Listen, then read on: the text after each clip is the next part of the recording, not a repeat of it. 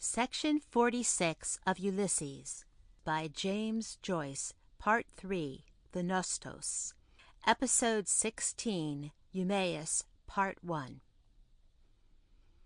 Preparatory to anything else, Mr. Bloom brushed off the greater bulk of the shavings and handed Stephen the hat and ash-plant, and bucked him up generally in orthodox Samaritan fashion, which he very badly needed. His, Stephen's, mind was not exactly what you would call wandering, but a bit unsteady, and on his expressed desire for some beverage to drink, Mr. Bloom, in view of the hour it was, and there being no pump of Vartry water available for their ablutions, let alone drinking purposes, hit upon an expedient by suggesting off the reel the propriety of the cabman's shelter, as it was called, hardly a stone's throw away, near Butt Bridge, where they might hit upon some drinkables in the shape of a milk and soda, or a mineral. But how to get there was the rub. For the nonce he was rather nonplussed, but inasmuch as the duty plainly devolved upon him to take some measures on the subject, he pondered suitable ways and means, during which Stephen repeatedly yawned. So far as he could see, he was rather pale in the face, so that it occurred to him as highly advisable to get a conveyance of some description which would answer in their then condition, both of them being ED'd, particularly Stephen, always assuming that there was such a thing to be found.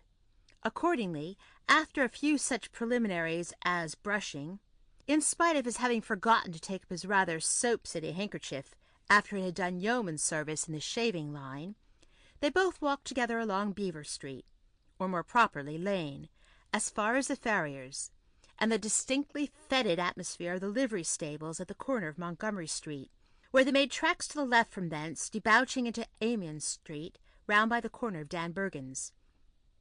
But, as he confidently anticipated, there was not a sign of a Jehu plying for hire anywhere to be seen, except a four-wheeler, probably engaged by some fellows inside on the spree, outside the North Star Hotel, and there was no symptom of its budging a quarter of an inch, when Mr. Bloom, who was anything but a professional whistler, endeavored to hail it by emitting a kind of a whistle, holding his arms arched over his head twice. This was a quandary, but bringing common sense to bear on it, evidently there was nothing for it but put a good face on the matter, and foot it, which they accordingly did. So, beveling around by Mullet's and the signal-house, which they shortly reached, they proceeded perforce in the direction of Amiens Street railway terminus, Mr. Bloom being handicapped by the circumstance that one of the back buttons of his trousers had, to vary the time-honoured adage, gone the way of all buttons. Though entering thoroughly into the spirit of things, he heroically made light of the mischance. So as neither of them were particularly pressed for time as it happened, and the temperature refreshing, since it cleared up after the recent visitation of Jupiter Pluvius, they dandered along past by where the empty vehicle was waiting without a fare or a jarvey. As it so happened, a Dublin United Tramways Company's sandstrewer happened to be returning, and the elder man recounted to his companion apropos of the incident his own truly miraculous escape of some little while back. They passed the main entrance of the Great Northern Railway Station, the starting point for Belfast, where of course all traffic was suspended at that late hour, and passing the back door of the morgue, a not very enticing locality, not to say gruesome to a degree, more especially at night, ultimately gained the Dock Tavern, and in due course turned into Store Street, famous for its C-Division police station.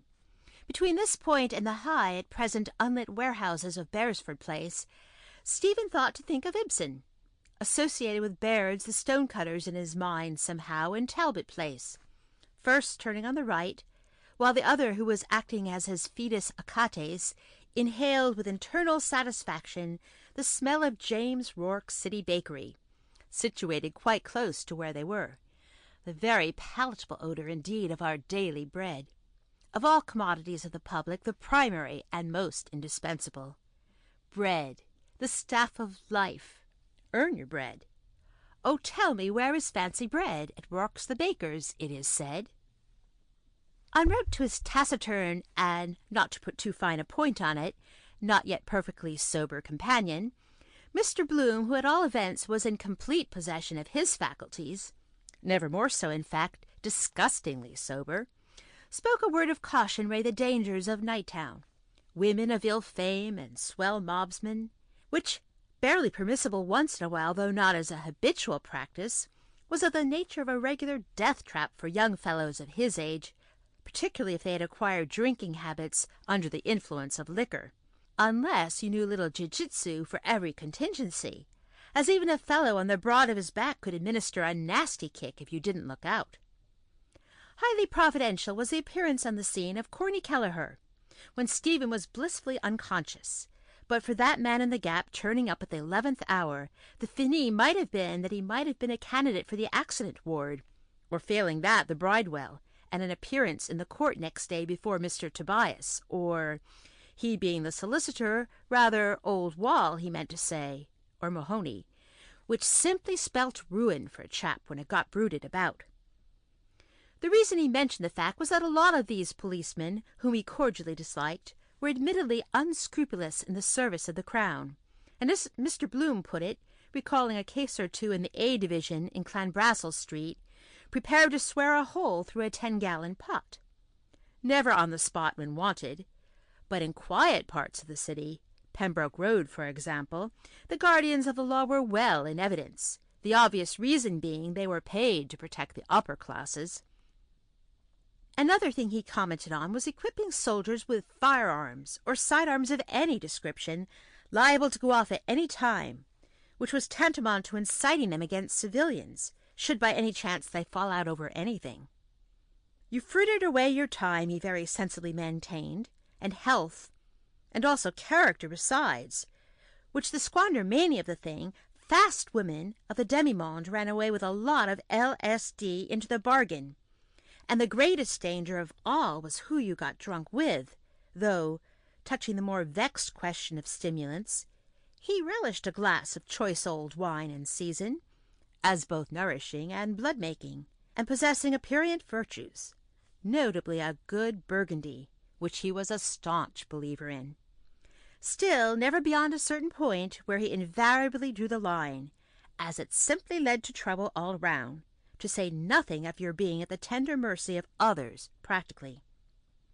Most of all, he commented adversely on the desertion of Stephen by all his pub-hunting confreres but one, a most glaring piece of ratting on the part of his brother medicos under all the circs. And that one was Judas, Stephen said, who up to then had said nothing whatsoever of any kind. Discussing these and kindred topics, they made a bee-line across the back of the custom-house and passed under the loop-line bridge, where a brazier of coke burning in front of a sentry-box, or something like one, attracted their rather lagging footsteps.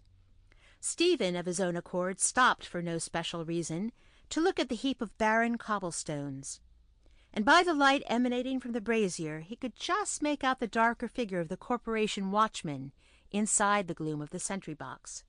He began to remember that this had happened, or had been mentioned as having happened before, but it cost him no small effort before he remembered that he recognized in the sentry a quondam friend of his father's, Gumley.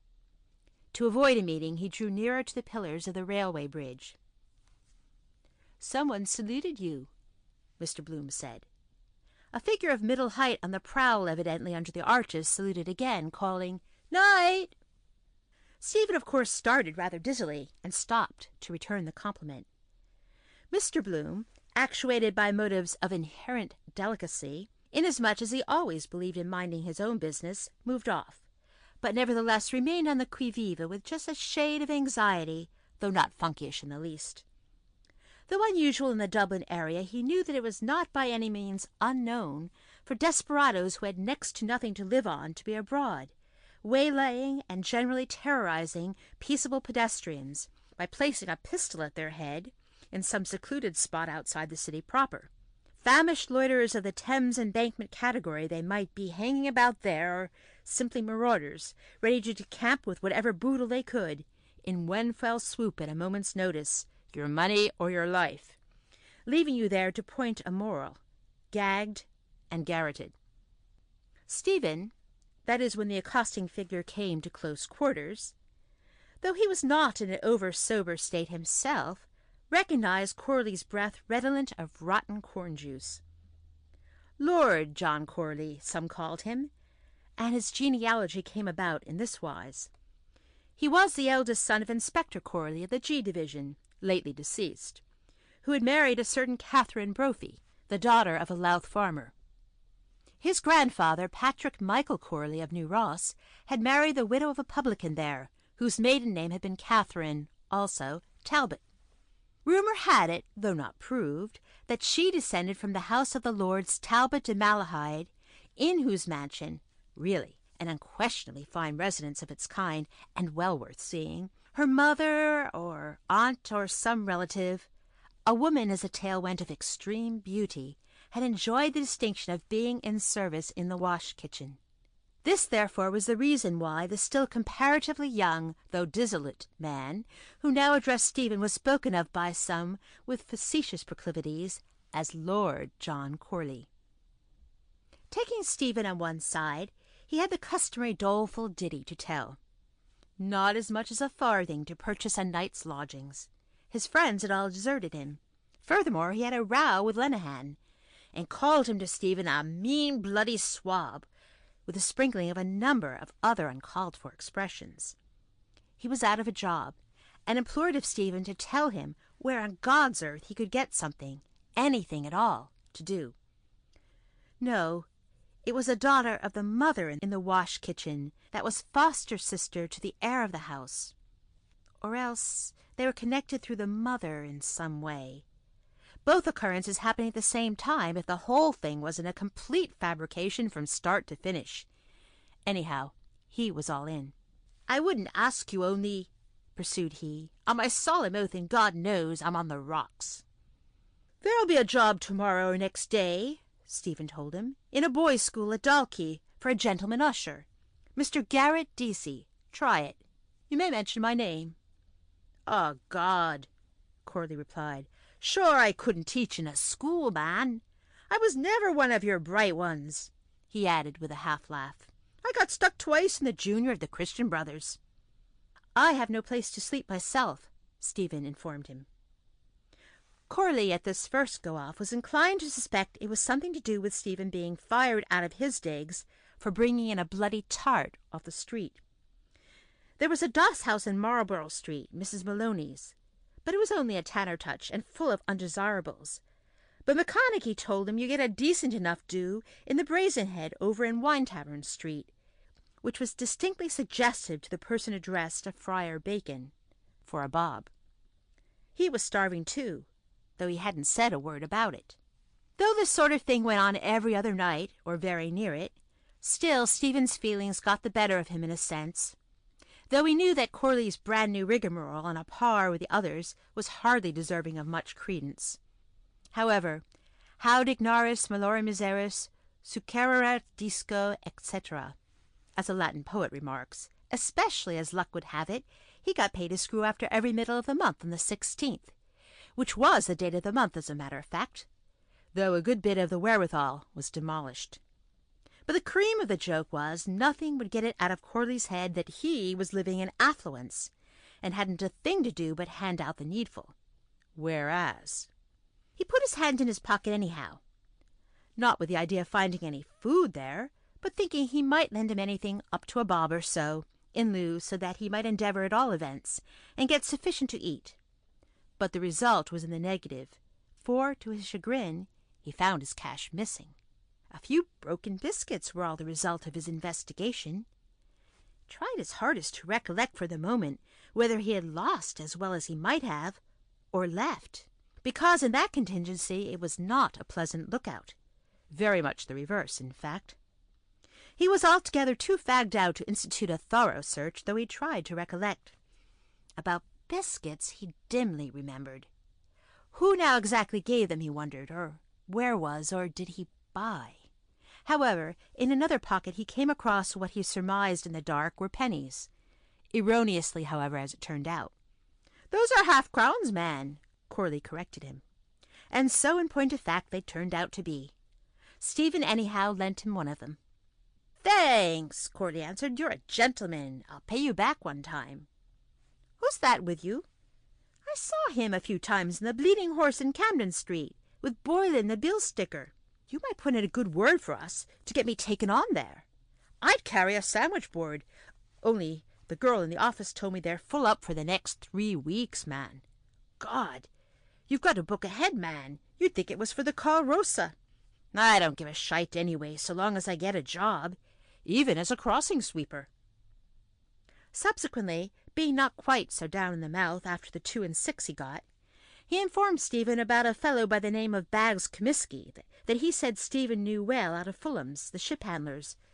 Bookkeeper there used to be often round in Naglesback with O'Mara and a little chap with a stutter, the name of Tige.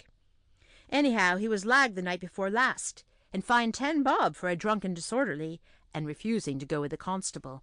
Mr. Bloom, in the meanwhile, kept dodging about in the vicinity of the cobblestones, near the brazier of coke in front of the corporation watchman's sentry box, who, evidently a glutton for work, it struck him, was having a quiet 40 winks, for all intents and purposes on his own private account, while Dublin slept.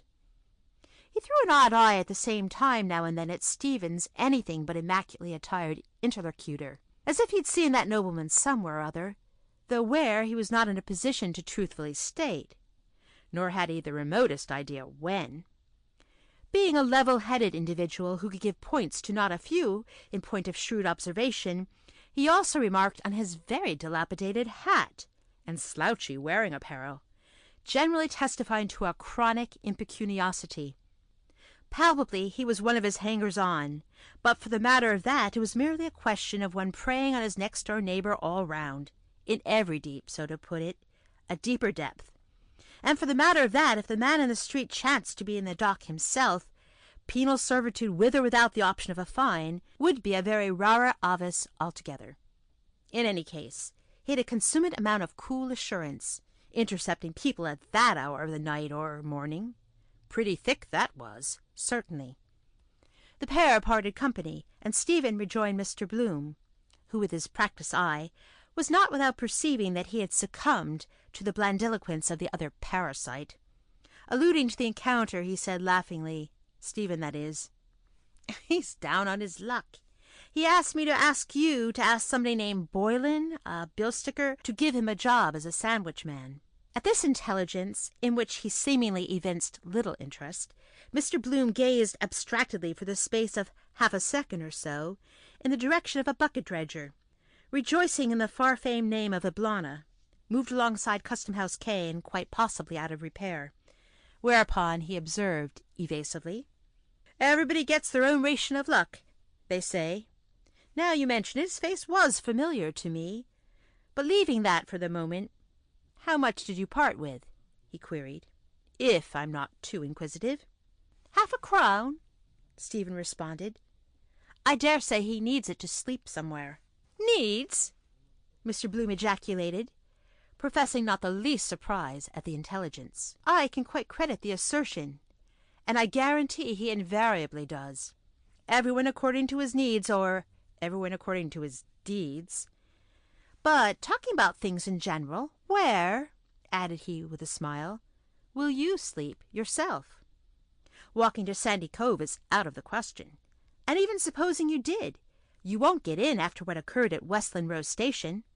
Simply fag out there for nothing.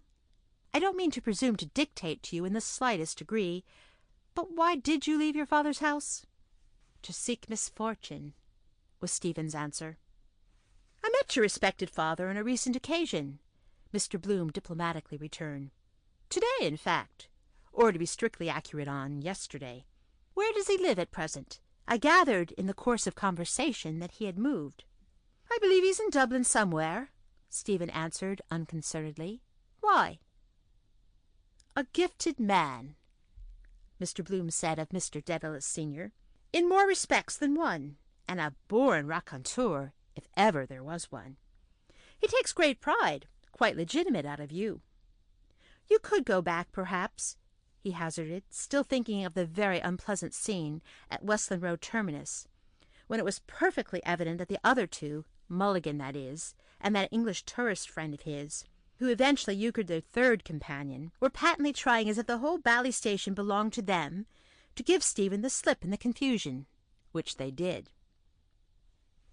There was no response forthcoming to the suggestion, however, such as it was, Stephen's mind's eye being too busily engaged in repicturing his family hearth the last time he saw it, with his sister Dilly sitting by the ingle, her hair hanging down, waiting for some weak Trinidad shell cocoa that was in the soot-coated kettle to be done, so that she and he could drink it with the oatmeal water for milk, after the Friday herrings they had eaten, at 2 a penny, with an egg apiece for Maggie, Buddy, and Katy. The cat, meanwhile, under the mangle, devouring a mess of eggshells and charred fish heads and bones on a square of brown paper, in accordance with the 3rd precept of the Church to fast and abstain on the days commanded, it being quarter tense, or if not, ember days, or something like that. "No," Mr. Bloom repeated again. "I wouldn't personally repose much trust in that boon companion of yours, who contributes the humorous element, Dr. Mulligan, as a guide, philosopher, and friend, if I were in your shoes. He knows which side his bread is buttered on, though in all probability he never realized what it is to be without regular meals. Of course you didn't notice as much as I did, but it wouldn't occasion me the least surprise to learn that a pinch of tobacco or some narcotic was put in your drink for some ulterior object." He understood, however, from all he heard, that Dr. Mulligan was a versatile all-round man, by no means confined to medicine only, who was rapidly coming to the fore in his line, and if the report was verified, bade fair to enjoy a flourishing practice in the not-too-distant future, as a Tony medical practitioner, drawing a handsome fee for his services, in addition to which professional status, his rescue of that man from a certain drowning by artificial respiration and what they call first aid at Skerries, or Malahide, was, he was bound to admit, an exceedingly plucky deed, which he could not too highly praise, so that, frankly, he was utterly at a loss to fathom what earthly reason could be at the back of it, except he put it down to sheer cussedness or jealousy, pure and simple. "Except it simply amounts to one thing, and he is what they call picking your brains," he ventured to throw out.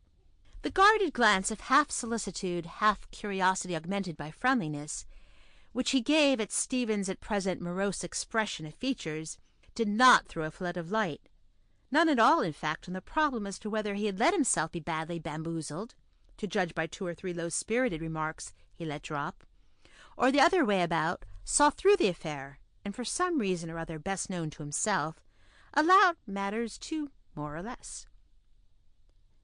Grinding poverty did have that effect, and he more than conjectured that high educational abilities though he possessed, he experienced no little difficulty in making both ends meet. End of section 46. Section 47 of Ulysses, by James Joyce, Part 3, The Nostos, Episode 16, Eumaeus, Part 2. Adjacent to the men's public urinal, they perceived an ice-cream car round which a group of presumably Italians in heated altercation were getting rid of voluble expressions in their vivacious language in a particularly animated way, there being some little differences between the parties. "Puttana Madonna! C'è si dia I quattrini! Ho ragione? Culo rotto! Intendiamoci! Mezzi sovrano più! Dice lui però! Mezzo! Farabuto! Mortacci sui! Ma ascolta! Sinche la testa più!" Mr. Bloom and Stephen entered the cabin's shelter, an unpretentious wooden structure, where prior to then he had rarely, if ever, been before, the former having previously whispered to the latter a few hints, and then to the keeper of it, said to be the once famous Skin-the-Goat Fitzharris, the Invincible, though he could not vouch for the actual facts, which quite possibly there was not one vestige of truth in. A few moments later saw our 2 noctambulists safely seated in a discreet corner, only to be greeted by stares from the decidedly miscellaneous collection of waifs and strays and other nondescript specimens of the genus Homo already there, engaged in eating and drinking, diversified by conversation, for whom they seemingly formed an object of marked curiosity. Now, touching a cup of coffee, Mr. Bloom ventured to plausibly suggest to break the ice. "It occurs to me you ought to sample something in the shape of solid food, say a roll of some description." Accordingly, his first act was with characteristic sang-froid to order these commodities quietly. The hoi pollou of Jarvies or stevedores, or whatever they were, after cursory examination turned their eyes, apparently dissatisfied, away, though one red-bearded, bibulous individual, portion of whose hair was grayish, a sailor probably, still stared for some appreciable time before transferring his rapt attention to the floor. Mr. Bloom, availing himself of the right of free speech, he having just a bowing acquaintance with the language in dispute, though, to be sure, rather in a quandary over voglio, remarked to his protégé in an audible tone of voice, apropos of the battle royal in the street, which was still raging fast and furious. "A beautiful language, I mean, for singing purposes. Why do you not write your poetry in that language? Bella poetria, it is so melodious and full. Bella donna, voglio." Stephen, who was trying his dead best to yawn if he could, suffering from lassitude generally, replied, "To fill the ear of a cow-elephant. They were haggling over money." "Is that so?" Mr. Bloom asked. Of course, he subjoined pensively at the inward reflection of there being more languages to start with than were absolutely necessary. It may be only the southern glamour that surrounds it. The keeper of the shelter in the middle of this tete-a-tete put a boiling swimming cup of a choice concoction labeled coffee on the table, and a rather antediluvian specimen of a bun, or so it seemed, after which he beat a retreat to his counter, Mr. Bloom determining to have a good square look at him later on, so as not to appear to. For which reason he encouraged Stephen to proceed with his eyes, while he did the honors by surreptitiously pushing the cup of what was temporarily supposed to be called coffee gradually nearer him. "Sounds are impostures," Stephen said after a pause of some little time, "like names. Cicero, Podmore, Napoleon, Mr. Goodbody, Jesus, Mr. Doyle. Shakespeare's were as common as Murphy's. What's in a name?" "Yes, to be sure," Mr. Bloom unaffectedly concurred. "Of course. Our name was changed, too," he added, pushing the so-called roll across. The red-bearded sailor, who had his weather eye on the newcomers, boarded Stephen, whom he had singled out for attention in particular, squarely, by asking, "And what might your name be?" Just in the nick of time, Mr. Bloom touched his companion's boot, but Stephen, apparently disregarding the warm pressure from an unexpected quarter, answered, "Daedalus." The sailor stared at him heavily from a pair of drowsy, baggy eyes, rather bunged up from excessive use of booze, preferably good old Hollands and water. "You know Simon Daedalus?" he asked at length. "I've heard of him," Stephen said. Mr. Bloom was all at sea for a moment, seeing the others evidently eavesdropping too. "He's Irish," the seaman bold affirmed, staring still in much the same way and nodding. "All Irish." "All too Irish," Stephen rejoined. As for Mr. Bloom, he could neither make head or tail of the whole business, and he was just asking himself what possible connection, when the sailor, of his own accord, turned to the other occupants of the shelter with the remark, "I seen him shoot 2 eggs off 2 bottles at 50 yards, over his shoulder. The left hand dead shot." Though he was slightly hampered by an occasional stammer, and his gestures being also clumsy as it was, still he did his best to explain. "Bottles out there, say? 50 yards measured. Eggs on the bottles. Cocks his gun over his shoulder. Aims." He turned his body half round, shut up his right eye completely, then he screwed his features up some way sideways and glared out into the night with an unprepossessing cast of countenance. "Pum!" he then shouted once. The entire audience waited, anticipating an additional detonation, there being still a further egg. "Pum!" he shouted twice. Egg 2 evidently demolished, he nodded and winked, adding bloodthirstily, "Buffalo Bill shoots to kill. Never missed, nor he never will." A silence ensued, till Mr. Bloom, for agreeableness' sake, just felt like asking him whether it was for a marksmanship competition like the Bisley. "Beg pardon?" the sailor said. "Long ago?" Mr. Bloom pursued without flinching a hair's breadth. "Why," the sailor replied, relaxing to a certain extent under the magic influence of diamond-cut diamond, "it might be a matter of 10 years. He toured the wide world with Hengler's Royal Circus. I seen him do that in Stockholm." "Curious coincidence," Mr. Bloom confided to Stephen unobtrusively. "Murphy's my name," the sailor continued. "D.B. Murphy of Carrigaloe. Know where that is?" "Queenstown Harbor," Stephen replied. "That's right," the sailor said. "Fort Camden and Fort Carlisle. That's where I hails from. I belongs there. That's where I hails from. My little woman's down there. She's waiting for me, I know. For England, home and beauty. She's my own true wife I haven't seen for 7 years now, sailing about." Mr. Bloom could easily picture his advent on the scene, the homecoming to the mariner's roadside shieling after having diddled Davy Jones a rainy night with a blind moon. Across the world for a wife. Quite a number of stories there were on that particular Alice Ben Bolt topic. Enoch Arden and Rip Van Winkle, and does anybody hereabouts remember Cac O'Leary, a favourite? A most trying declamation piece by the way of poor John Casey, and a bit of perfect poetry in its own small way. Never about the runaway wife coming back, however much devoted to the absentee. The face at the window.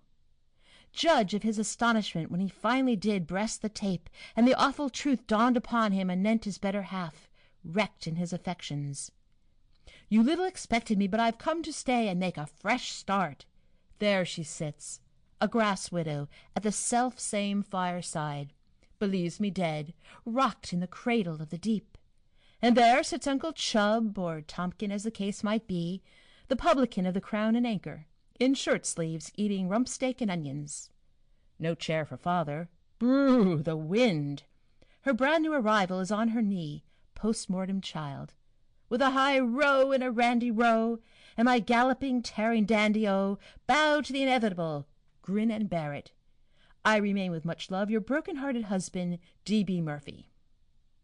The sailor, who scarcely seemed to be a Dublin resident, turned to one of the Jarvies with the request, "You don't happen to have such a thing as a spare chaw about you?" The Jarvey address, as it happened, had not but the keeper, took a die of plug from his good jacket hanging on a nail, and the desired object was passed from hand to hand. "Thank you," the sailor said. He deposited the quid in his gob, and chewing, and with some slow stammers, proceeded. "We come up this morning 11 o'clock. The three-master rose fiend from Bridgewater with bricks I shipped to get over. Paid off this afternoon. There's my discharge, see? D.B. Murphy, A.B.S." In confirmation of which statement he extricated from an inside pocket and handed to his neighbor a not very clean-looking folded document. "You must have seen a fair share of the world," the keeper remarked, leaning on the counter. "Why," the sailor answered upon reflection upon it, "I've circumnavigated a bit since I first joined on. I was in the Red Sea. I was in China, and North America, and South America. We was chased by pirates one voyage. I seen icebergs plenty, growlers. I was in Stockholm and the Black Sea, the Dardanelles under Captain Dalton, the best bloody man that ever scuttled a ship. I seen Russia, Gospodi, Pomilu, that's how the Russians praise." "You seen queer sights, don't be talking," put in a Jarvey. "Why," the sailor said, shifting his partially chewed plug, "I seen queer things, too, ups and downs. I seen a crocodile bite the fluke of an anchor, same as I chew that quid." He took out of his mouth the pulpy quid, and lodging it between his teeth, bit ferociously. "Ahem! Like that. And I seen man-eaters in Peru that eats corpses and the livers of horses. Look here. Here they are. A friend of mine sent me." He fumbled out a picture postcard from his inside pocket, which seemed to be in its way a species of repository, and pushed it along the table. The printed matter on it stated, "Choza de Indeus, Beni, Bolivia." All focused their attention at the scene exhibited, a group of savage women in striped loincloths, squatted, blinking, suckling, frowning, sleeping amid a swarm of infants. There must have been quite a score of them, outside some primitive shanties of osier. "Choose cocoa all day," the communicative tarpaulin added. "Stomachs like bread graters, cuts off their ditties when they can't bear no more children. See them sitting there, stark ballock naked, eating a dead horse's liver raw." His postcard proved a centre of attraction for Messieurs the Greenhorns for several minutes, if not more. "Know how to keep them off?" he inquired generally. Nobody volunteering a statement, he winked, saying, "Glass. That boggles 'em. Glass." Mr. Bloom, without evincing surprise, unostentatiously turned over the card to peruse the partially obliterated address and postmark. It ran as follows: Tarjeta postal Señor A. Boudin, Galeria Beche, Santiago, Chile. There was no message, evidently, as he took particular notice. Though not an implicit believer in the lurid story narrated, or the egg-sniping transaction for that matter, despite William Tell and the Lazarillo Don Cesar de Bazan incident depicted in Maritana, on which occasion the former's ball passed through the latter's hat. Having detected a discrepancy between his name, assuming he was the person he represented himself to be, and not sailing under false colors after having boxed the compass on the strict QT somewhere, and the fictitious addressee of the missive, which made him nourish some suspicion of our friend's bona fides, nevertheless it reminded him away of a long-cherished plan he meant to one day realize, some Wednesday or Saturday of traveling to London via long sea. Not to say that he had ever traveled extensively to any great extent, but he was at heart a born adventurer, though by a trick of fate he had consistently remained a landlubber, except you call going to Holyhead, which was his longest. Martin Cunningham frequently said he would work a pass through Egan, but some deuced hitch or other eternally cropped up, with the net result that the scheme fell through. But even suppose it did come to planking down the needful and breaking Boyd's heart, it was not so dear, purse permitting. A few guineas at the outside, considering the fare to Mullingar, where he figured on going, was 5 and 6 there and back. The trip would benefit health on account of the bracing ozone, and be in every way thoroughly pleasurable, except for a chap whose liver was out of order, seeing the different places along the route, Plymouth, Falmouth, Southampton, and so on, culminating in an instructive tour of the sights of the great metropolis, the spectacle of our modern Babylon, where doubtless he would see the greatest improvement, Tower, Abbey, wealth of Park Lane, to renew acquaintance with. Another thing just struck him as a by no means bad notion was he might have a gaze around on the spot to see about trying to make arrangements about a concert tour of summer music, embracing the most prominent pleasure resorts, Margate, with mixed bathing and first-rate hydros and spas, Eastbourne, Scarborough, Margate, and so on, beautiful Bournemouth, the Channel Islands, and similar bijou spots, which might prove highly remunerative. Not, of course, with a hole-and-corner scratch company or local ladies on the job. Witness Mrs. C.P. McCoy's type, lend me your valise and I'll post you the ticket. No, something top-notch. An all-star Irish cast, the Tweedy Flower Grand Opera Company, with his own legal consort as leading lady, as a sort of counterblast to the Elster Grimes and Moody manners. Perfectly simple matter, and he was quite sanguine of success, providing puffs in the local papers could be managed by some fellow with a bit of bounce, who could pull the indispensable wires and thus combine business with pleasure. But who? That was the rub. Also, without being actually positive, it struck him a great field was to be opened up in the line of opening up new routes to keep pace with the times, apropos of the Fishguard-Rosslair route, which, it was mooted, was once more on the tapis in the circumlocution departments, with the usual quantity of red tape and dilly-dallying of effete fogeydom and dunderheads generally. A great opportunity there certainly was for push and enterprise to meet the travelling needs of the public at large, the average man, i.e. Brown, Robinson, and Co. It was a subject of regret, and absurd as well on the face of it, and no small blame to our vaunted society that the man in the street, when the system really needed toning up, for the matter of a couple of paltry pounds, was debarred from seeing more of the world they lived in, instead of being always and ever cooped up, since my old stick-in-the-mud took me for a wife. After all, hang it, they had their 11 and more humdrum months of it, and merited a radical change of venue after the grind of city life in the summer-time for choice, when Dame Nature is at her spectacular best, constituting nothing short of a new lease of life. There were equally excellent opportunities for vacationists in the home island, delightful sylvan spots for rejuvenation, offering a plethora of attractions, as well as a bracing tonic for the system in and around Dublin, and its picturesque environs, even Pulafuca, to which there was a stream tram, but also farther away from the madding crowd in Wicklow, rightly termed the Garden of Ireland, an ideal neighbourhood for elderly wheelmen, so long as it didn't come down, and in the wilds of Donegal, where, if reports spoke true, the coup d'oeil was exceedingly grand, though the last-named locality was not easily gettable, so that the influx of visitors was not as yet all that it might be, considering the signal benefits to be derived from it, while Howth, with its historic associations and otherwise, Silken, Thomas, Grace O'Malley, George the Fourth, rhododendrons several hundred feet above sea level, was a favourite haunt with all sorts and conditions of men, especially in the spring,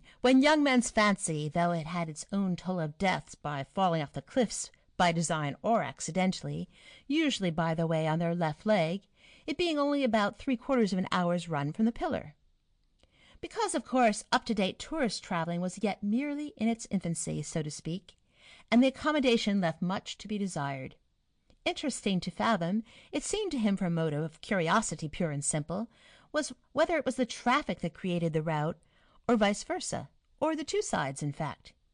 He turned back the other side of the card picture and passed it along to Stephen. "I seen a Chinese one time," related the doughy narrator, "that had little pills like putty, and he put them in the water and they opened, and every pill was something different. One was a ship, another was a house, another was a flower. Cooks rats in your soup," he appetizingly added. "The chink does." Possibly, perceiving an expression of dubiosity on their faces, the globe-trotter went on, adhering to his adventures. "And I seen a man killed in Trieste by an Italian chap, knife in his back. Knife like that." While speaking, he produced a dangerous-looking clasp knife, quite in keeping with his character, and held it in the striking position. "In a knocking shop it was count of a try-on between two smugglers. Fellow hid behind a door, come up behind him, like that. 'Prepare to meet your God,' says he. Chut! It went into his back up to the butt." His heavy glance, drowsily roaming about, kind of defied their further questions, even if they should by any chance want to.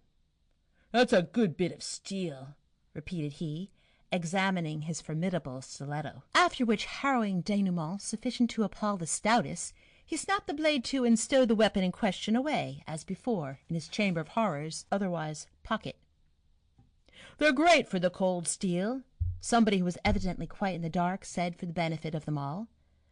That was why they thought the park murders of the Invincibles was done by foreigners on account of them using knives. At this remark, passed obviously in the spirit of where ignorance is bliss, Mr. B. and Stephen, each in his own particular way, both instinctively exchanged meaning glances, in a religious silence of the strictly entre nous variety, however, towards where Skin the Goat, alias the keeper, not turning a hair, was drawing spurts of liquid from his boiler affair. His inscrutable face, which was really a work of art, a perfect study in itself, beggaring description, conveyed the impression that he didn't understand one jot of what was going on. Funny, very. There ensued a somewhat lengthy pause. One man was reading, in fits and starts, a stained-by-coffee evening journal, another the card with the native's chose day, another the seaman's discharge. Mr. Bloom, so far as he was personally concerned, was just pondering in pensive mood. He vividly recollected when the occurrence alluded to take place, as well as yesterday, roughly some scores of years previously in the days of the land troubles, when it took the civilized world by storm, figuratively speaking, early in the 80s. 81, to be correct, when he was just turned 15. "Aye, boss," the sailor broke in. "Give us back them papers." The request being complied with, he clawed them up with a scrape. "Have you seen the Rock of Gibraltar?" Mr. Bloom inquired. The sailor grimaced, chewing in a way that might be read as yes, aye, or no. "Aye, you've touched there too," Mr. Bloom said. "Europa Point," thinking he had, in the hope the rover might possibly buy some reminiscences, but he failed to do so, simply letting spurt a jet of spew into the sawdust, and shook his head with a sort of lazy scorn. "What year would that be about?" Mr. B. interrogated. "Can you recall the boats?" Our distant sailor munched heavily a while, hungrily, before answering. "I'm tired of all them rocks in the sea," he said, "and boats and ships. Salt junk, all the time." Tired, seemingly, he ceased. His questioner, perceiving that he was not likely to get a great deal of change out of such a wily old customer, fell to wool-gathering on the enormous dimensions of the water about the globe. Suffice it to say that, as a casual glance at the map revealed, it covered fully 3/4 of it, and he fully realized accordingly what it meant to rule the waves. On more than one occasion, a dozen at the lowest, near the North Pole at Dollymount, he had remarked a superannuated old salt, evidently derelict, seated habitually near the not particularly redolent sea on the wall, staring quite obliviously at it, and it at him, dreaming of fresh woods and pastures new as someone somewhere sings. And it left him wondering why. Possibly he had tried to find out the secret for himself, floundering up and down the Antipodes, and all that sort of thing, and over and under, well, not exactly under, tempting the fates. And the odds were 20-0 there was really no secret about it at all. Nevertheless, without going into the minutiae of the business, the eloquent fact remained that the sea was there in all its glory, and in the natural course of things somebody or other had to sail on it and fly in the face of Providence, though it merely went to show how people usually contrive to load that sort of onus onto the other fellow, like the hell idea and the lottery and insurance, which were run on identically the same lines, so that for that very reason, if no other, Lifeboat Sunday was a highly laudable institution to which the public at large, no matter where living, inland or seaside, as the case might be, having it brought home to them like that, should extend its gratitude also to the harbour masters and coastguard service, who had to man the rigging and push off and out amid the elements, whatever the season. When duty called, Ireland expects that every man, and so on, and sometimes had a terrible time of it in the winter time, not forgetting the Irish lights, Kish and the others, liable to capsize at any moment, rounding which he once with his daughter had experienced some remarkably choppy, not to say stormy, weather. End of section 47. Section 48 of Ulysses by James Joyce. Part 3, The Nostos. Episode 16, Eumaeus, Part 3. There was a fellow sailed with me in the Rover. The old sea dog, himself a rover, proceeded. Went ashore and took up a soft job as gentleman's valet at 6 quid a month. Them are his trousers I've on me, and he gave me an oilskin and that jackknife. I'm game for that job, shaving and brush-up. I hate roaming about. There's my son now, Danny, run off to sea, and his mother got him took in a draper's in Cork, where he could be drawing easy money. What age is he? Queried one hearer, who, by the way, seen from the side, bore a distant resemblance to Henry Campbell, the town clerk, away from the carking cares of office, unwashed, of course, and in a seedy get-up and a strong suspicion of nose-paint about the nasal appendage. Why, the sailor answered with a slow, puzzled utterance, my son Danny. He'd be about 18 now, way I figure it. The skipperine father hereupon tore open his grey, or unclean anyhow, shirt with his 2 hands, and scratched away at his chest, on which was to be seen an image tattooed in blue Chinese ink, intended to represent an anchor. There was lice in that bunk in Bridgewater, he remarked. Sure as nuts. I must get a wash tomorrow or next day. It's them black lads I objects to. I hate those buggers. Suck your blood dry, they does. Seeing they were all looking at his chest, he accommodatingly dragged his shirt more open, so that on top of the time-honoured symbol of the mariner's hope and rest, they had a full view of the figure 16, and a young man's side-face looking frowningly rather. Tattoo, the exhibitor explained. That was done when we were lying becalmed off Odessa in the Black Sea under Captain Dalton. Fellow the name of Antonio done that. There he is himself, a Greek. Did it hurt much doing it? One asked the sailor. That worthy, however, was busily engaged in collecting round the someway in his, squeezing or... See here, he said, showing Antonio. There he is, cursing the mate. And there he is now, he added. The same fellow, pulling the skin with his fingers, some special knack evidently, and he laughing at a yarn. And, in point of fact, the young man named Antonio's livid face did actually look like forced smiling. and the curious effect excited the unreserved admiration of everybody, including Skin the goat, who this time stretched over. Aye, sighed the sailor, looking down on his manly chest. He's gone too, ate by sharks after. Aye. He let go of the skin so that the profile resumed the normal expression of before. Neat bit of work, one longshoreman said. And what's the number for? Loafer number 2 queried. Eaten alive? A third asked the sailor. Aye, sighed again the latter personage, more cheerily this time, with some sort of a half-smile for a brief duration only, in the direction of the questioner about the number. 8. A Greek he was. And then he added with rather gallows-bird humour considering his alleged end, as bad as old Antonio, for he left me on my ownio.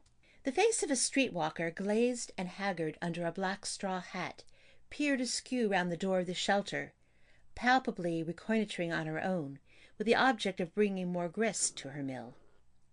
Mr. Bloom, scarcely knowing which way to look, turned away on the moment, flusterfied, but outwardly calm.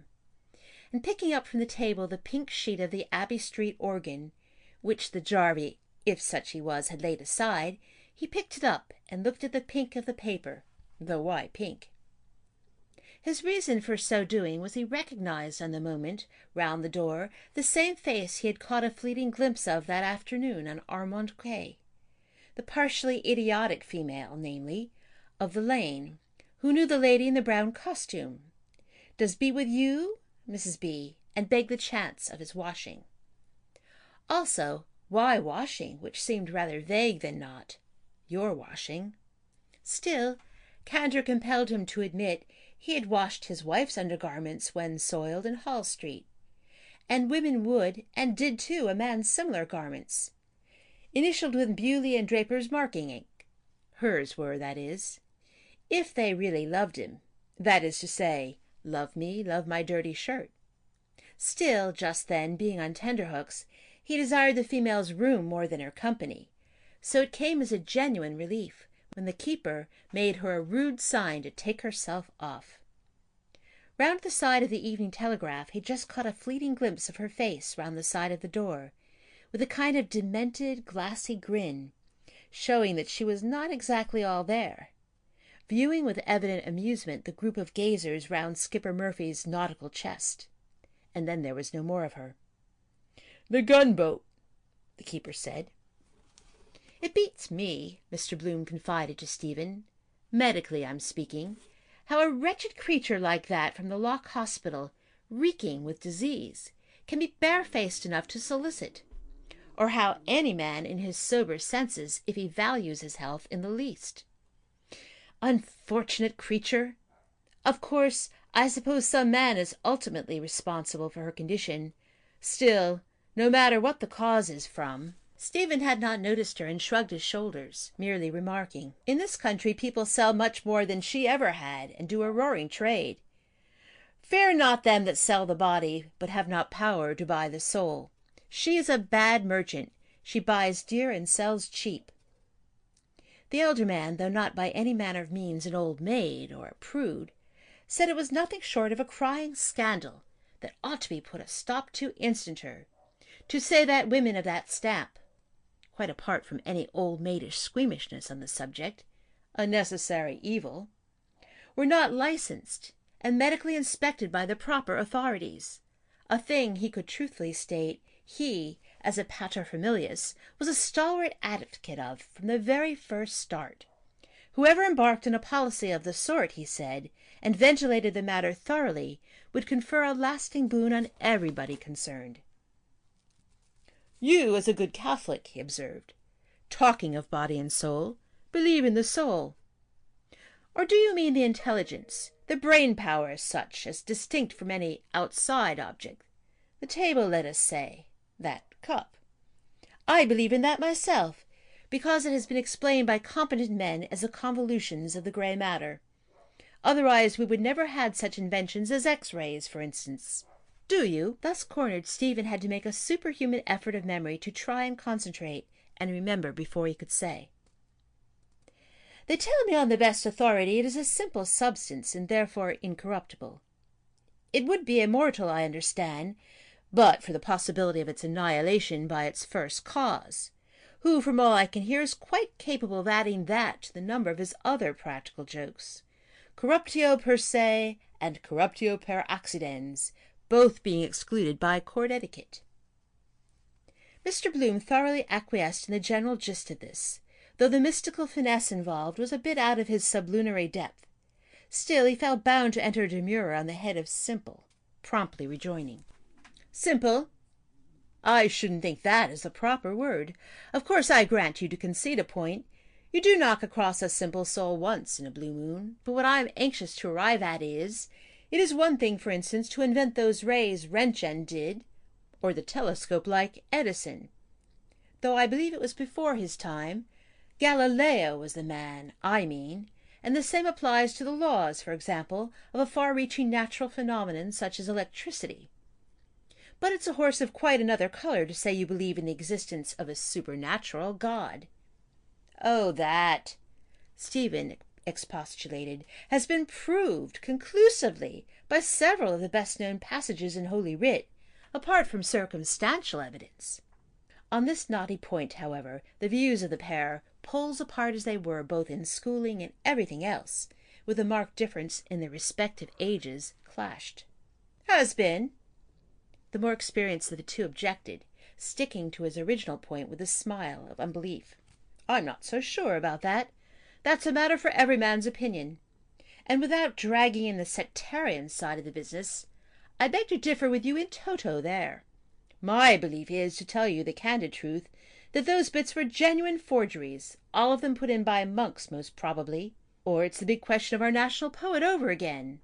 Who precisely wrote them, like Hamlet and Bacon? As you who know your Shakespeare infinitely better than I, of course I needn't tell you. Can't you drink that coffee, by the way? Let me stir it. And take a piece of that bun. It's like one of our skipper's bricks disguised. Still, no one can give what he hasn't got. Try a bit. Couldn't. Stephen contrived to get out, his mental organs for the moment refusing to dictate further. Fault-finding being a proverbially bad hat, Mr. Bloom thought well to stir, or try to, the clotted sugar from the bottom, and reflected with something approaching acrimony in the coffee palace and its temperance and lucrative work. To be sure, it was a legitimate object, and beyond yea or nay, did a world of good. Shelters such as the present one they were in run on teetotal lines for vagrants at night, concerts, dramatic evenings, and useful lectures, admittance free, by qualified men for the lower orders. On the other hand, he had a distinct and painful recollection they paid his wife, Madame Marion Tweedy, who had been prominently associated with it at one time, a very modest remuneration indeed for her piano playing. The idea, he was strongly inclined to believe, was to do good and net a profit, there being no competition to speak of. Sulphate of copper poison, sulphate or something, and some dried peas he remembered reading of in a cheap eating-house somewhere, but he couldn't remember when it was, or where. Anyhow, inspection, medical inspection, of all eatables seemed to him more than ever necessary, which possibly accounted for the vogue of Dr. Tibble's Vi Cocoa, on account of the medical analysis involved. "Have a shot at it now," he ventured to say of the coffee after being stirred. Thus prevailed on to at any rate taste it, Stephen lifted the heavy mug from the brown puddle it clopped out of when taken up by the handle, and took a sip of the offending beverage. "Still, it's solid food," his good genius urged. "I'm a stickler for solid food." His one and only reason being not gourmandizing in the least, but regular meals as a sine qua non for any kind of proper work, mental or manual. "You ought to eat more solid food. You would feel a different man." "Liquids I can eat," Stephen said. "But, oh, oblige me by taking away that knife. I can't look at the point of it. It reminds me of Roman history." Mr. Bloom promptly did as suggested, and removed the incriminated article, a blunt, horn-handled, ordinary knife, with nothing particularly Roman or antique about it to the lay eye, observing that the point was the least conspicuous point about it. Our mutual friend's stories are like himself." Mr. Bloom, apropos of knives, remarked to his confidant sotto voce, "Do you think they're genuine? He could spin those yarns for hours on end, all night long, and lie like old boots. Look at him."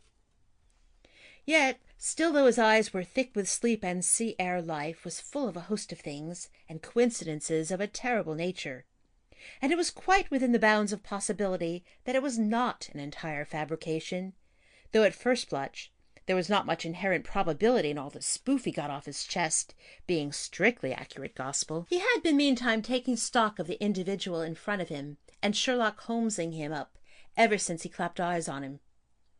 Though a well-preserved man of no little stamina, if a trifle prone to baldness, there was something spurious in the cut of his jib that suggested a jail delivery, and it required no violent stretch of imagination to associate such a weird-looking specimen with the oakum and treadmill fraternity.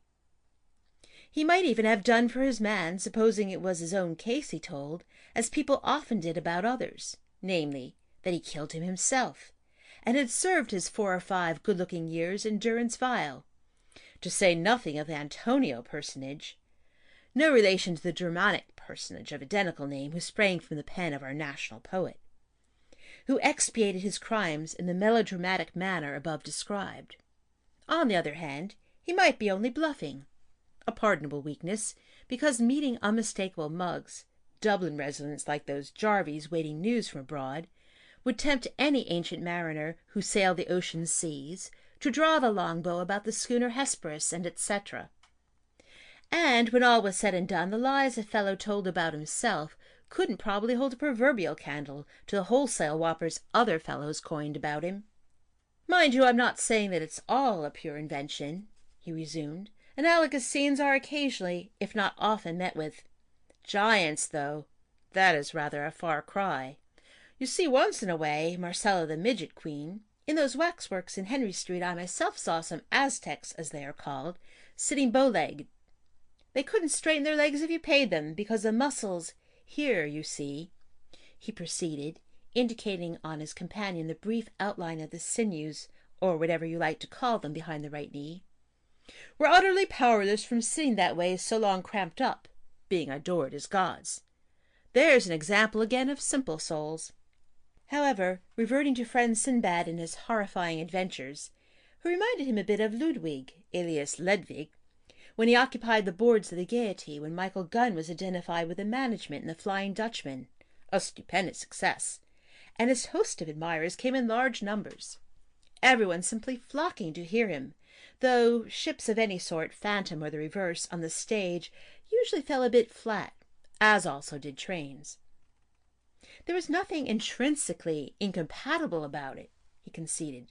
On the contrary, that stab in the back touch was quite in keeping with those Italianos, though candidly he was none the less free to admit those ice creamers and friars in the fish way, not to mention the chip potato variety and so forth, over in Little Italy there, near the Coombe, were sober, thrifty, hard-working fellows, except perhaps a bit too given to pot-hunting the harmless necessary animal of feline persuasion of others at night, so as to have a good old succulent tuck-in with garlic, de rigueur off him or her next day, on the quiet, and, he added, on the cheap. Spaniards, for instance, he continued, passionate temperaments like that, impetuous as old Nick, are given to taking the law into their own hands, and give you your quietus double quick with those poignards they carry in the abdomen. It comes from the great heat, climate generally. My wife is, so to speak, Spanish, half, that is. Point of fact, she could actually claim Spanish nationality if she wanted, having been born in, technically, Spain, i.e. Gibraltar. She has a Spanish type, quite dark, regular brunette, black. I, for one, certainly believe climate accounts for character. That's why I asked you if you wrote your poetry in Italian. The temperaments at the door, Stephen interposed with, were very passionate, about 10 shillings. Roberto ruba roba sua. Quite so, Mr. Bloom dittoed. Then, Stephen said, staring and rambling on to himself or some unknown listener somewhere, we have the impetuosity of Dante, and the isosceles triangle Miss Portinari he fell in love with, and Leonardo, and San Tommaso Mastino. It's in the blood, Mr. Bloom acceded at once. All are washed in the blood of the sun. Coincidence, I just happened to be in the Kildare Street Museum 890 today, shortly prior to our meeting, if I can so call it, and I was just looking at those antique statues there. The splendid proportions of hips, bosom. You simply don't knock against those kind of women here. An exception here and there. Handsome, yes. Pretty in a way, you find. But what I'm talking about is the female form. Besides, they have so little taste in dress, most of them, which greatly enhances a woman's natural beauty, no matter what you say. Rumpled stockings, it may be, possibly is, a foible of mine, but still, it's a thing I simply hate to see. Interest, however, was starting to flag somewhat all around, and then the others got on to talking about accidents at sea. Ships lost in a fog, goo collisions with icebergs, all that sort of thing. Ship Ahoy, of course, had his own to say. He had doubled the Cape a few odd times and weathered a monsoon, a kind of wind in the China seas. And through all those perils of the deep there was one thing he declared stood to him, or words to that effect, a pious medal he had that saved him. So that after that they drifted on to the wreck off Daunt's Rock, wreck of that ill-fated Norwegian bark nobody could think of her name for the moment, till the Jarvey, who had really quite a look of Henry Campbell, remembered it. Palm on Booterstown Strand. That was the talk of the town that year. Albert William Quill wrote a fine piece of original verse of 910 distinctive merit on the topic for the Irish Times. Breakers running over her, and crowds on the shore, in commotion, petrified with horror. Then someone said something about the case of the SS Lady Cairns of Swansea, run into by the Mona, which was on an opposite tack in rather muggyish weather and lost, with all hands on deck. No aid was given. Her master, the Mona's, said he was afraid his collision bulkhead would give way. She had no water, it appears, in her hold. At this stage an incident happened. It having become necessary for him to unfurl a reef, the sailor vacated his seat. "Let me cross your bows, mate," he said to his neighbour, who was just gently dropping off into a peaceful doze. He made tracks heavily, slowly, with a dumpy sort of a gait, to the door, stepped heavily down the one step there was out of the shelter, and bore due left. While he was in the act of getting his bearings, Mr. Bloom, who noticed when he stood up that he had 2 flasks of presumably ship's rum sticking, one out of each pocket, for the private consumption of his burning interior, saw him produce a bottle and uncork it or unscrew, and applying its nozzle to his lips, take a good old delectable swig out of it, with a gurgling noise. The irrepressible Bloom, who also had a shrewd suspicion that the old stager went out on a manoeuvre after the counter-attraction in the shape of a female, who, however, had disappeared to all intents and purposes, could by straining just perceive him, when duly refreshed by his rum-puncheon exploit, gaping up at the piers and girders of the loop line, rather out of his depth, as of course it was all radically altered since his last visit, and greatly improved. Some person or persons invisible directed him to the male urinal, erected by the cleansing committee all over the place for the purpose. But after a brief space of time, during which silence reigned supreme, the sailor, evidently giving it a wide berth, eased himself closer at hand, the noise of his bilge-water some little time subsequently splashing on the ground, where it apparently awoke a horse to the cab-brink. A hoof scooped anyway for new foothold, after sleep and harness jingled. Slightly disturbed in the sentry-box by the brazier of live coke, the watcher of the corporation's stones, who, though now broken down and fast breaking up, was none other in stern reality than the Gumley aforesaid, now practically on the parish rates, given the temporary job by Pat Tobin, in all human probability, from dictates of humanity knowing him before, shifted about and shuffled in his box, before composing his limbs again into the arms of Morpheus. A truly amazing piece of hard lines, in its most virulent form, on a fellow most respectably connected, and familiarized with decent home comforts all his life, who came in for a cool £100 a year at one time, which of course the double-barrel ass proceeded to make general ducks and drakes of. And there he was at the end of his tether, after having only painted the town tolerably pink, without a beggarly stiver. He drank, needless to be told, and it pointed only once more a moral, when he might quite easily be in a large way of business, if, a big if, however, he had contrived to cure himself of his particular partiality. All meantime were loudly lamenting the falling off in Irish shipping, coastwise and foreign as well, which was all part and parcel the same thing. A Palgrave Murphy boat was put off the ways at Alexander Basin, the only launch that year. Right enough the harbours were there, only no ships ever called. There are wrecks and wreckers, the keeper said, who was evidently au fait. What he wanted to ascertain was why that ship ran bang against the only rock in Galway Bay, when the Galway harbour scheme was mooted by a Mr. Worthington or some name like that, eh?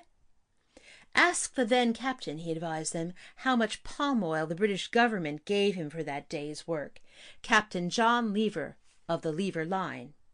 "Am I right, skipper?" he queried of the sailor, now returning after his private potation and the rest of his exertions.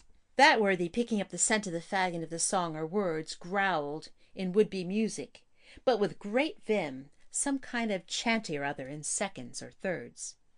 Mr. Bloom's sharp ears heard him then expectorate the plug, probably, which it was, so that he must have lodged it for the time being in his fist, while he did the drinking and making water jobs, and found it a bit sour after the liquid fire in question.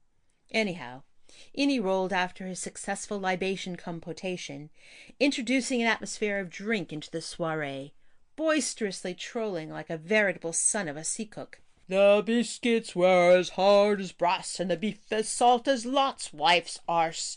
Oh, Johnny Lever, oh!" After which effusion the redoubtable specimen duly arrived on the scene, and regaining his seat, he sank rather than sat heavily on the form provided. Skin the goat, assuming he was he, evidently with an axe to grind, was airing his grievances in a forcible, feeble, philippic anent, the natural resources of Ireland, or something of that sort, which he described in his lengthy dissertation as the richest country bar none on the face of God's earth, far and away superior to England, with coal in large quantities, 6 million pounds worth of pork exported every year, 10 millions between butter and eggs, and all the riches drained out of it by England, levying taxes on the poor people that paid through the nose always, and gobbling up the best meat in the market, and a lot more surplus steam in the same vein. End of section 48. Section 49 of Ulysses by James Joyce, Part 3, The Nostos, Episode 16, Eumaeus, Part 4. Their conversation, accordingly, became general, and all agreed that that was a fact. You could grow any mortal thing in Irish soil, he stated, and there was that Colonel Everard down there in Navan growing tobacco. Where would you find anywhere the like of Irish bacon? But a day of reckoning, he stated, crescendo with no uncertain voice, thoroughly monopolizing all the conversation, was in store for mighty England, despite her power of pelf, on account of her crimes. There would be a fall, and the greatest fall in history. The Germans and the Japs were going to have their little look-in, he affirmed. The Boers were the beginning of the end. Brummagem England was toppling already, and her downfall would be Ireland, her Achilles' heel. Which he explained to them about the vulnerable point of Achilles, the Greek hero, a point his auditors at once seized, as he completely gripped their attention by showing the tendon referred to on his boot. His advice to every Irishman was, "Stay in the land of your birth, and work for Ireland, and live for Ireland." Ireland, Parnell said, could not spare a single one of her sons. Silence all round marked the termination of his finale. The impervious navigator heard these lurid tidings, undismayed. "Take a bit of doing, boss," retaliated that rough diamond, palpably a bit peeved in response to the foregoing truism. To which cold douche, referring to downfall and so on, the keeper concurred, but nevertheless held to his main view. "Who's the best troops in the army? the grizzled old veteran irately interrogated. "And the best jumpers and racers? And the best admirals and generals we've got? Tell me that." "The Irish for choice," retorted the cabby like Campbell, facial blemishes apart. "That's right," the old tarpaulin corroborated. "The Irish Catholic peasant. He's the backbone of our empire. You know Jem Mullins?" While avowing him his individual opinions as every man, the keeper added he cared nothing for any empire, ours or his, and considered no Irishman worthy of his salt that served it. Then they began to have a few irascible words, when it waxed hotter, both, needless to say, appealing to the listeners, who followed the passage of arms with interest, so long as they didn't indulge in recriminations and come to blows.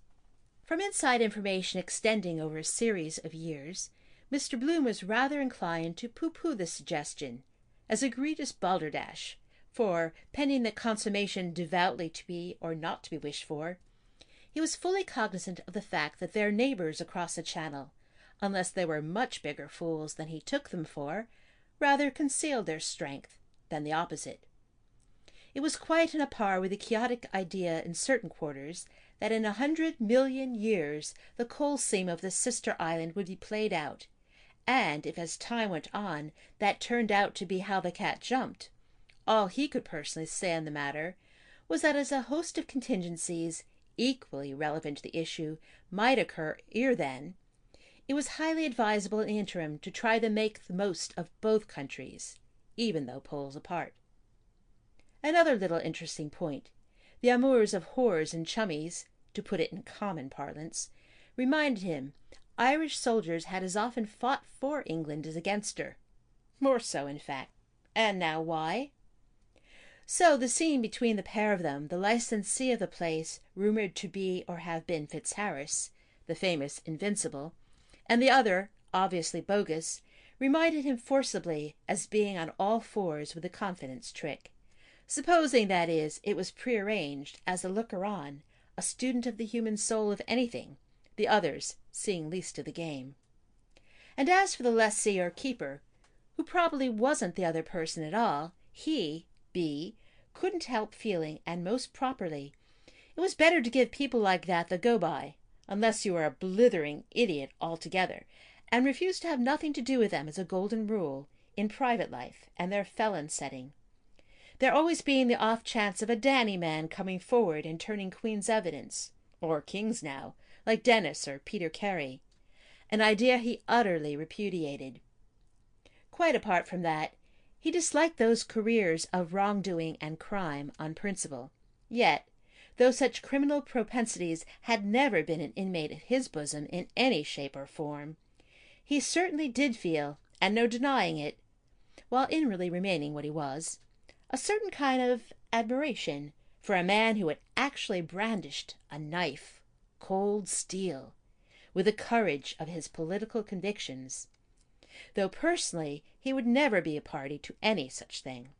Off the same bat as those love vendettas of the South, have her or swing for her, when the husband, frequently after some words passed between the two concerning her relations with the other lucky mortal, he having had the pair watched, inflicted fatal injuries on his adored one as a result of an alternative postnuptial liaison by plunging his knife into her, just until it struck him that Fitz, nicknamed Skin the Goat, merely drove the car for the actual perpetrators of the outrage, and so was not, if he was reliably informed, actually party to the ambush, which in point of fact was the plea some legal luminary saved his skin on.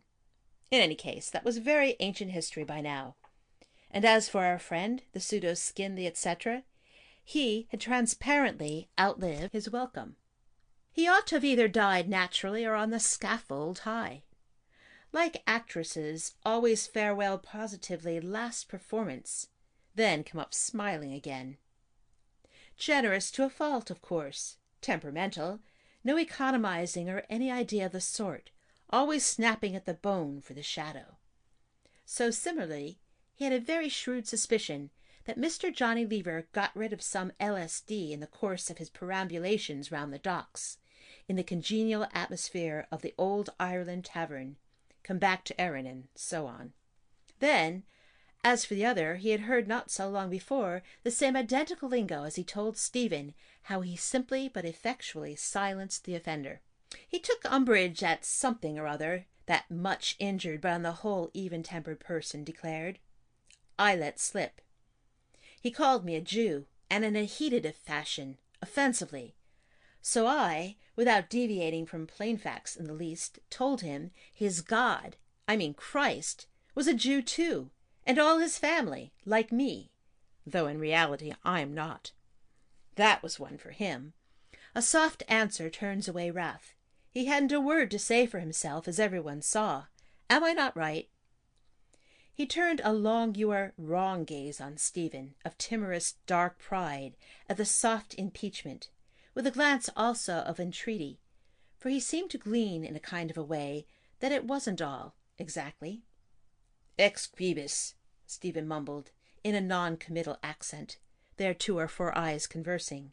Christos or Bloom his name is, or after all any other, secundum carnum. Of course, Mr. B. proceeded to stipulate, you must look at both sides of the question. It is hard to lay down any hard and fast rules as to right and wrong, but room for improvement all round there certainly is. Though every country, they say, our own distrustful included, has the government it deserves. But, with a little goodwill all around, it's all very fine to boast of mutual superiority. But what about mutual equality? I resent violence and intolerance in any shape or form. It never reaches anything or stops anything. A revolution must come on the due installment plan. It's a patent absurdity in the face of it to hate people because they live around the corner and speak another vernacular, in the next house, so to speak. Memorable bloody bridge battle and 7 minutes' war, Stephen assented, between Skinner's Alley and Ormond Market. Yes, Mr. Bloom thoroughly agreed, entirely endorsing the remark. That was overwhelmingly right, and the whole world was full of that sort of thing. You just took the words out of my mouth, he said. A hocus-pocus of conflicting evidence that candidly you couldn't remotely. All those wretched quarrels, in his humble opinion, stirring up bad blood from some bump of combativeness or gland of some kind, erroneously supposed to be about a punctilio of honor and a flag, were very largely a question of the money, question which was at the back of everything, greed and jealousy, people never knowing when to stop. They accuse, remarked he audibly. He turned away from the others, who probably, and spoke nearer to, so as the others, in case they. Jews, he softly imparted in an aside to Stephen's ear, are accused of ruining. Not a vestige of truth in it, I can safely say. History, would you be surprised to learn, proves up to the hilt Spain decayed when the Inquisition hounded the Jews out, and England prospered when Cromwell, an uncommonly able ruffian, who in other respects has much to answer for, imported them. Why? Because they are imbued with a proper spirit. They are practical, and are proved to be so. I don't want to indulge in any, because you know the standard works on this subject, and then orthodox as you are. But in the economic, not touching religion domain, the priest spells poverty. Spain, again, you saw in the war, compared with the go-ahead America. Turks. It's in the dogma. Because if they didn't believe they'd go straight to heaven when they die, they'd try to live better. At least, so I think. That's the juggle in which the PPs raise the wind on false pretenses.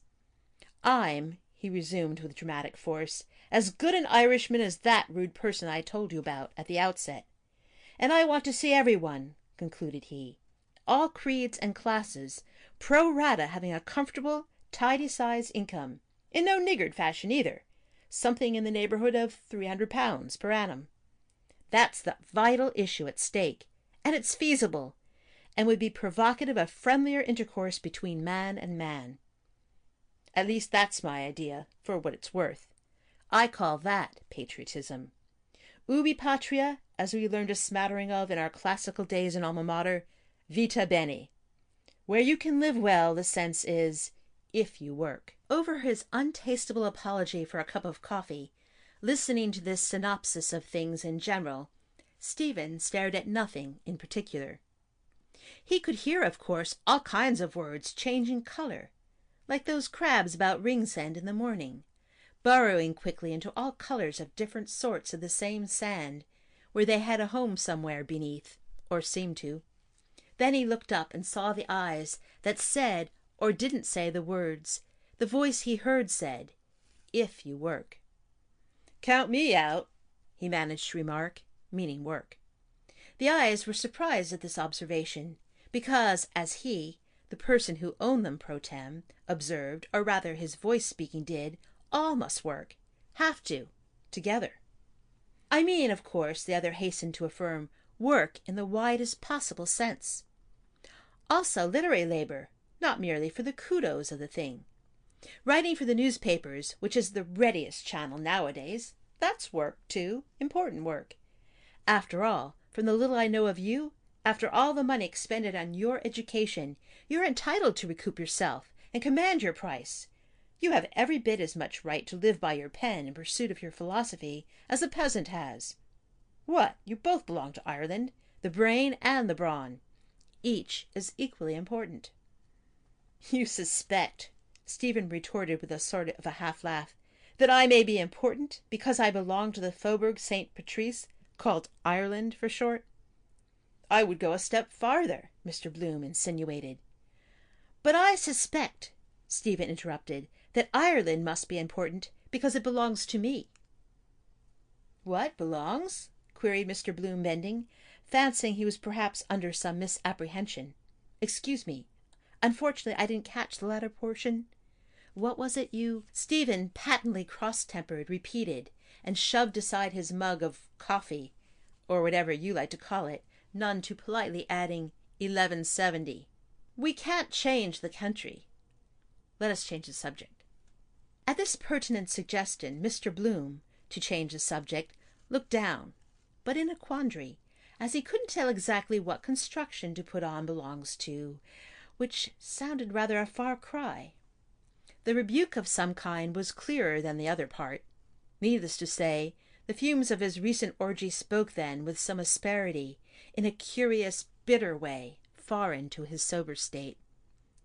Probably the home life to which Mr. B. attached the utmost importance had not been all that was needful, or he hadn't been familiarized with the right sort of people. With a touch of fear for the young man beside him, whom he furtively scrutinized with an air of some consternation, remembering he had just come back from Paris, the eyes more especially reminding him forcibly of father and sister, failing to throw much light on the subject.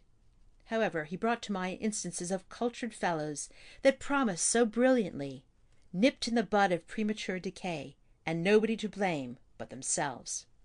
For instance, there was the case of O'Callaghan, for one, the half-crazy faddist, respectably connected, though of inadequate means, with his mad vagaries, among whose other gay doings when rotto, and making himself a nuisance to everybody all round, he was in the habit of ostentatiously sporting in public a suit of brown paper, a fact.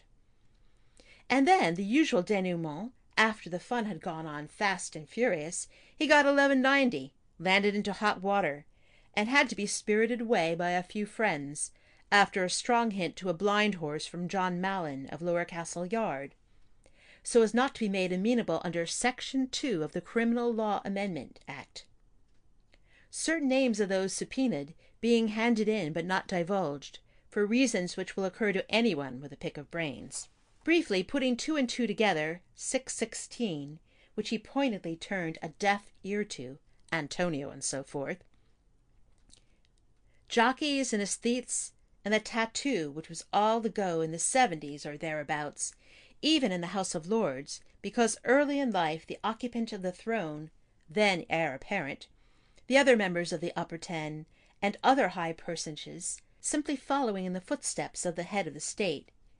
He reflected about the errors of notorieties and crowned heads running counter to morality, such as the Cornwall case, a number of years before under their veneer, in a way scarcely intended by nature, a thing good. Mrs. Grundy, as the law stands, was terribly down on, though not for the reason they thought they were probably, whatever it was, except women chiefly, who were always fiddling more or less at one another, it being largely a matter of dress, and all the rest of it.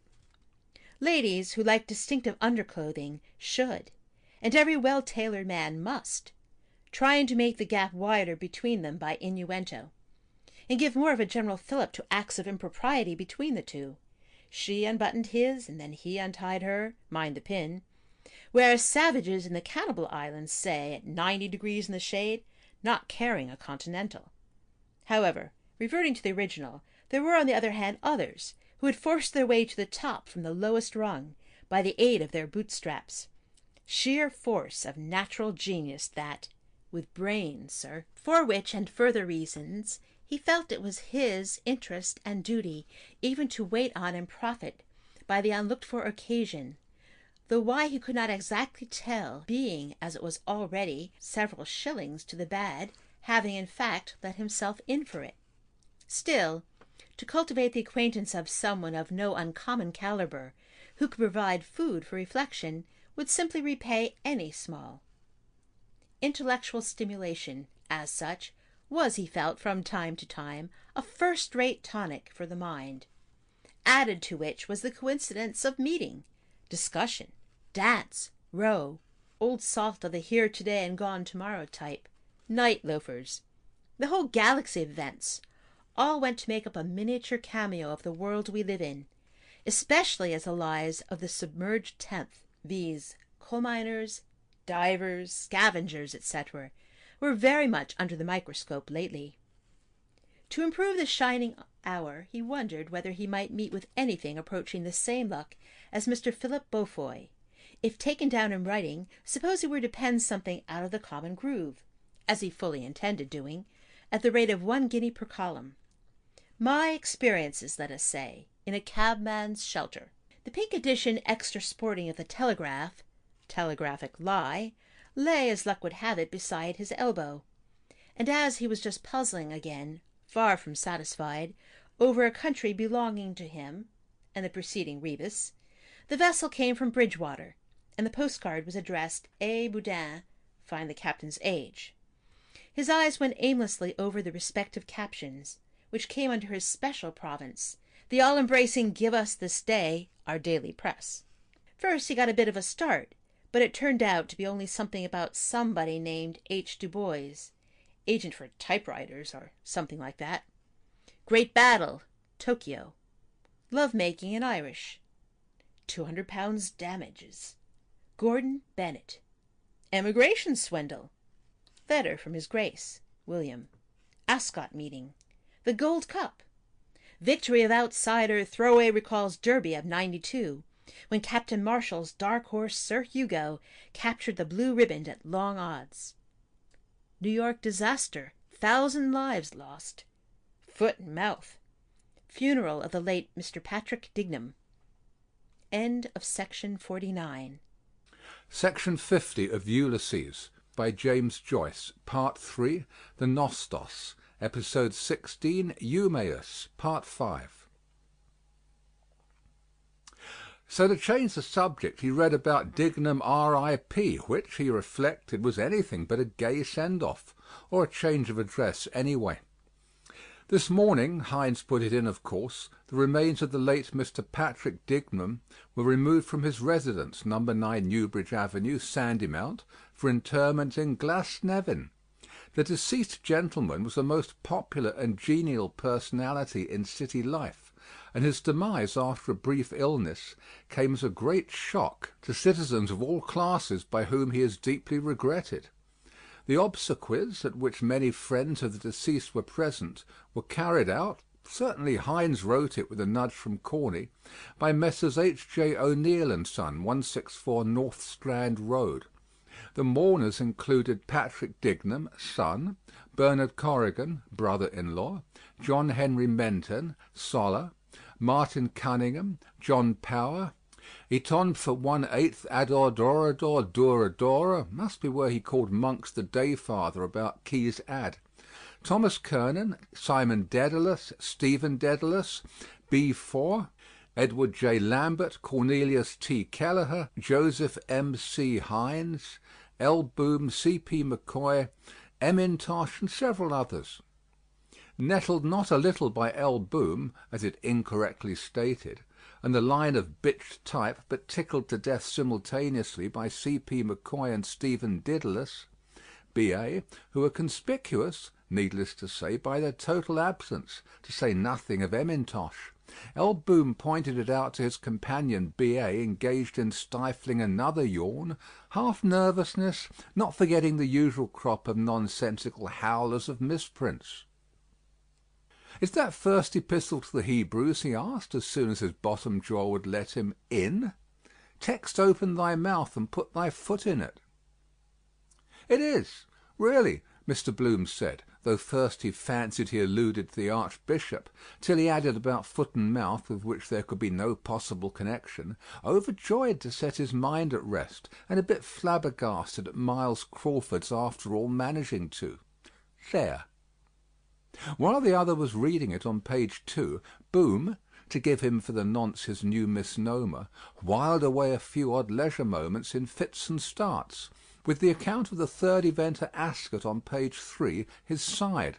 Value 1,000 sovereigns, with 3,000 sovereigns in specie added, for entire colts and fillies. Mr. F. Alexander's throwaway, B.H. by right-away, 5 years, 9 stone 4 pounds, W. Lane. 1. Lord Howard de Warden's Zinfandel, M. Cannon, Z. Mr. W. Bass's sceptre. 3. Betting 5-4 on Zinfandel, 20-1 throwaway, off.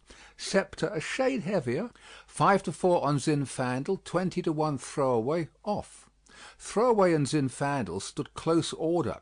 It was anybody's race. Then the rank outsider drew to the fore, got long lead, beating Lord Howard's de Warden's chestnut colt and Mr. W. Bass's bay filly sceptre on a 2.5 mile course. Winner trained by Brame, so that Lenehan's version of the business was all pure bunkum. Secured the verdict cleverly by length, 1,000 sovereigns with 3,000 in specie. Also ran J. de Bremont's French horse Bantam Lions was anxiously inquiring after not in yet, but expected any minute. Maxim 2. Different ways of bringing off a coup, love-making damages. Though that half-baked Lyons ran off at a tangent in his impetuosity to get left. Of course, gambling eminently lent itself to that sort of thing, though as the event turned out the poor fool hadn't much reason to congratulate himself on his pick, the forlorn hope. Guesswork it reduced itself to eventually. There was every indication they would arrive at that, he, Bloom, said. Who? The other, whose hand, by the way, was hurt, said.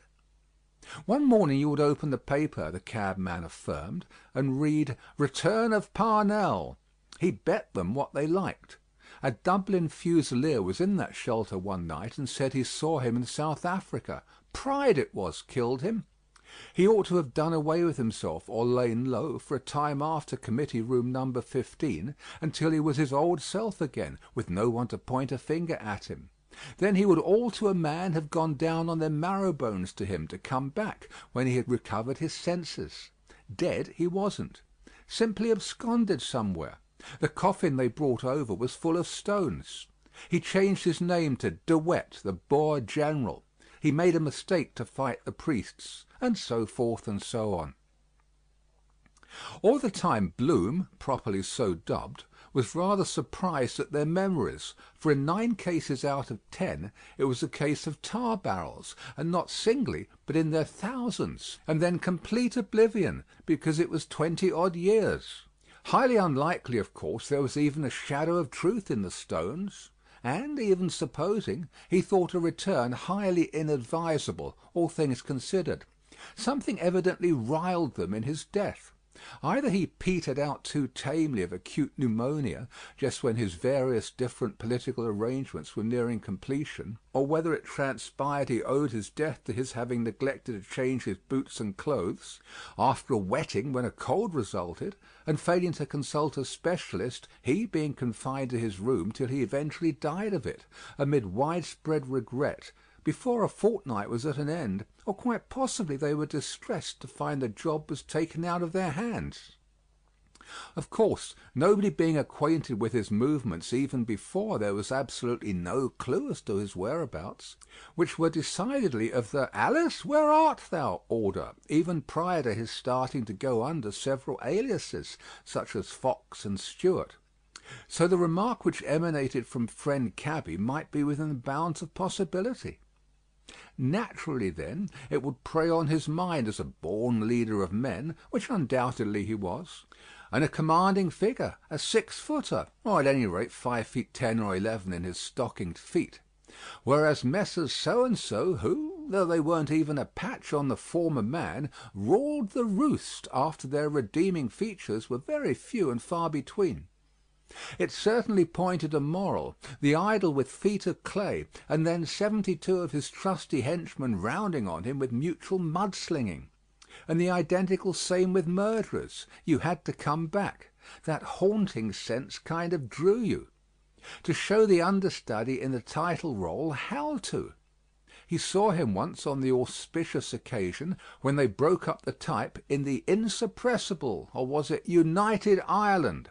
A privilege he keenly appreciated, and, in point of fact, handed him his silk hat when it was knocked off, and he said "Thank you," excited as he undoubtedly was under his frigid exterior, notwithstanding the little misadventure mentioned between the cup and the lip. What's bred in the bone? Still, as regards return, you were a lucky dog if they didn't set the terrier at you directly you got back. Then a lot of shilly-shally usually followed, Tom for and Dick and Harry against. And then, number one, you came up against the man in possession, and had to produce your credentials, like the claimant in the Tichborne case, Roger Charles Tichborne. Bella was the boat's name, to the best of his recollection. He, the heir, went down in. As the evidence went to show, and there was a tattoo mark too in Indian ink, Lord Bellew was it? As he might very easily have picked up the details from some pal on board ship, and then, when got up to tally with the description given, introduce himself with "Excuse me, my name is so-and-so," or some such commonplace remark. A more prudent course, as Bloom said to the not over effusive, in fact like a distinguished personage, under discussion beside him, would have been to sound the lie of the land first. "That bitch, that English whore, did for him," the she-beam proprietor commented. "She put the first nail in his coffin." "Fine lump of a woman all the same," the swad-distant town clerk Henry Campbell remarked, "and plenty of her. She loosened many a man's thighs. I seen her picture in a barber's. The husband was a captain or an officer." "Ay," Skin the Goat amusingly added, "he was, and a cotton ball one." This gratuitous contribution of a humorous character occasioned a fair amount of laughter among his entourage. As regards Bloom, he, without the faintest suspicion of a smile, merely gazed in the direction of the door, and reflected upon the historic story which had aroused extraordinary interest at the time when the facts, to make matters worse, were made public, with the usual affectionate letters that passed between them full of sweet nothings. First it was strictly platonic, till nature intervened, and an attachment sprang up between them, till bit by bit matters came to a climax, and the matter became the talk of the town, till the staggering blow came as a welcome intelligence to not a few, evil disposed however, who were resolved upon encompassing his downfall, though the thing was public property all along, though not to anything like the sensational extent that it subsequently blossomed into. Since their names were coupled, though, since he was her declared favourite, where was the particular necessity to proclaim it to the rank and file from the housetops? The fact, namely, that he had shared her bedroom, which came out in the witness box on oath, when a thrill went through the packed court, literally electrifying everybody, in the shape of witnesses swearing to having witnessed him on such and such a particular date, in the act of scrambling out of an upstairs apartment, with the assistance of a ladder, in night apparel, having gained admittance in the same fashion, a fact the Weeklies, addicted to the lubric a little, simply coined shoals of money out of. Whereas the simple fact of the case was, it was simply a case of the husband not being up to the scratch, with nothing in common between them beyond the name, and then a real man arriving on the scene, strong to the verge of weakness, falling a victim to her siren charms, and forgetting home ties, the usual sequel to Bask in the Loved One's Smiles. The eternal question of the life connubial, needless to say, cropped up. Can real love, supposing there happens to be another chap in the case, exist between married folk? Poser. Though it was no concern of theirs absolutely if he regarded her with affection, carried away by a wave of folly. A magnificent specimen of manhood, he was truly augmented, obviously by gifts of a high order, as compared with the other military supernumerary, that is, who was just the usual everyday farewell my gallant captain kind of an individual in the light dragoons, the 18th Hussars to be accurate, and inflammable doubtless, the fallen leader that is, not the other, in his own peculiar way, which she of course, a woman, quickly perceived as highly likely to carve his way to fame, which he almost bid fair to do till the priests and ministers of the gospel as a whole, his erstwhile staunch adherents, and his beloved evicted tenants for whom he had done yeoman service in the rural parts of the country by taking up the cudgels on their behalf in a way that exceeded the most sanguine expectations, very effectually cooked his matrimonial goose, thereby heaping coals of fire on his head, much in the same way as the fabled ass's kick. Looking back now in a retrospective kind of arrangement, all seemed a kind of dream.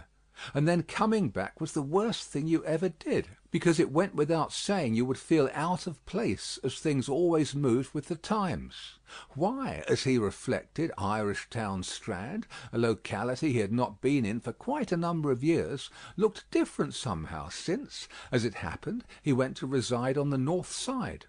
North or south, however, it was just the well-known case of hot passion, pure and simple, upsetting the apple cart with a vengeance, and just bore out the very thing he was saying, as she also was Spanish or half so, types that wouldn't do things by halves, passionate abandon of the south, casting every shred of decency to the winds. "Just bears out what I was saying," he, with glowing bosom, said to Stephen, "about blood and the sun. And, if I don't greatly mistake, she was Spanish too."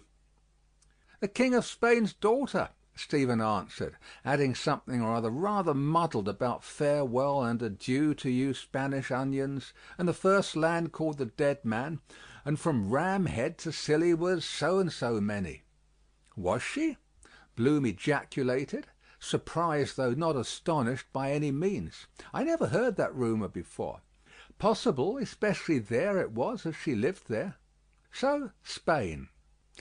Carefully avoiding a book in his pocket, sweets of which reminded him, by the by, of that Cap 1 Street library book out of date, he took out his pocket-book, and, turning over the various contents it contained, rapidly, finally, he— "Do you consider, by the by," he said, thoughtfully selecting a faded photo which he laid on the table, "that a Spanish type?" Stephen, obviously addressed, looked down on the photo, showing a large-sized lady with her fleshy charms on evidence in an open fashion, as she was in the full bloom of womanhood, in evening dress cut ostentatiously low for the occasion, to give a liberal display of bosom, with more than vision of breasts, her full lips parted, and some perfect teeth, standing near, ostensibly with gravity, a piano, on the rest of which was, in old Madrid, a ballad, pretty in its way, which was then all the vogue. Her, the lady's, eyes, dark, large, looked at Stephen, about to smile about something to be admired. Lafayette of Westmoreland Street, Dublin's premier photographic artist, being responsible for the aesthetic execution. "Mrs. Bloom, my wife, the prima donna Madame Marion Tweedy," Bloom indicated. "Taken a few years since, in or about 96. Very like her then." Beside the young man he looked also at the photo of the lady, now his 1440 legal wife, who, he intimated, was the accomplished daughter of Major Brian Tweedy, and displayed at an early age remarkable proficiency as a singer, having even made her bow to the public when her years numbered barely sweet 16.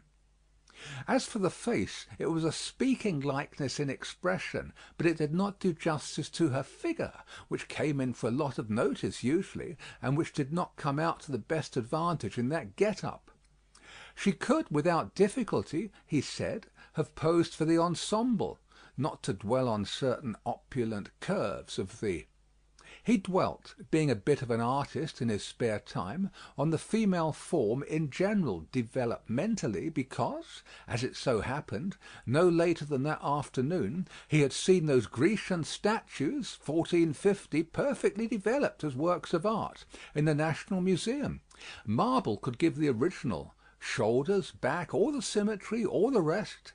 Yes, Puritan as me, it does, though St. Joseph's sovereign thievery, alors, bonde, fin trois trop, whereas no photo could, because it simply wasn't art, in a word. The spirit moving him, he would much have liked to follow Jack Tar's good example, and leave the likeness there for a very few minutes to speak for itself, on the plea he, so that the other, could drink in the beauty for himself, her stage presence being, frankly, a treat in itself, which the camera could not at all do justice to. But it was scarcely professional etiquette so. Though it was a warm, pleasant sort of a night now, yet wonderfully cool for the season considering, for sunshine after storm, and he did feel a kind of need, there and then, to follow suit, like a kind of inward voice, and satisfy a possible need by moving emotion. Nevertheless, he sat tight, just viewing the slightly soiled photo, creased by opulent curves, none the worse for wear, however, and looked away thoughtfully, with the intention of not further increasing the other's possible embarrassment, while gauging her symmetry of heaving embonpoint. In fact, the slight soiling was only an added charm, like the case of linen slightly soiled, good as new, much better in fact with the starch out. Suppose she was gone when he... I looked for the lamp which he told me came into his mind, but merely as a passing fancy of his, because he then recollected the morning littered bed, etc., and the book about Ruby, with met him pike hoses in it, which must have fell down sufficiently appropriately beside the domestic chamber pot, with apologies to Lindley Murray. The vicinity of the young man he certainly relished, educated, distingué, and impulsive into the bargain. Far and away the pick of the bunch, though you wouldn't think he had it in him, yet you would. Besides, he said the picture was handsome, which, say what you like, it was, though at the moment she was distinctly stouter. And why not? An awful lot of make-believe went on about that sort of thing, involving a lifelong slur with the usual splash page of gutter press about the same old matrimonial tangle alleging misconduct with professional golfer or the newest stage favourite, instead of being honest and above board about the whole business. How they were fated to meet, and an attachment sprang up between the two, so that their names were coupled in the public eye, was told in court with letters containing the habitual mushy and compromising expressions, leaving no loophole, to show that they openly cohabited 2 or 3 times a week at some well-known seaside hotel, and relations, when the thing ran its normal course, became in due course intimate. Then the decree nisi and the king's proctor tries to show cause why, and, he failing to quash it, nisi was made absolute. But as for that, the two misdemeanants, wrapped up as they largely were in one another, could safely afford to ignore it, as they very largely did, till the matter was put in the hands of a solicitor, who filed a petition for the party wronged in due course. He, B. Enjoyed the distinction of being close to Erin's uncrowned king in the flesh when the thing occurred on the historic fracas when the fallen leaders, who notoriously stuck to his guns to the last drop, even when clothed in the mantle of adultery, leaders, trusty henchmen to the number of 10 or a dozen, or possibly even more than that, penetrated into the printing works of the insuppressible, or no, it was United Ireland, a by no means by appropriate appellative, and broke up the type cases with hammers or something like that, all on account of some scurrilous effusions from the facile pens of the O'Brienite scribes at the usual mudslinging occupation reflecting on the erstwhile tribune's private morals. Though palpably a radically altered man, he was still a commanding figure, though carelessly garbed as usual, with that look of settled purpose which went a long way with the shilly-shalliers till they discovered to their vast discomfiture that their idol had feet of clay, after placing him upon a pedestal, which she, however, was the first to perceive. As those were particularly hot times in the general hullabaloo, Bloom sustained a minor injury from a nasty prod of some chap's elbow in the crowd that of course congregated lodging some place about the pit of the stomach, fortunately not of a grave character. His hat, Parnell's, a silk one, was inadvertently knocked off, and, as a matter of strict history, Bloom was the man who picked it up in the crush, after witnessing the occurrence, meaning to return it to him, and return it to him he did with the utmost celerity, who, panting and hatless, and whose thoughts were miles away from his hat at the time, all the same, being a gentleman born with a stake in the country, he, as a matter of fact, having gone into it more for the kudos of the thing than anything else, what's bred in the bone instilled into him in infancy at his mother's knee in the shape of knowing what good form was, came out at once because he turned round to the donor and thanked him with perfect aplomb, saying, "Thank you, sir," though in a very different tone of voice from the ornament of the legal profession whose headgear Bloom also set to rights earlier in the course of the day, history repeating itself with a difference. After the burial of a mutual friend, when they had left him alone in his glory after the grim task of having committed his remains to the grave. On the other hand, what incensed him more inwardly was the blatant jokes of the cabman and so on, who passed it all off as a jest, laughing, 1530, immoderately, pretending to understand everything, the why and the wherefore, and in reality not knowing their own minds, it being a case for the two parties themselves, unless it ensued that the legitimate husband happened to be a party to it, owing to some anonymous letter from the usual boy Jones, who happened to come across them at the crucial moment in a loving position locked in one another's arms, drawing attention to their illicit proceedings and leading up to a domestic rumpus, and the erring fair one begging forgiveness of her lord and master upon her knees, and promising to sever the connection, and not receive his visits any more, if only the aggrieved husband would overlook the matter and let bygones be bygones, with tears in her eyes, though possibly with her tongue in her fair cheek at the same time, as quite possibly there were several others.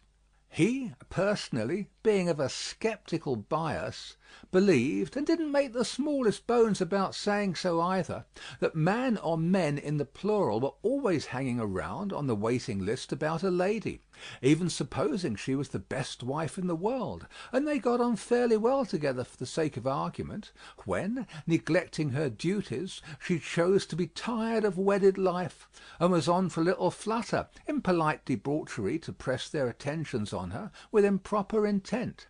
The upshot being that her affections centred on another, the cause of many liaisons between still attractive married women getting on for fair and 40 and younger men, no doubt, as several famous cases of feminine infatuation proved, up to the hilt. End of section 50. Section 51 of Ulysses by James Joyce. Part 3. The Nostos. Episode 16. Eumaeus. Part 6. It was 1,000 pities a young fellow, blessed with an allowance of brains, as his neighbour obviously was, should waste his valuable time with profligate women who might present him with a nice dose to last him his lifetime. In the nature of single blessedness, he would one day take unto himself a wife when Miss Wright came on the scene, but in the interim, ladies' society was a conditio sine qua non, though he had the gravest possible doubts. Not that he wanted in the smallest to pump Stephen about Miss Ferguson, who was very possibly the particular lodestar who brought him down to Irishtown so early in the morning, as to whether he would find much satisfaction basking in the boy and girl courtship idea, and the company of smirking misses, without a penny to their names, bi or tri-weekly, with the orthodox preliminary canter of compliment playing and walking out leading up to fond lovers' ways, and flowers and chalks. To think of him house and homeless, rooked by some landlady worse than any stepmother, was really too bad at his age. The queer, suddenly things he popped out with attracted the elder man, who was several years the other's senior, or like his father, but something substantial he certainly ought to eat, even were it only an egg flip, made on unadulterated maternal nutriment, or, failing that, the homely Humpty Dumpty boiled. "At what o'clock did you dine?" he questioned of the slim form and tired though unwrinkled face. "Sometime yesterday," Stephen said. "Yesterday!" exclaimed Bloom, till he remembered it was already tomorrow, Friday. "Ah, you mean it's after 12. "The day before yesterday," Stephen said, improving on himself. Literally astounded at this piece of intelligence, Bloom reflected. Though they didn't see eye to eye in everything, a certain analogy there somehow was, as if both their minds were travelling, so to speak, in the one train of thought. At his age, when dabbling in politics roughly some score of years previously, when he had been a quasi-aspirant to parliamentary honours in the Buckshot Foster days, he too recollected, in retrospect, which was a source of keen satisfaction in itself, he had a sneaking regard for those same ultra-ideas.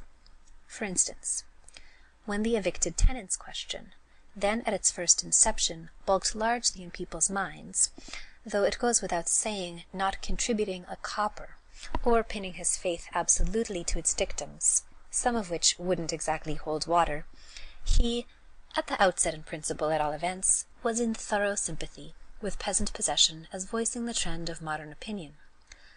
A partiality, however, which, realizing his mistake, he was subsequently partially cured of.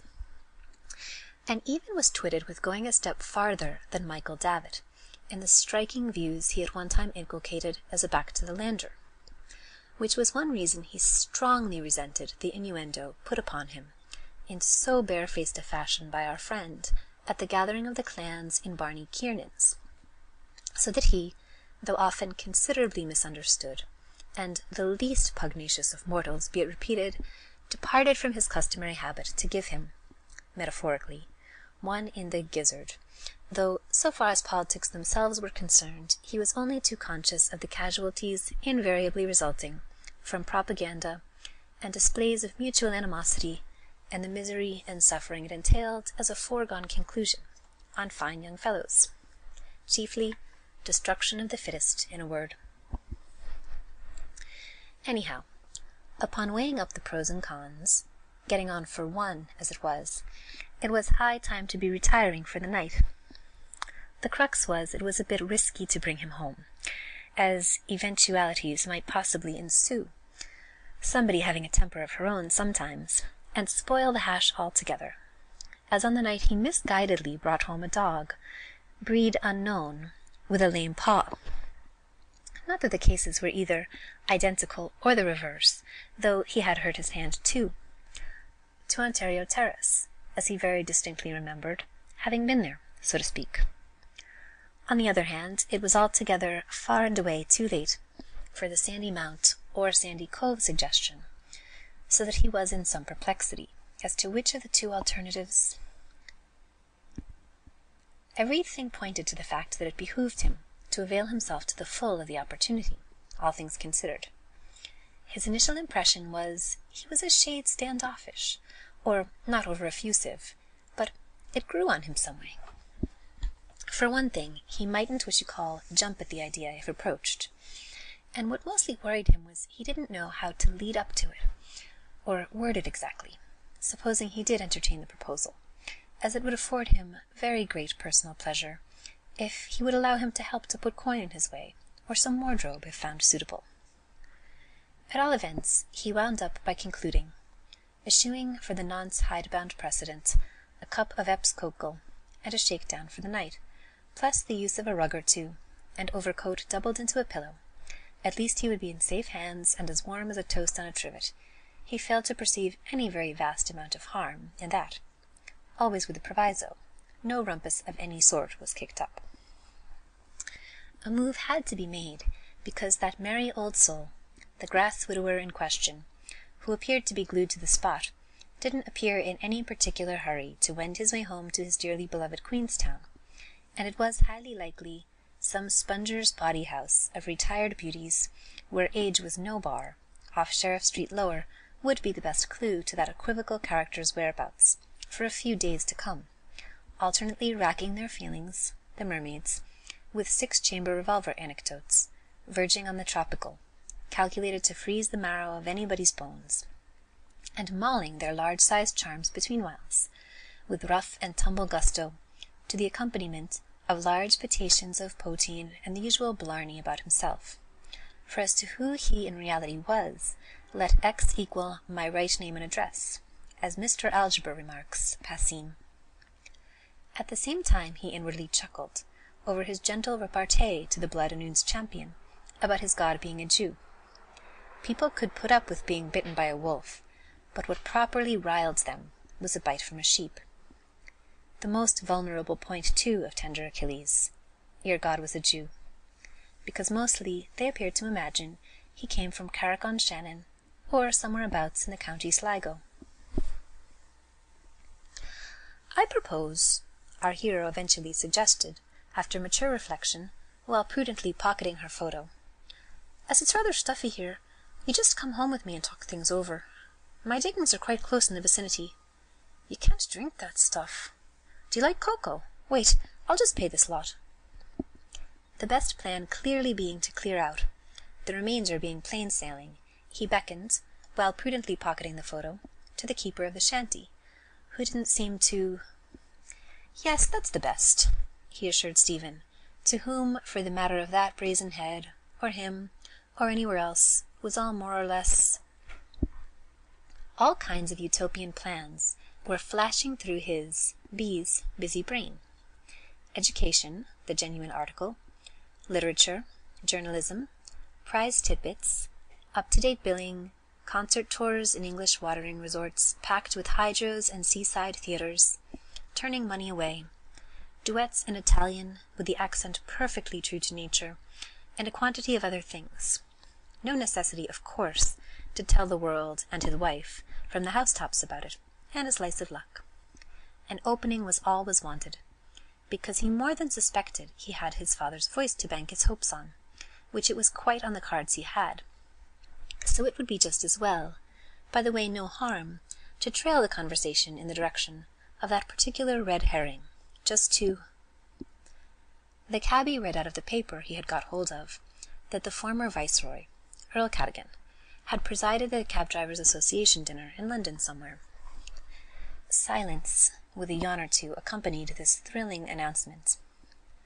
Then the old specimen in the corner, who appeared to have some spark of vitality left, read out that Sir Anthony MacDonald had left Euston for the Chief Secretary's lodge, or words to that effect.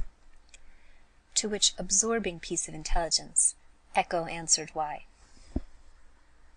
"Give us a squint at that literature, grandfather," the ancient mariner put in, manifesting some natural impatience. "And welcome," answered the elderly party, thus addressed. The sailor lugged out from a case he had a pair of greenish goggles, which he very slowly hooked over his nose and both ears. "Are you bad in the eyes?" the sympathetic personage like the town clerk queried. "Why," answered the seafarer with the tartan beard, who seemingly was a bit of a literary cove in his own small way, staring out of sea-green portholes, as you might well describe them as, I uses goggles reading. Sand in the Red Sea done that. One time I could read a book in the dark, manner speaking.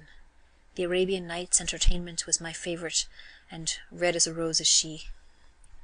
Hereupon he pawed the journal open and pored upon Lord only knows what, found drowned, or the exploits of King Willow, ironmonger, having made 100 and something second wicket, not out for nuts, during which time, completely regardless of ire, the keeper was intensely occupied, loosening an apparently new or second-hand boot, which manifestly pinched him, as he muttered against whoever it was sold it. All of them who were sufficiently awake enough to be picked out by their facial expressions, that is to say, either simply looking on, glumly, or passing a trivial remark. To cut a long story short, Bloom, grasping the situation, was the first to rise from his seat so as not to outstay their welcome, having first and foremost, being as good as his word that he would foot the bill for the occasion, taken the wise precaution to unobtrusively motion to mine host, as a parting shot, a scarcely perceptible sign, when the others were not looking, to the effect that the amount due was forthcoming, making a grand total of 4d. The amount he deposited unobtrusively in 4 coppers, literally the last of the Mohicans, he having previously spotted on the printed price list, for all who ran to read opposite him, in unmistakable figures, coffee, 2d, confectionery, Dio, and honestly well worth twice the money, once in a way, as Weatherup used to remark. "Come," he counselled, to close the séance. Seeing that the ruse worked, and the coast was clear, they left the shelter, or shanty, together, and the elite society of Oilskin and Company, whom nothing short of an earthquake would move out of their dolce far niente. Stephen, who confessed to still feeling poorly and fagged out, paused at for a moment, the door. "One thing I never understood," he said, to be original on the spur of the moment, "why they put tables upside down at night. I mean, chairs upside down on the tables in cafes."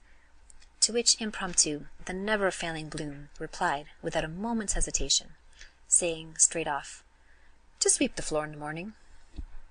So saying, he skipped around, nimbly considering, frankly at the same time apologetic to get on his companion's right, a habit of his, by the by, his right side being, in classical idiom, his tender Achilles. The night air was certainly now a treat to breathe, though Stephen was a bit weak on his pins. "It will, the air, do you good," Bloom said, meaning also the walk. "In a moment. The only thing is to walk, and then you'll feel a different man. Come, it's not far. Lean on me." Accordingly, he passed his left arm in Stephen's right, and led him on accordingly. "Yes," Stephen said, uncertainly, because he thought he felt a strange kind of flesh of a different man approach him, sinewless and wobbly and all that. Anyhow, they passed the sentry-box with stones, brazier, etc., where the municipal supernumerary, ex-gumney, was still to all intents and purposes wrapped in the arms of Murphy, as the adage has it, dreaming of fresh fields and pastures new. And apropos of coffin of stones, the analogy was not at all bad, as it was in fact a stoning to death on the part of 72 out of 80-odd constituencies that ratted at the time of the split, and chiefly the belauded peasant class, probably the self-same evicted tenants he had put in their holdings. So they turned on to chatting about music, a form of art for which Bloom, as a pure amateur, possessed the greatest love, as they made tracks arm in arm across Beresford Place. Wagnerian music, though confessedly grand in its way, was a bit too heavy for Bloom, and hard to follow at the first go-off, but the music of Mercadante's Huguenots, Meyerbeer's 7 Last Words on the Cross, and Mozart's 12th Mass he simply revelled in, the Gloria in that being, to his mind, the acme of first-class music as such, literally knocking everything else into a cocked hat. He infinitely preferred the sacred music of the Catholic Church to anything the opposite shop could offer in that line, such as those Moody and Sankey hymns, or Bid me to live, and I will live thy Protestant to be. He also yielded to none in his admiration of Rossini's Stabat Mater, a work simply abounding in immortal numbers, in which his wife, Madame Marion Tweedy, made a hit, a veritable sensation, he might safely say, greatly adding to her other laurels, and putting the others totally in the shade, in the Jesuit Father's Church in Upper Gardiner Street, the sacred edifice being thronged to the doors, to hear her with virtuosos, or virtuosi rather. There was the unanimous opinion that there was none to come up to her. And suffice it to say, in a place of worship for music of a sacred character, there was a generally voiced desire for an encore. On the whole, though favouring preferably light opera of the Don Giovanni description, and Martha a gem in its line, he had a penchant, though with only a surface knowledge, for the severe classical school, such as Mendelssohn. And, talking of that, taking it for granted he knew all about the old favourites, he mentioned par excellence Lionel's air in Martha, Ma pari, which, curiously enough, he had heard, or overheard, to be more accurate, on yesterday, a privilege he keenly appreciated from the lips of Stephen's respected father, sung to perfection, a study of the number, in fact, which made all the others take a back seat. Stephen, in reply to a politely put query, said he didn't sing it, but launched out into praises of Shakespeare's songs, at least of in or about that period. The lutenist, Dowland, who lived in Fetter Lane, near Gerard the herbalist, who anno ludendo hausi, Dulandus, an instrument he was contemplating purchasing from Mr. Arnold Dolmetsch, whom B. did not quite recall, though the name certainly sounded familiar, for 65 guineas, and Farnaby and Son, with their dukes and calm conceits, and Bird, William, who played the virginals, he said, in the Queen's Chapel, or anywhere else he found them, and one Tompkins, who made toys or airs, and John Bull. On the roadway, which they were approaching whilst still speaking, beyond the swing chains a horse, dragging a sweeper, paced on the paven grounds, brushing a long swath of mire up, so that with the noise Bloom was not perfectly certain whether he had caught aright the allusion to 65 guineas and John Bull. He inquired if it was John Bull, the political celebrity of that ilk, as it struck him, the two identical names, as a striking coincidence. By the chains the horse slowly swerved to turn, which perceiving, Bloom, who was keeping a sharp lookout as usual, plucked the other's sleeve gently, jocosely remarking, "Our lives are in peril tonight. Beware of the steam-roller." They thereupon stopped. Bloom looked at the head of a horse, not worth anything like 65 guineas, suddenly in evidence, in the dark, quite near, so that it seemed new, a different grouping of bones and even flesh, because, palpably, it was a fore-walker, a hip-shaker, a black buttocker, a tail-dangler, a head-hanger, putting his hind foot foremost, the while the lord of his creation sat on the perch busy with his thoughts. But such a good poor brute! He was sorry he hadn't a lump of sugar, but, as he wisely reflected, you could scarcely be prepared for every emergency that might crop up. He was just a big, nervous, foolish, noodly kind of a horse, without a second care in the world. But even a dog, he reflected, take that mongrel in Barney Kiernan's of the same size, would be a holy horror to face. But it was no animal's fault in particular, if he was built that way, like the camel, ship of the desert, distilling grapes into poteen in his hump. 9/10 of them all could be caged or trained, nothing beyond the art of man, barring the bees. Whale with a harpoon, hairpin, alligator tickle the small of his back, and he sees the joke. Chalk a circle for a rooster. Tiger, my eagle eye. These timely reflections anent the brutes of the field occupied his mind, somewhat distracted from Stephen's words, while the ship of the street was manoeuvring. And Stephen went on, about the highly interesting old— "What's this I was saying? Ah, yes, my wife," he intimated, plunging in, medias res, "would have the greatest of pleasure in making your acquaintance, as she's passionately attached to music of any kind." He looked sideways in a friendly fashion at the side face of Stephen, image of his mother, which was not quite the same as the usual handsome blackguard type they unquestionably had an insatiable hankering after, as he was perhaps not that way built. Still, supposing he had his father's gift, as he more than suspected, it opened up new vistas in his mind, such as Lady Fingal's Irish Industries concert on the preceding Monday, and aristocracy in general. Exquisite variations he was now describing on an air, Youth Here Has End, by Jans Peter Swielnik, a Dutchman of Amsterdam, where the Vrouws come from. Even more, he liked an old German song of Johannes Jaep, about the clear sea and the voices of sirens, sweet murderers of men, which boggled Bloom a bit. Wander Siren ist die Kite, tun die Poeten dichten. These opening bars he sang and translated extempore. Bloom, nodding, said he perfectly understood and begged him to go on by all means, which he did. A phenomenally beautiful tenor voice like that, the rarest of boons, which Bloom appreciated at the very first note he got out, could easily, if properly handled by some recognized authority on voice production, such as Barraclough, and being able to read music into the bargain, command its own price, where baritones were 10 a penny, and procure for its fortunate possessor, in the near future, an entree into fashionable houses in the best residential quarters of financial magnates in a large way of business and titled people, where, with his university degree of B.A., a huge ad in its way, and gentlemanly bearing to all the more influence the good impression he would infallibly score a distinct success, being blessed with brains, which also could be utilized for the purpose, and other requisites, if his clothes were properly attended to, so as to better worm his way into their good graces, as he, a youthful tyro in society's sartorial niceties, hardly understood how a little thing like that could militate against you.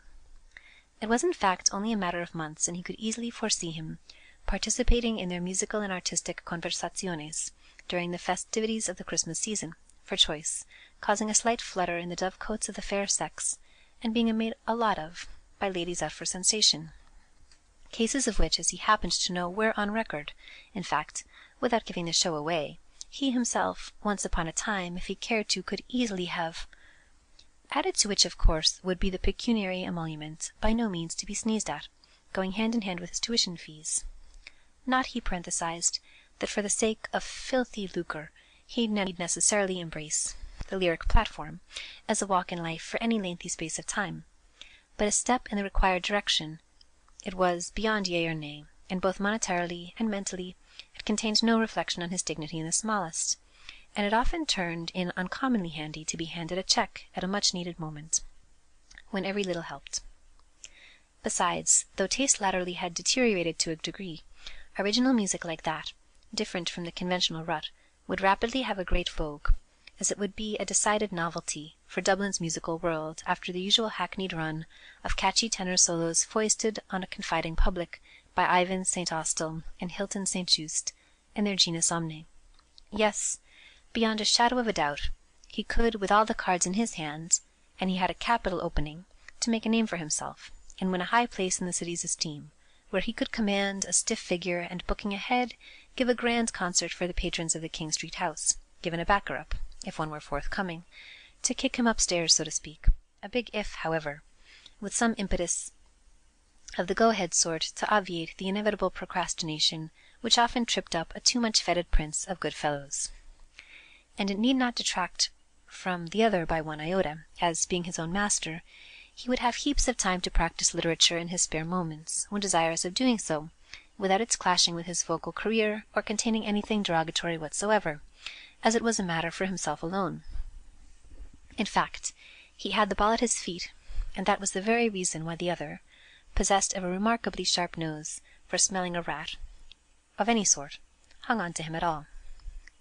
The horse was just then, and later on, at a propitious opportunity he purposed, Bloom did, without any way prying into his private affairs, on the fool's step-in-where-angels principle, advising him to sever his connection with a certain budding practitioner, who, he noticed, was prone to disparage, and even to a slight extent, with some hilarious pretext when not present, deprecate him, or whatever you like to call it, which in Bloom's humble opinion threw a nasty sidelight on that side of a person's character.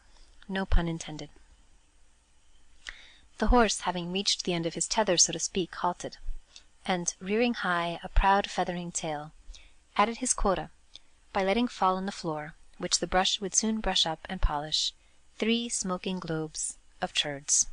Slowly, 3 times, one after another, from a full crupper he mired, and humanely his driver waited till he, or she, had ended, patient in his scythed car. Side by side, Bloom, profiting by the contretemps, with Stephen passed through the gap of the chains divided by the upright, and stepping over a strand of mire went across toward Gardiner Street lower, Stephen singing, more boldly but not loudly, the end of the ballad. Und alle Schiffer brücken. The driver never said a word, good, bad, or indifferent, but merely watched the two figures, as he sat in his low-backed car, both black, one full, one lean, walk toward the railway bridge to be married by Father Mayor. As they walked, they at times stopped and walked again, continuing their tete-a-tete, which of course he was utterly out of, about sirens, enemies of man's reason, mingled with a number of other topics of the same category, usurpers, historical cases of the kind, while the man in the sweeper car, or you might as well call it in the sleeper car, who in any case couldn't possibly hear because they were too far, simply sat in his seat near the end of Lower Gardiner Street and looked after their low-backed car. End of section 51.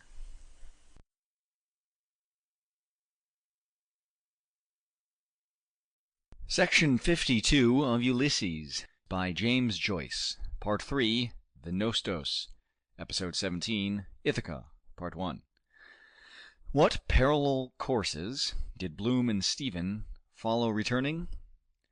Starting united, both at normal walking pace from Beresford Place, they followed in the order named Lower and Middle Gardiner Streets and Mountjoy Square west. Then, at reduced pace, each bearing left, Gardiner's Place by an inadvertence as the farther corner of Temple Street, then, at reduced pace, with interruptions of halt, bearing right, Temple Street north as far as Hardwicke Place. Approaching Disparate, at relaxed walking pace, they crossed both the Circus before George's Church diametrically, the chord in any circle being less than the arc which it subtends. Of what did the triumvirate deliberate during their itinerary? Music, literature, Ireland, Dublin, Paris, friendship, woman, prostitution, diet, the influence of gaslight or the light of arc and glow lamps on the growth of adjoining paraheliotropic trees, exposed corporation emergency dust buckets, the Roman Catholic Church, ecclesiastical celibacy, the Irish nation, Jesuit education, careers, the study of medicine, the past day, the maleficent influence of the Presbyth, Stephen's collapse. Did Bloom discover common factors of similarity between their respective like and unlike reactions to experience? Both were sensitive to artistic impressions, musical in preference to plastic or pictorial. Both preferred a continental to an insular manner of life, a cisatlantic to a transatlantic place of residence.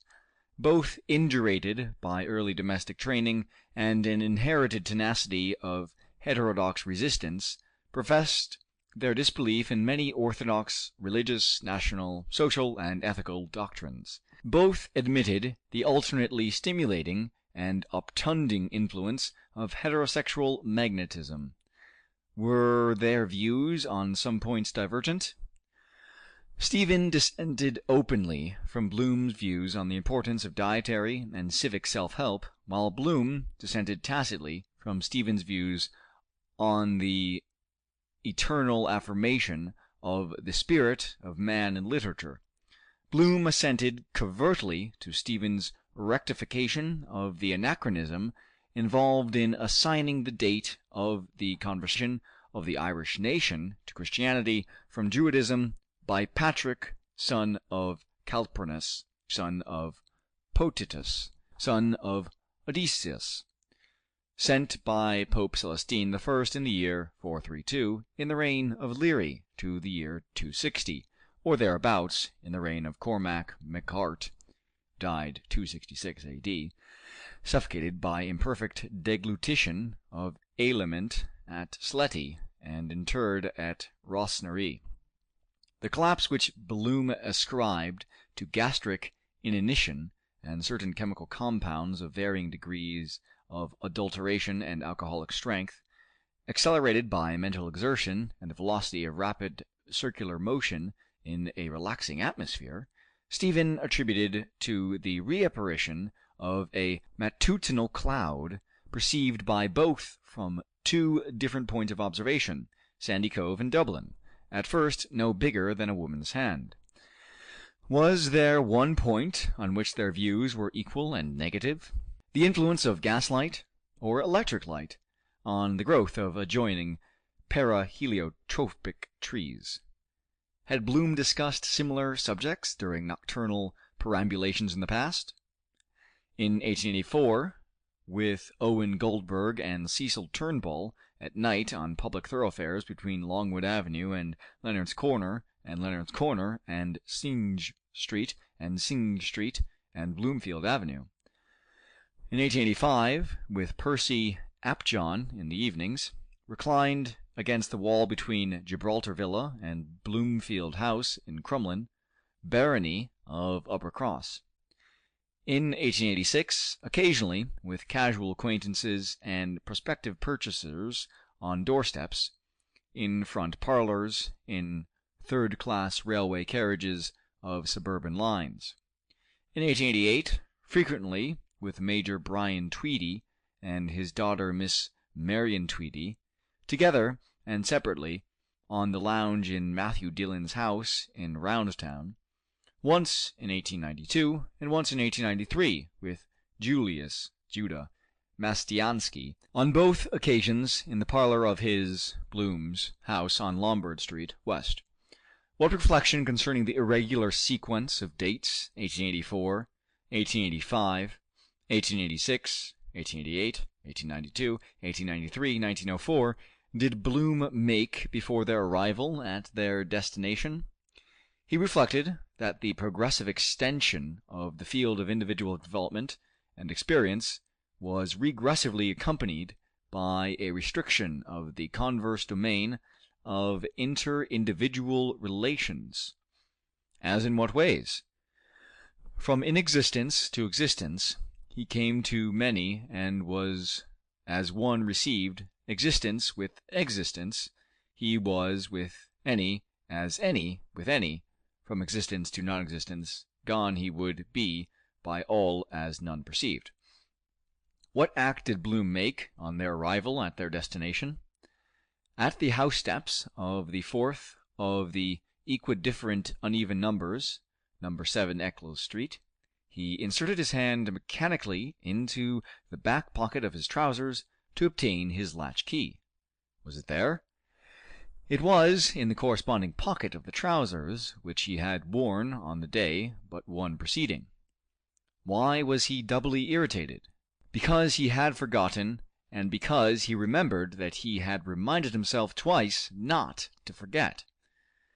What were then the alternatives before the premeditatedly, respectively, and inadvertently keyless couple?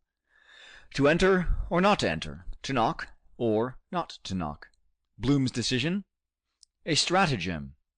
Resting his feet on the dwarf wall, he climbed over the area railings, compressed his hat on his head, grasped 2 points at the lower union of rails and stiles, lowered his body gradually by its length of 5 feet 9 inches and a half to within 2 feet 10 inches of the area pavement, and allowed his body to move freely in space by separating himself from the railings and crouching in preparation for the impact of the fall. Did he fall?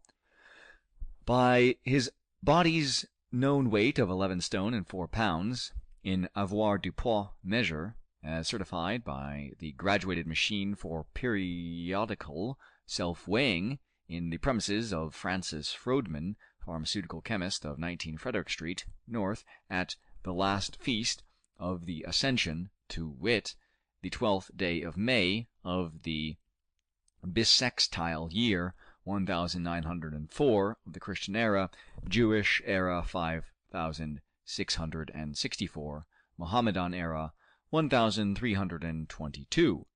Golden number 5, epact 13, solar cycle 9, Dominical letter CB, Roman indiction 2, Julian period, 6617. MCM IV. Did he rise uninjured by concussion?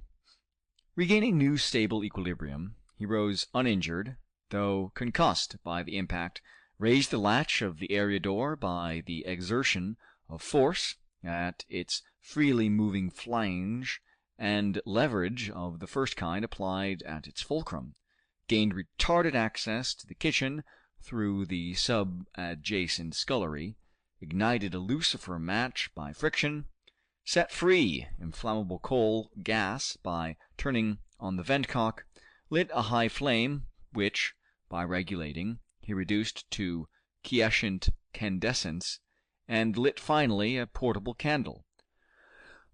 What discrete succession of images did Stephen meanwhile perceive?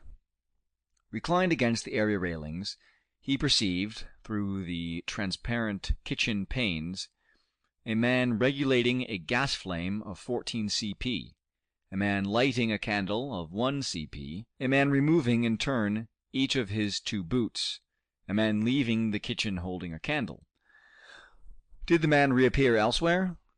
After a lapse of 4 minutes, the glimmer of his candle was discernible through the semi-transparent, semicircular glass fanlight over the hall door. The hall door turned gradually on its hinges. In the open space of the doorway, the man reappeared without his hat, with his candle. Did Stephen obey his sign? Yes. Entering softly, he helped to close and change the door, and followed softly along the hallway, the man's back and listed feet, and lighted candle past a lighted crevice of doorway on the left, and carefully down a turning staircase of more than 5 steps into the kitchen of Bloom's house. What did Bloom do? He extinguished the candle by a sharp expiration of breath upon its flame, drew 2 spoon-seat deal chairs to the hearthstone, one for Stephen with its back to the area window, the other for himself, when necessary, knelt on one knee, composed in the grate a pyre of cross-laid resin-tipped sticks and various colored papers and irregular polygons, and best Abram coal at 21 shillings a ton, from the yard of Messrs. Flower and McDonald of 14 Dollier Street. Kindled it at 3 projecting points of paper with 1 ignited lucifer match, thereby releasing the potential energy contained in the fuel by allowing its carbon and hydrogen elements to enter into free union with the oxygen of the air. Of what similar apparitions did Stephen think? Of others elsewhere, in other times, who, kneeling on 1 knee, or on 2, had kindled fires for him, of Brother Michael in the infirmary of the College of the Society of Jesus at Clongowes Wood, Sallins in the county of Kildare, of his father, Simon Dedalus, in an unfurnished room of his first residence in Dublin, No. 13 Fitzgibbon Street, of his godmother, Miss Kate Morcan, in the house of her dying sister, Miss Julia Morcan, at 15 Usher's Island, of his Aunt Sarah, wife of Richard Goulding, in the kitchen of their lodgings at 62 Clanbrassil Street, of his mother Mary, wife of Simon Dedalus, in the kitchen of No. 12 North Richmond Street, in the morning of the feast of St. Francis Xavier, 1898, of the Dean of Studies, Father Butt, in the Physics Theatre of University College, 16 Stephen's Green, North, of his sister Delia, in his father's house in Cabra. What did Stephen see on raising his gaze to the height of a yard from the fire towards the opposite wall? Under a row of 5 coiled spring house bells, a curvilinear rope, stretched between 2 holdfasts, athwart across the recess beside the chimney pier, from which hung 4 small-sized square handkerchiefs, folded unattached consecutively in adjacent rectangles, and 1 pair of ladies' grey hose, with lisle suspender tops and feet in their habitual position, clamped by 3 erect wooden pegs, 2 at their outer extremities, and the third at their point of junction. What did Bloom see on the range? On the right, smaller hob, a blue enameled saucepan. On the left, larger hob, a black iron kettle. What did Bloom do at the range?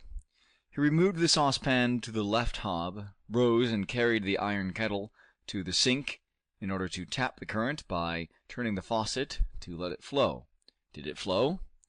Yes, from Roundwood Reservoir in County Wicklow, of a cubic capacity of 2,400 million gallons, percolating through a subterranean aqueduct of filter mains of single and double pipage constructed at initial plant cost of £5 per linear yard, by way of the Dargle, Rathdown, Glen of the Downs and Callow Hill, to the 26-acre reservoir at Stillorgan, a distance of 22 statute miles, and thence through a system of relieving tanks, by a gradient of 250 feet, to the city boundary at Eustace Bridge, Upper Leeson Street, though from prolonged summer drought and daily supply of 12.5 million gallons, the water had fallen below the sill of the overflow weir, for which reason the Borough Surveyor and Waterworks Engineer, Mr. Spency Harty, C.E., on the instructions of the Waterworks Committee, had prohibited the use of municipal water for purposes other than those of consumption, envisaging the possibility of recourse being had to the impotable water of the Grand and Royal Canals, as in 1893, particularly as the South Dublin Guardians, notwithstanding their ration of 15 gallons per day per pauper supplied through a 6-inch meter, had been convicted of a wastage of 20,000 gallons per night by a reading of their meter on the affirmation of the law agent of the corporation, Mr. Ignatius Rice, solicitor, thereby acting to the detriment of another section of the public, self-supporting taxpayers, solvent sound. What in water did Bloom, water lover, drawer of water, water carrier, return to the range admire? Its universality, its democratic equality and constancy to its nature in seeking its own level, its vastness in the ocean of Mercator's projection, its unplumbed profundity in the sun-dammed trench of the Pacific exceeding 8,000 fathoms, the restlessness of its waves and surface particles visiting in turn all points of its seaboard, the independence of its units, the variability of states of sea, its hydrostatic quiescence in calm, its hydrokinetic turgidity in neap and spring tides, its subsidence after devastation, its sterility in the circumpolar ice caps, Arctic and Antarctic, its climatic and commercial significance, its preponderance of 3 to 1 over the dry land of the globe, its indisputable hegemony extending in square leagues over all the region below the subequatorial Tropic of Capricorn, the multi-secular stability of its primeval basin, its lutafulvous bed, its capacity to dissolve and hold in solution all soluble substances, including millions of tons of the most precious metals, its slow erosions of peninsulas and islands, its persistent formation of homothetic islands, peninsulas and downward tending promontories, its alluvial deposits, its weight and volume and density, its imperturbability in lagoons and highland tarns, its gradation of colors in the torrid and temperate and frigid zones, its vehicular ramifications in continental lake-contained streams and confluent ocean-flowing rivers with their tributaries and transoceanic currents, Gulf Stream, north and south equatorial courses, its violence in sea quakes, waterspouts, artesian wells, eruptions, torrents, eddies, freshets, spates, ground swells, watersheds, water partings, geysers, cataracts, whirlpools, maelstroms, inundations, deluges, cloudbursts, its vast circumterrestrial a-horizontal curve, its secrecy in springs and latent humidity, revealed by rhabdomantic or hygrometric instruments, and exemplified by the hole in the wall at Ashtown Gate, saturation of air, distillation of dew, the simplicity of its consumption, 2 constituent parts of hydrogen with 1 constituent part of oxygen, its healing virtues, its buoyancy in the waters of the Dead Sea, its persevering penetrativeness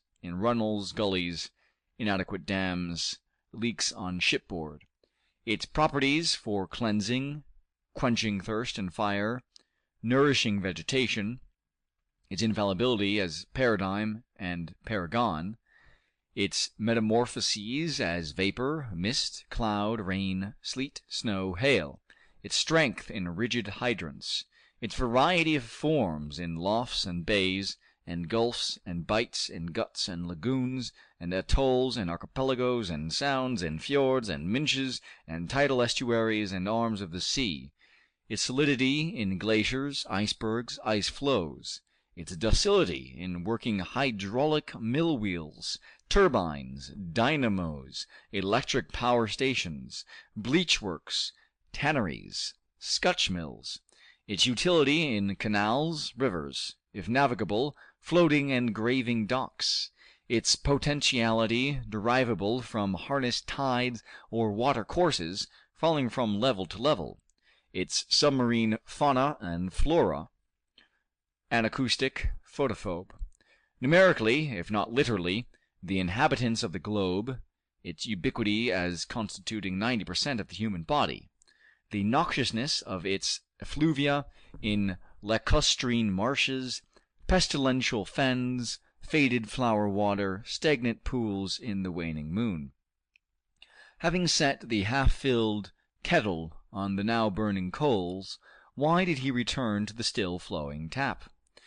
To wash his soiled hands with a partially consumed tablet of Barrington's lemon-flavored soap, to which paper still adhered, bought 13 hours previously for 4d, and still unpaid for, in fresh, ever-changing water, and dry them, face and hands, in a long, red-bordered Holland cloth, passed over a wooden revolving roller. What reason did Stephen give for declining Bloom's offer?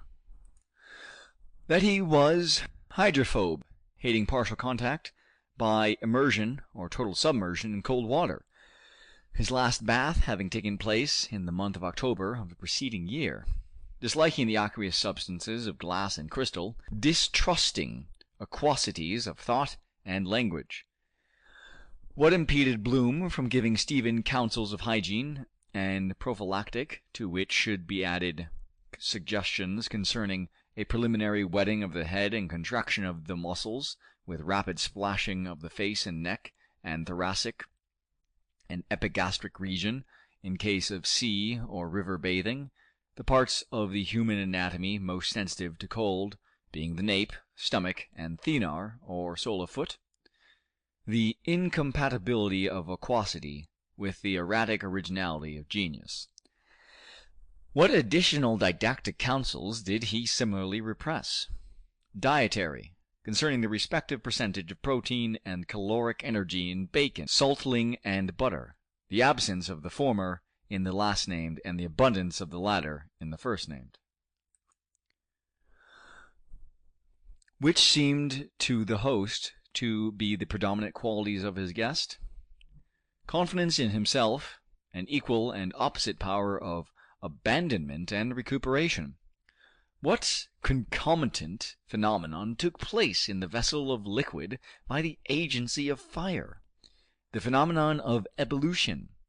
Fanned by a constant updraught of ventilation between the kitchen and the chimney flue, ignition was communicated from the faggots of pre-combustible fuel to polyhedral masses of bituminous coal, containing in compressed mineral form the foliated, fossilized decidua of primeval forests, which had in turn derived their vegetative existence from the sun, primal source of heat, radiant, transmitted through omnipresent luminiferous diatherminous ether.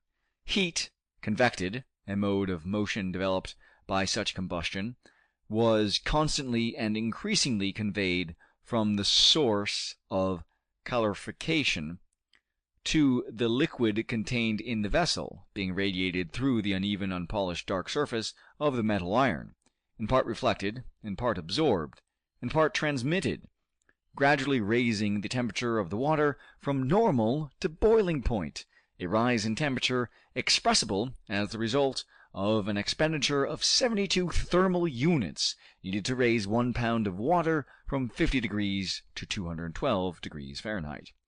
What announced the accomplishment of this rise in temperature? A double falciform ejection of water vapor from under the kettle lid at both sides simultaneously. For what personal purpose could Bloom have applied the water so boiled? To shave himself. What advantages attended shaving by night? A softer beard, a softer brush, if intentionally allowed to remain from shave to shave in its agglutinated lather, a softer skin, if unexpectedly encountering female acquaintances in remote places at uncustomary hours, quiet reflections upon the course of the day, a cleaner sensation when awaking after a fresher sleep, since matutinal noises, premonitions and perturbations, a clattered milk can, a postman's double knock, a paper reread while lathering, relathering the same spot, a shock, a shoot, with thought of aught he sought, from fraught with naught, might cause a faster rate of shaving, and a nick, on which incision plaster with precision cut, and humected and applied adhered, which was to be done. Why did absence of light disturb him less than presence of noise? Because the surety of the sense of touch in his firm, full, masculine, feminine, passive, active hand. What quality did it, his hand, possess, but with what counteracting influence? The operative surgical quality, but that he was reluctant to shed human blood, even when the end justified the means, preferring, in their natural order, heliotherapy, psychophysicotherapeutics, osteopathic surgery. What lay under exposure on the lower, middle, and upper shelves of the kitchen dresser opened by Bloom? On the lower shelf 5 vertical breakfast plates, 6 horizontal breakfast saucers, on which rested inverted breakfast cups, a mustache cup, uninverted, and saucer of Crown Derby, 4 white, gold-rimmed egg cups, an open chamois purse displaying coins, mostly copper, and a phial of aromatic violet comfits. On the middle shelf, a chipped egg cup containing pepper, a drum of table salt, 4 conglomerated black olives in oleaginous paper, an empty pot of Plumtree's potted meat, an oval wicker basket bedded with fiber and containing 1 Jersey pear, a half-empty bottle of William Gilby & Co.'s White Invalid Port, half disrobed of its swathe of coral pink tissue, a packet of Epps soluble cocoa, 5 ounces of Anne Lynch's choice tea at 2 per pound in a crinkled lead paper bag, a cylindrical canister containing the best crystallized lump sugar, 2 onions, one the larger, Spanish, entire, the other smaller, Irish, bisected, with augmented surface, and more redolent, a jar of Irish mottled dairy's cream, a jug of brown crockery containing a naggin, and a quarter of soured adulterated milk, converted by heat into water, acidulous serum, and semi-solidified curds, which added to the quantity subtracted for Mr. Bloom's and Mrs. Fleming's breakfasts, made 1 imperial pint, the total quantity originally delivered 2 cloves, a halfpenny, and the small dish containing a slice of fresh rib steak. On the upper shelf a battery of jam jars, empty, of various sizes and proveniences. What attracted his attention lying on the apron of the dresser? 4 polygonal fragments of 2 lacerated scarlet betting tickets, numbered 887, 886. What reminiscences temporarily corrugated his brow? Reminiscences of coincidences, truth stranger than fiction, pre-indicative of the result of the Gold Cup flat handicap, the official and definitive result of which he had read in the Evening Telegraph, late pink edition, in the cabman's shelter at Butt Bridge. Where had previous intimations of the result, effected or projected, been received by him? In Bernard Kiernan's licensed premises, 8, 9, and 10, Little Britain Street. In David Byrne's licensed premises, 14 Duke Street. In O'Connell Street Lower, outside Graham Lemon's, when a dark man had placed in his hand a throwaway, subsequently thrown away, advertising Elijah, restorer of the church in Zion, in Lincoln Place outside the premises of F. W. Sweeney & Co. Limited. Dispensing chemists, when Frederick M. Bantam Lyons had rapidly and successively requested, perused, and restituted the copy of the current issue of the Freeman's Journal and National Press, which he had been about to throw away, subsequently thrown away, he had proceeded towards the oriental edifice of the Turkish and Warm Baths, 11 Leinster Street, with the light of inspiration shining in his countenance and bearing in his arms the secret of the race, graven in the language of prediction. What qualifying considerations allayed his perturbations? The difficulties of interpretation, since the significance of any event followed its occurrence as variably as the acoustic report followed the electrical discharge, and of counter-estimating against an actual loss by failure to interpret the total sum of possible losses proceeding originally from a successful interpretation. His mood? He had not risked. He did not expect. He had not been disappointed. He was satisfied. What satisfied him? To have sustained no positive loss. To have brought a positive gain to others. Light to the gentiles. How did Bloom prepare a collation for a gentile? He poured into 2 teacups 2 level spoonfuls, 4 in all, of Epps soluble cocoa, and proceeded according to the directions for use printed on the label, to each adding, after sufficient time for infusion, the prescribed ingredients for diffusion in the manner and in the quantity prescribed. What supererogatory marks of special hospitality did the host show his guests? Relinquishing his symposiarchal right to the mustache cup of imitation Crown Derby presented to him by his only daughter, Millicent Millie, he substituted a cup identical with that of his guest, and served extraordinarily to his guest, and, in reduced measure, to himself, the viscous cream ordinarily reserved for the breakfast of his wife Marion Molly. Was the guest conscious of, and did he acknowledge, these marks of hospitality? His attention was directed to them by his host jocosely, and he accepted them seriously as they drank in jocoserious silence Epps' mass product, the creature cocoa. Were there marks of hospitality which he contemplated but suppressed, reserving them for another and for himself on future occasions to complete the act begun? The reparation of a fissure of the length of 1½ inches in the right side of his guest's jacket, a gift to his guest of one of the 4 ladies' handkerchiefs, if and when ascertained to be in a presentable condition. Who drank more quickly? Bloom, having the advantage of 10 seconds at the initiation, and taking, from the concave surface of a spoon along the handle of which a steady flow of heat was conducted, 3 sips to his opponent's 1, 6 to 2, 9 to 3. What cerebration accompanied his frequentative act? Concluding by inspection, but erroneously, that his silent companion was engaged in mental composition, he reflected on the pleasures derived from literature and instruction, rather than of amusement, as he himself had applied to the works of William Shakespeare more than once for the solution of difficult problems in imaginary or real life. Had he found their solution? In spite of careful and repeated reading of certain classical passages, aided by a glossary, he had derived imperfect conviction from the text, the answers not bearing in all points. What lines concluded his first piece of original verse, written by him, potential poet, at the age of 11, in 1877, on the occasion of the offering of 3 prizes of 10, 5, and 2/6, respectively, for competition by the Shamrock, a weekly newspaper?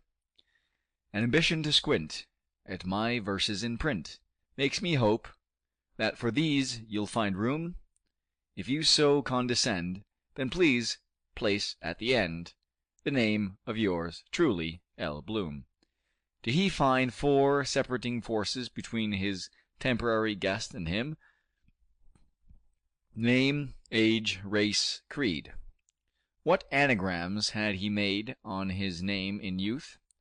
Leopold Bloom, L. Pod Baumul, Mol Dopelube, Bolo Pidum, Old Olibo MP.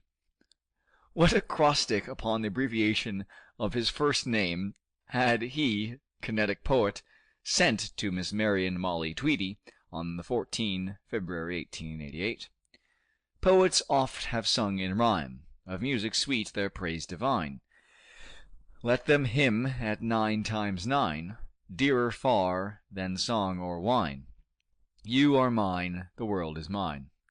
What had prevented him from completing a topical song, music by R.G. Johnston, on the events of the past or fixtures for the actual years, entitled If Brian Boru Could But Come Back and See Old Dublin Now, commissioned by Michael Gunn, lessee of the Gaiety Theatre, 46, 47, 48, 49 South King Street, and to be introduced into the 6th scene, the Valley of Diamonds, of the 2nd edition, 30 January 1893, of the grand annual Christmas pantomime Sinbad the Sailor, produced by R. Shelton, 26 December 1892, written by Greenleaf Whittier, scenery by George A. Jackson and Cecil Hicks, costumes by Mrs. and Miss Wheatland under the personal supervision of Mrs. Michael Gunn, ballets by Jessie Noir,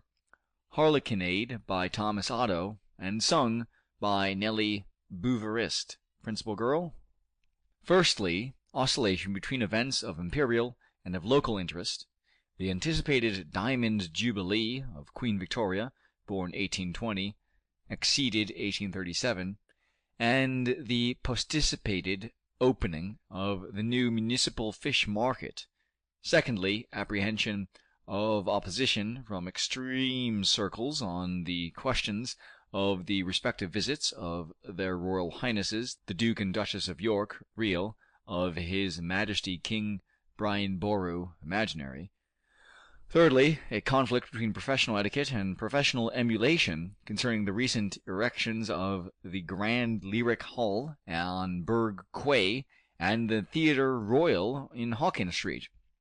Fourthly, distraction resultant from compassion for Nellie Bouverist's non-intellectual, non-political, non-topical expression of countenance and concupiscence caused by Nellie Bouverist's revelations of white articles of non-intellectual, non-political, non-topical underclothing, while she, Nellie Bouverist, was in the articles. Fifthly, the difficulties of the selection of appropriate music and humorous allusions from Everybody's Book of Jokes, 1,000 pages, and a laugh in every one. Sixthly, the rhymes, homophonous and cacophonous, associated with the names of the new Lord Mayor, Daniel Tallon, the new High Sheriff, Thomas Pyle, and the new Solicitor General, Dunbar Plunkett Barton. What relation existed between their ages? 16 years before, in 1888, when Bloom was of Stephen's present age, Stephen was 6. 16 years after, in 1920, when Stephen would be of Bloom's present age, Bloom would be 54. In 1936, when Bloom would be 70 and Stephen 54, their ages initially, in the ratio of 16 to 0, would be as 17.5 to 13.5, the proportion increasing and the disparity diminishing according as arbitrary future years were added. For, if the proportion existing in 1883 had continued immutable, conceiving that to be possible, till then 1904, when Stephen was 22, Bloom would be 374, and in 1920, when Stephen would be 38, as Bloom then was, Bloom would be 646, while in 1952, when Stephen would have attained the maximum post-Diluvian age of 70, Bloom, being 1,190 years alive, having been born in the year 714, would have surpassed by 221 years the maximum antediluvian age, that of Methuselah, 969 years, while if Stephen would continue to live until he would attain that age in the year 3072 A.D., Bloom would have obliged to have been alive 83,300 years, having been obliged to have been born in the year 81,396 B.C. What events might nullify these calculations? The cessation of existence of both or either, the inauguration of a new era or calendar, the annihilation of the world, and consequent extermination of the human species, inevitable but unpredictable.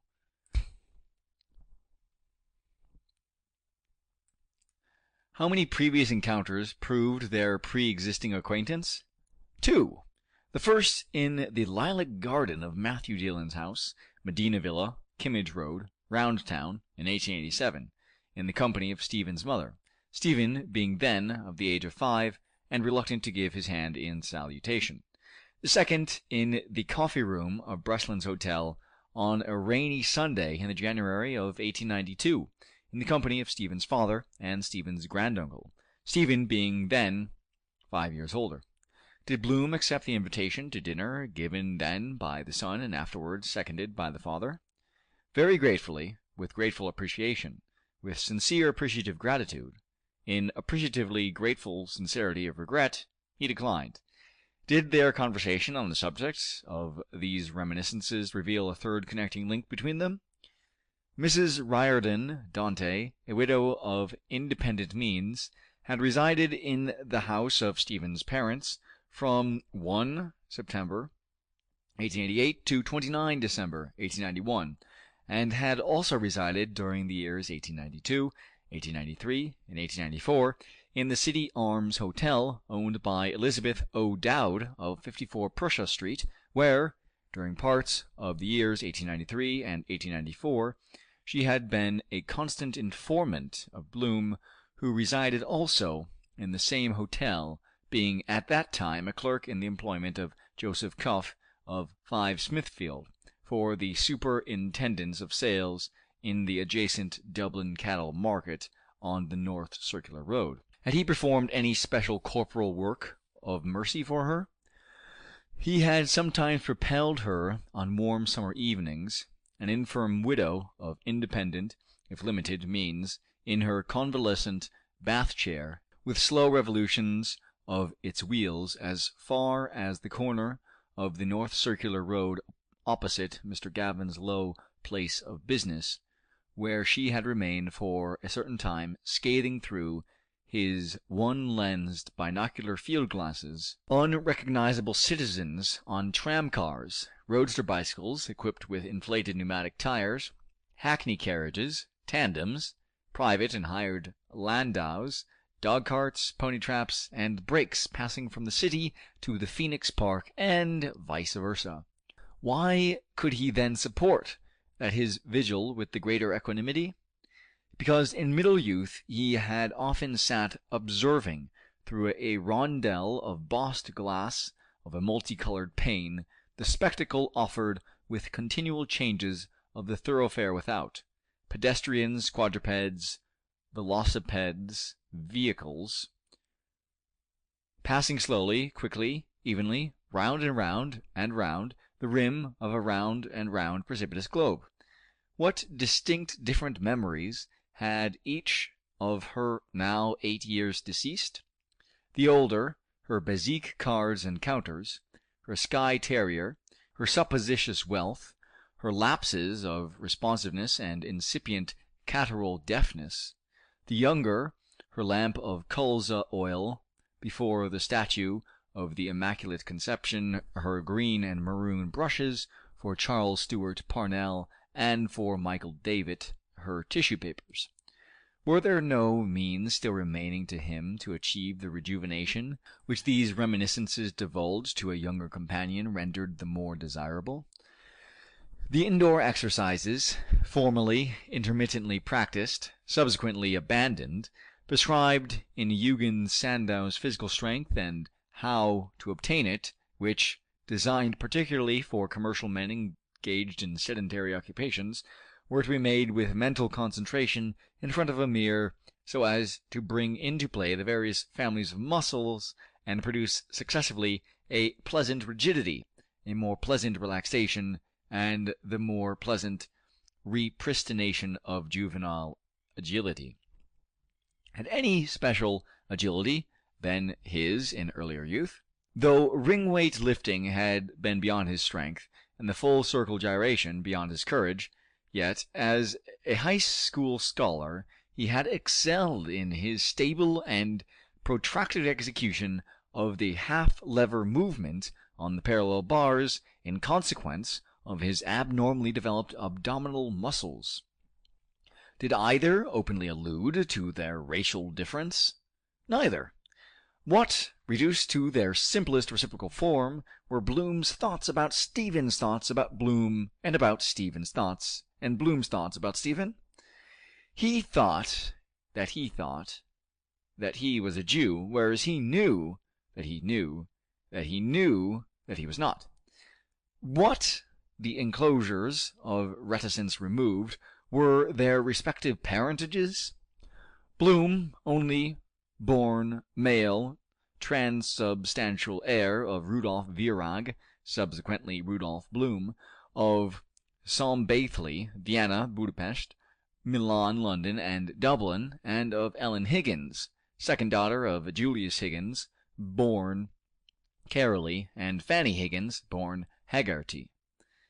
Stephen, eldest surviving male, consubstantial heir of Simon Dedalus of Cork and Dublin, and of Mary, daughter of Richard and Christina Goulding, born Greer. Had Bloom and Stephen been baptized, and where and by whom, cleric or layman? Bloom 3 times, by the Reverend Mr. Gilmer Johnson, M.A., alone, in the Protestant Church of St. Nicholas, without, Coombe, by James O'Connor, Philip Gilligan, and James Fitzpatrick, together under a pump in the village of Swords, and by the Reverend Charles Malone, C.C., in the Church of the Three Patrons, Rathgar. Stephen, once, by the Reverend Charles Malone, C.C., alone, in the Church of the Three Patrons, Rathgar. Did they find their educational career similar? Substituting Stephen for Bloom, Stoom would have passed successively through a dame's school and the high school.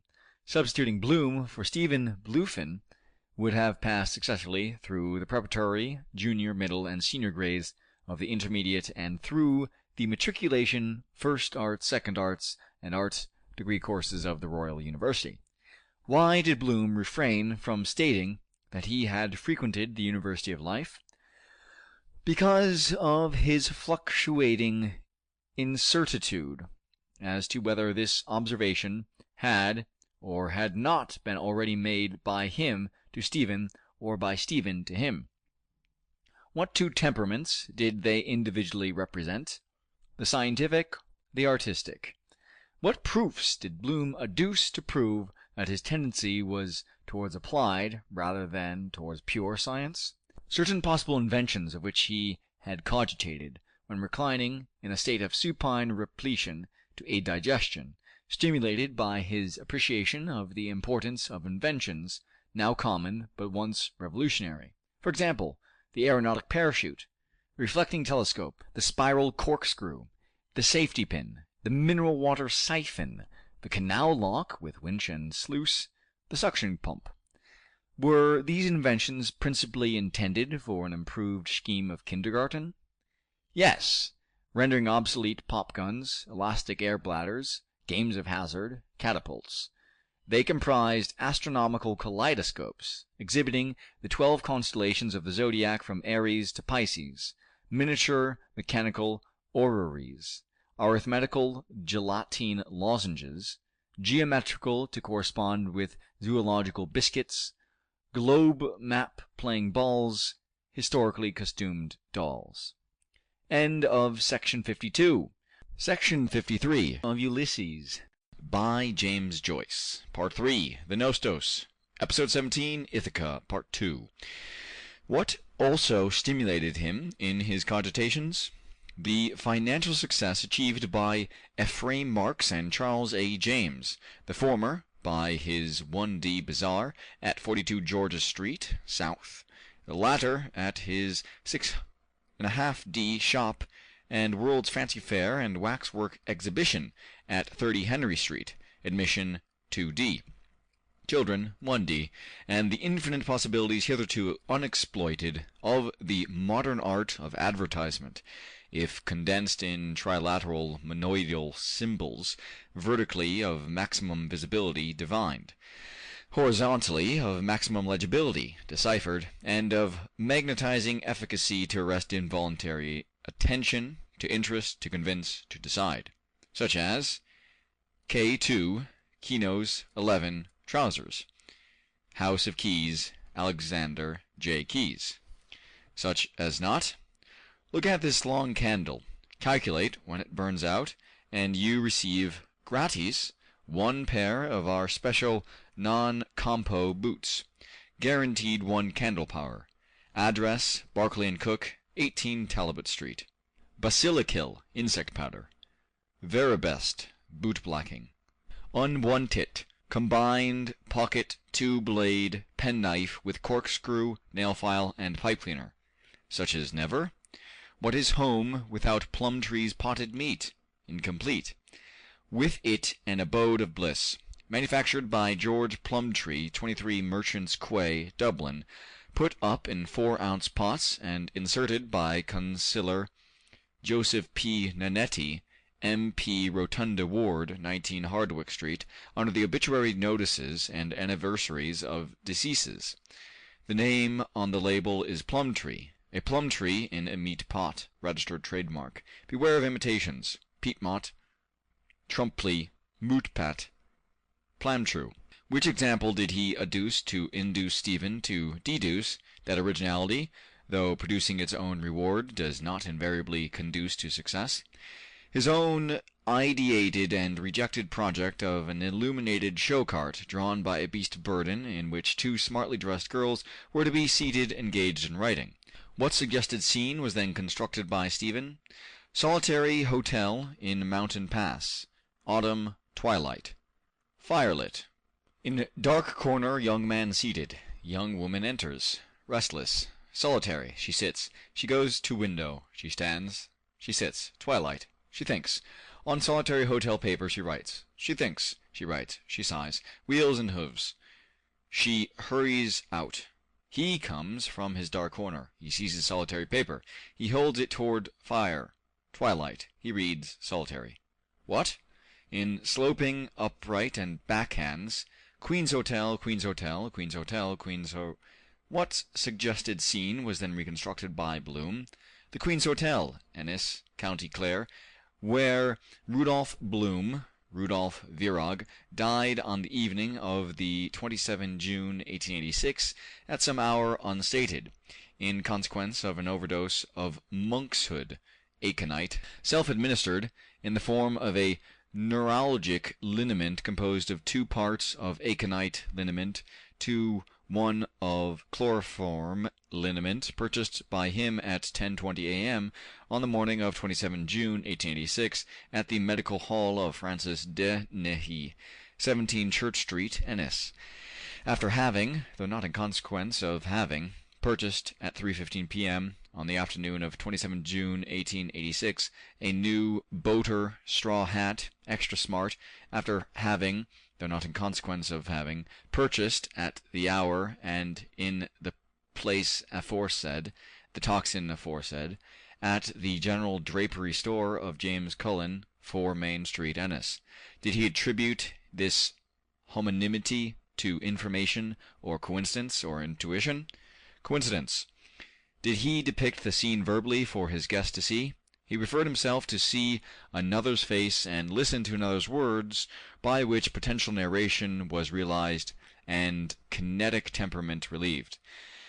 Did he see only a small coincidence in the second scene narrated to him, described by the narrator as a Pisgah site of Palestine, or the parable of the plums? It, with the preceding scene, and with others unnarrated but existent by implication, to which add essays on various subjects or moral apothegms, e.g., My Favorite Hero or Procrastination is the Thief of Time, composed during school years, seem to him to contain in itself and in conjunction with the personal equation certain possibilities of financial, social, personal, and sexual success, whether specially collected and selected as model pedagogic themes of cent per cent merit for the use of preparatory and junior grade students, or contributed in printed form, following the precedent of Philip Buffoy or Dr. Dick or Heblin's Studies in Blue, to a publication of certified circulation and solvency, or employed verbally as intellectual stimulation for sympathetic auditors, tacitly appreciative of successful narrative and confidently augurative of successful achievement during the increasingly longer nights gradually following the summer solstice on the day but 3 following Vidilect, Tuesday, 21 June, S. Aloysius Gonzaga, sunrise 3:33 a.m., sunset 8:29 p.m. Which domestic problem, as much as, if not more than, any other frequently engaged his mind? What to do with our wives? What had been his hypothetical singular solutions? Parlor games, dominoes, halma, tiddlywinks, spillikins, cup and ball, nap, spoil 5, bezique 25, beggar my neighbor, draughts, chess, or backgammon, embroidery, darning or knitting for the Palisaded Clothing Society, musical duets, mandolin and guitar, piano and flute, guitar and piano, legal scrivenery or envelope addressing, bi-weekly visits to variety entertainments, commercial activity as pleasantly commanding and pleasing, obeyed mistress, proprietress in a cool dairy shop or warm cigar divan, the clandestine satisfaction of erotic irritation in masculine brothels, state-inspected and medically controlled social visits at regular, infrequent, prevented intervals, and with regular, frequent, preventive superintendence to and from female acquaintances of recognized respectability in the vicinity, courses of evening instruction specially designed to render liberal instruction agreeable. What instances of deficient mental development in his wife inclined him in favor of the last-mentioned 9th solution? In disoccupied moments she had more than once covered a sheet of paper with signs and hieroglyphs, which she stated were Greek and Irish and Hebrew characters. She had interrogated constantly at varying intervals as to the correct method of writing the capital initial of the name of a city in Canada, Quebec. She understood little of political complications, internal or balance of power, external. In calculating the addenda of bills, she frequently had recourse to digital aid. After completion of laconic epistolary compositions, she abandoned the implement of calligraphy in the encaustic pigment, exposed to the corrosive action of copperas, green vitriol, and nut gold. Unusual polysyllables of foreign origin she interpreted phonetically, or by false analogy, or by both. Metempsychosis, alias a mendacious person mentioned in sacred scripture. What compensated in the false balance of her intelligence for these and such deficiencies of judgment regarding persons, places, and things? The false apparent parallelism of all perpendicular arms of all balances, proved true by construction. The counterbalance of her proficiency of judgment regarding one person proved true by experiment. How had he attempted to remedy this state of comparative ignorance? Variously. By leaving in a conspicuous place a certain book open at a certain page, by assuming in her, when alluding explanatorily, latent knowledge, by open ridicule, in her presence, of some absent other's ignorant lapse. With what success had he attempted direct instruction? She followed not all, a part of the whole, gave attention with interest, comprehended with surprise, with care repeated, with greater difficulty remembered, forgot with ease, with misgiving remembered, repeated with air. What system had provided more effective? Indirect suggestion implicating self-interest. Example? She disliked umbrella with rain. He liked woman with umbrella. She disliked new hat with rain. He liked woman with new hat. He bought new hat with rain. She carried umbrella with new hat. Accepting the analogy implied in his guest's parable, which examples of post-exilic eminence did he adduce? 3 seekers of the pure truth: Moses of Egypt, Moses Maimonides, author of More Nebuchim, guide of the perplexed, and Moses Mendelssohn, of such eminence that from Moses of Egypt to Moses Mendelssohn there rose none like Moses Maimonides. What statement was made under correction by Bloom concerning a 4th seeker of pure truth by name Aristotle, mentioned with permission by Stephen? That the seeker mentioned had been a pupil of a rabbinical philosopher, name uncertain. Were other apocryphal, illustrious sons of the law and children of a selected or rejected race mentioned? Felix Bartholdy Mendelssohn, composer. Baruch Spinoza, philosopher. Mendoza, pugilist. Ferdinand Lassalle, reformer, dualist. What fragments of verse from the ancient Hebrew and ancient Irish languages were cited, with modulations of voice and translation of texts by guest to host and by host to guest?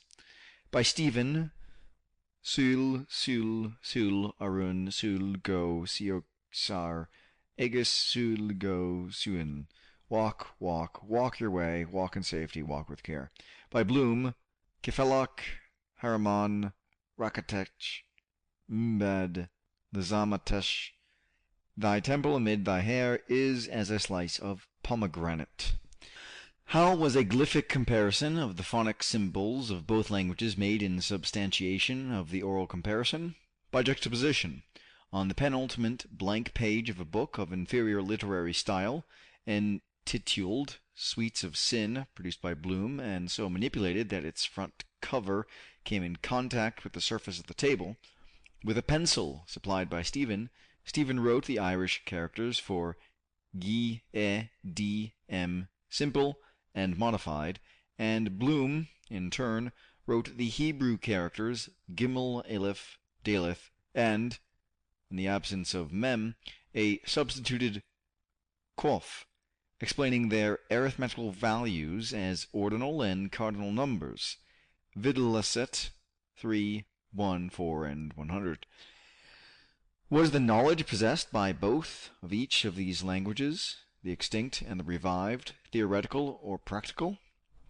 Theoretical, being confined to certain grammatical rules of accidence and syntax, and practically excluding vocabulary. What points of contact existed between these languages and between the peoples who spoke them?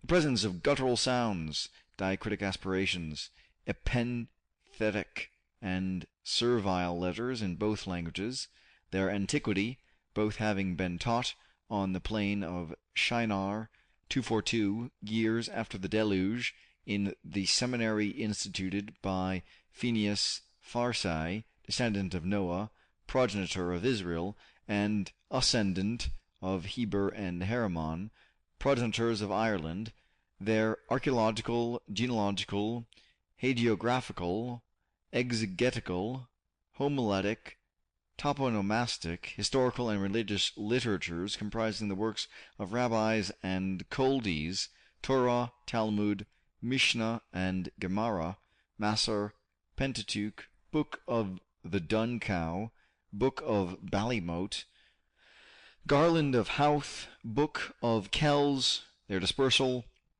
persecution, survival, and revival, the isolation of their synagogical and ecclesiastical rites in Ghetto, S. Mary's Abbey, and Mass House, Adam and Eve's Tavern, the proscription of their national costumes in penal laws and Jewish dress acts, the restoration of Chana David of Zion, and the possibility of Irish political autonomy or devolution. What anthem did Bloom chant partially in anticipation of that multiple, ethnically irreducible consummation? Kolod Balejwa Pnima, Nefesh Jehudi Homijah. Why was the chant arrested at the conclusion of this first distich? In consequence of defective mnemotechnic. How did the chanter compensate for this deficiency? By a paraphrastic version of the general text. In what common study did their mutual reflections merge? The increasing simplification traceable from the Egyptian epigraphic hieroglyphs to the Greek and Roman alphabets, and the anticipation of modern stenography and telegraphic code in the cuneiform inscriptions, Semitic, and the vergular Kinkekostate Ogham writing, Celtic. Did the guest comply with his host's request? Doubly, by appending his signature in Irish and Roman characters. What was Stephen's auditive sensation? He heard, in a profound ancient male unfamiliar melody, the accumulation of the past. What was Bloom's visual sensation? He saw in a quick young male, familiar form, the predestination of a future. What were Stephen's and Bloom's quasi-simultaneous, volitional, quasi-sensations of concealed identities? Visually, Stephen's, the traditional figure of hypostasis, depicted by Johannes Damascenus, Lentulus Romanus, and Epiphanius Monachus as leucodermic, sesquipedalian, with wine-dark hair. Auditively, Bloom's, the traditional ascent of the ecstasy of catastrophe. What future careers had been possible for Bloom in the past, and with what exemplars?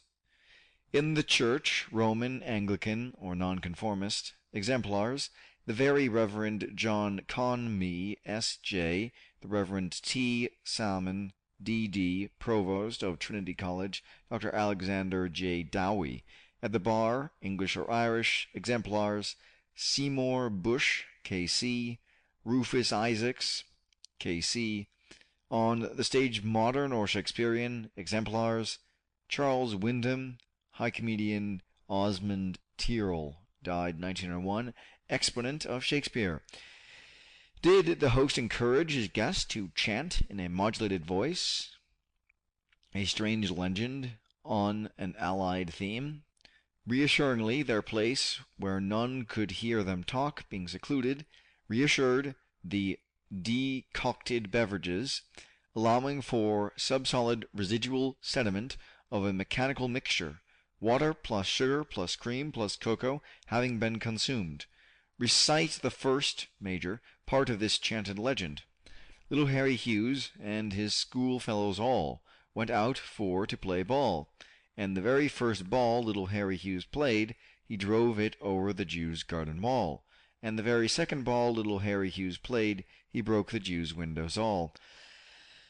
How did the son of Rudolph receive this first part? With unmixed feeling. Smiling, a Jew he heard with pleasure and saw the unbroken kitchen window. Recite the second part, minor, of the legend. Then out there came the Jew's daughter, and she all dressed in green. Come back, you pretty little boy, and play your ball again.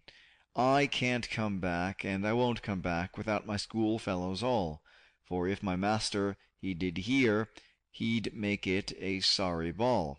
She took him by the lily-white hand and led him along the hall, until she led him to a room where none could hear him call. She took a penknife out of her pocket and cut off his little head, and now he'll play ball no more, for he lies among the dead. How did the father of Millicent receive this second part? With mixed feelings. Unsmiling, he heard and saw with wonder a Jew's daughter all dressed in green. Condense Stephen's commentary. One of all, the least of all, is the victim predestined. Once by inadvertence, twice by design, he challenges his destiny. It comes when he is abandoned and challenges him reluctant, and, as an apparition of hope and youth, holds him unresisting. It leads him to a strange habitation, to a secret infidel apartment, and there, implacable, immolates him, consenting. Why was the host, victim predestined, sad? He wished that a tale of a deed should be told of a deed not by him, should by him not be told. Why was the host reluctant, unresisting still? In accordance with the law of the conservation of energy. Why was the host, secret infidel, silent? He weighed the possible evidences for and against ritual murder, the incitations of the hierarchy, the superstition of the populace, the propagation of rumor and continued fraction of veridicity, the envy of opulence, the influence of retaliation, the sporadic reappearance of atavistic delinquency, the mitigating circumstances of fanaticism, hypnotic suggestion, and somnambulism. From which, if any, of these mental or physical disorders was he not totally immune?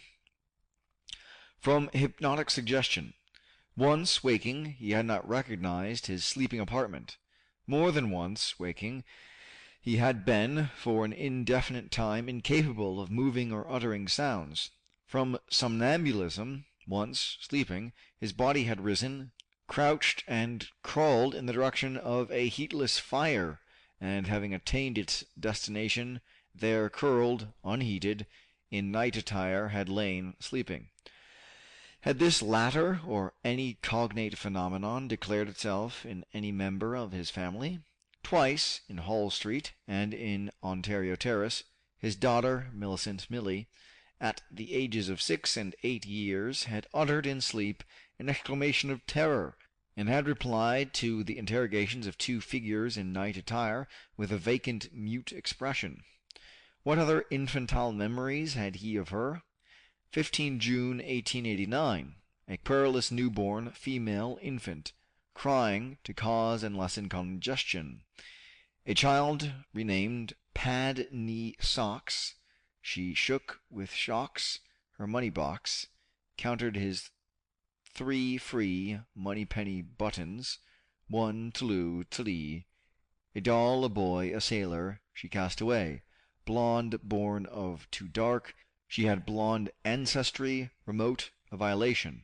Herr Hauptmann Haynau, Austrian Army, proximate, a hallucination. Lieutenant Mulvey, British Navy. What endemic characteristics were present?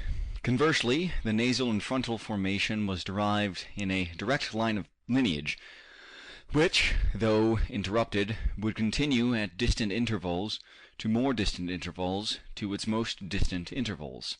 What memories had he of her adolescence? She relegated her hoop and skipping rope to a recess. On the Duke's lawn, entreated by an English visitor, she declined to permit him to make and take away her photographic image, objection not stated, on the South Circular Road, in the company of Elsa Potter, followed by an individual of sinister aspect. She went halfway down Stamer Street and turned abruptly back, reason of change not stated. On the vigil of the 15th anniversary of her birth, she wrote a letter from Mullingar, County Westmeath, making a brief allusion to a local student, faculty and year not stated. Did that first division, portending a second division, afflict him? Less than he had imagined, more than he had hoped. What second departure was contemporaneously perceived by him similarly, if differently? A temporary departure of his cat. Why similarly? Why differently? Similarly, because actuated by a secret purpose, the quest of a new male, Mullingar student, or of a healing herb, valerian. Differently, because of different possible returns to the inhabitants or to the habitation. In other respects, were their differences similar? In passivity, in economy, in the instinct of tradition, in unexpectedness, as, inasmuch as leaning she sustained her blonde hair for him to ribbon it for her, cf. neck-arching cat. Moreover, in the free surface of the lake in Stephen's Green, amid inverted reflections of trees, her uncommented spit, describing concentric circles of waterings, indicated by the constancy of its permanence the locus of a somnolent, prostrate fish, cf. mouse-watching cat. Again, in order to remember the date, combatants, issue, and consequences of a famous military engagement, she pulled a plait of her hair, cf. ear-washing cat. Furthermore, silly Milly, she dreamed of having had an unspoken, unremembered conversation with a horse whose name had been Joseph, to whom which she had offered a tumblerful of lemonade, which he had appeared to have accepted, cf. hearth-dreaming cat. Hence, in passivity, in economy, in the instinct of tradition, in unexpectedness, their differences were similar. In what way had he utilized gifts, 1, an owl, 2, a clock, given as matrimonial auguries, to interest and to instruct her? As object lessons to explain: 1. The nature and habits of oviparous animals, the possibility of aerial flight, certain abnormalities of vision, the secular process of embalsamation. 2. The principle of the pendulum, exemplified in bob, wheel gear, and regulator, the translation in terms of human or social regulation of the various positions of clockwise movable indicators on an unmoving dial, the exactitude of the recurrence per hour of an instant in each hour when the longer and the shorter indicator were at the same angle of inclination, videlicet. 5 5/11 minutes passed each hour per hour in arithmetical progression. In what manners did she reciprocate? She remembered, on the 27th anniversary of his birth, she presented to him a breakfast mustache cup of imitation Crown Derby porcelainware. She provided, at quarter day or thereabouts, if or when purchases had been made by him, not for her, she showed herself attentive to his necessities, anticipating his desires.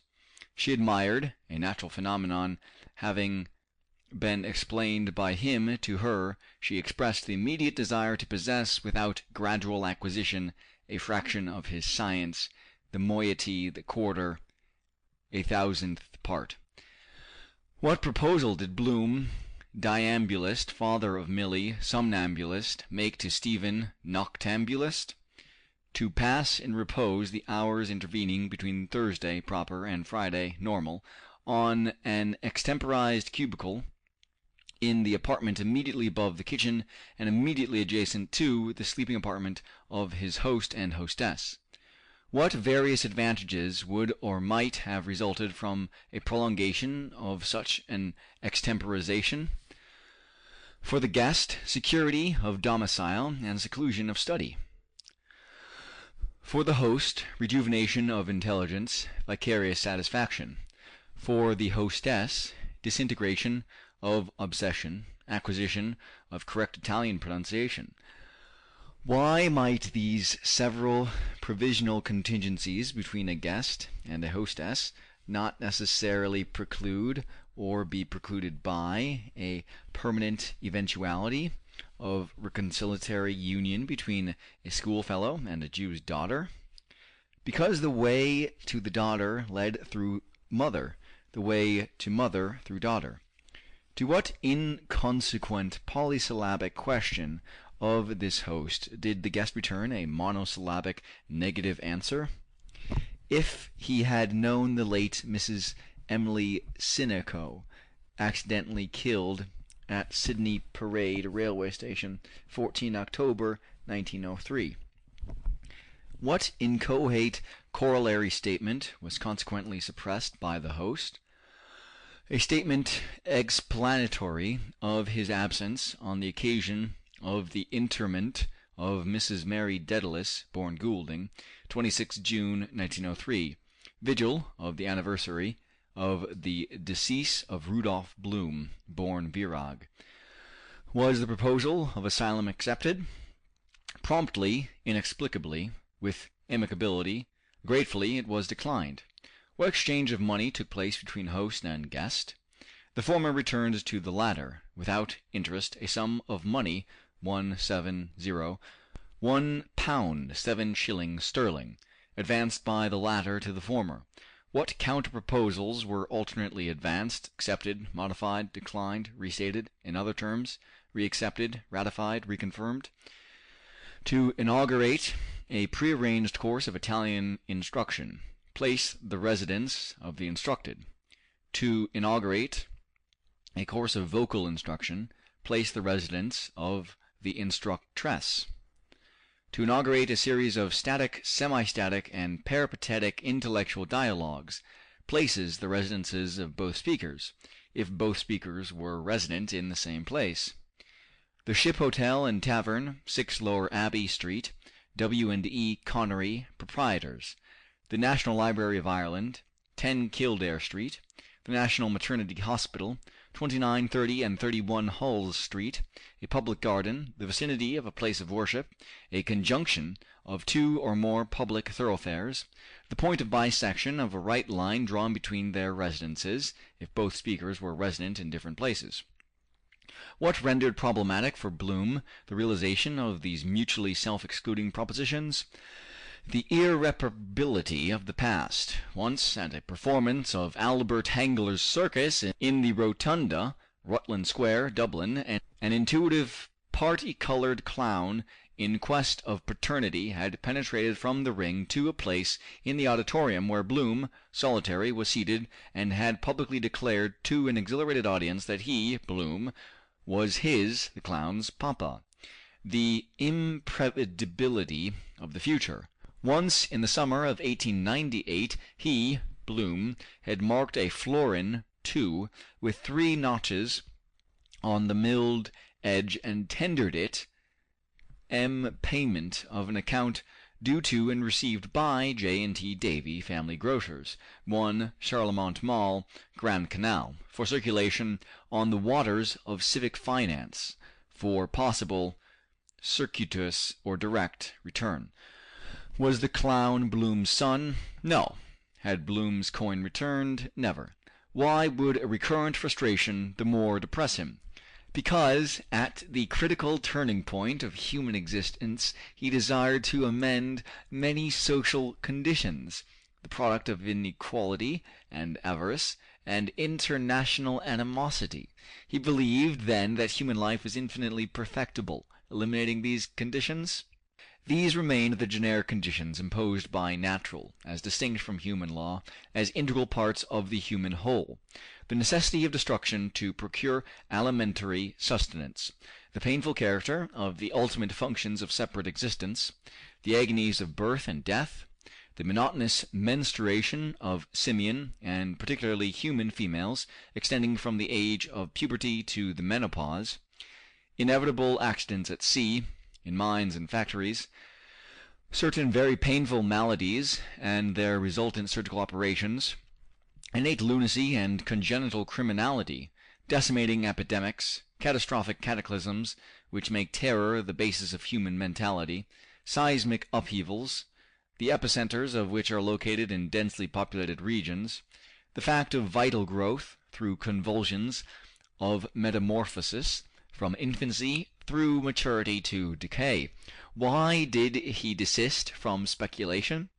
Because it was a task for a superior intelligence to substitute other more acceptable phenomena in the place of the less acceptable phenomena to be removed. Did Stephen participate in his dejection? He affirmed his significance as a conscious rational animal proceeding syllogistically from the known to the unknown, and a conscious rational regent between a micro and a macrocosm, ineluctably constructed upon the incertitude of the void. Was this affirmation apprehended by Bloom? Not verbally, substantially. What comforted his misapprehension? That as a competent keyless citizen he had proceeded energetically from the unknown to the known through the incertitude of the void.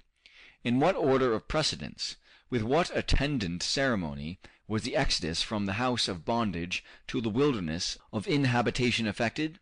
Lighted candle in stick borne by Bloom. Diaconal hat on ash plant borne by Stephen. With what intonation secreto of what commemorative psalm? The 113th, Modus Peregrinus, in exitu Israel de Egypto, domus Jacob de populo barbaro. What did each do at the door of egress? Bloom set the candlestick on the floor. Stephen put the hat on his head. For what creature was the door of egress a door of ingress? For a cat.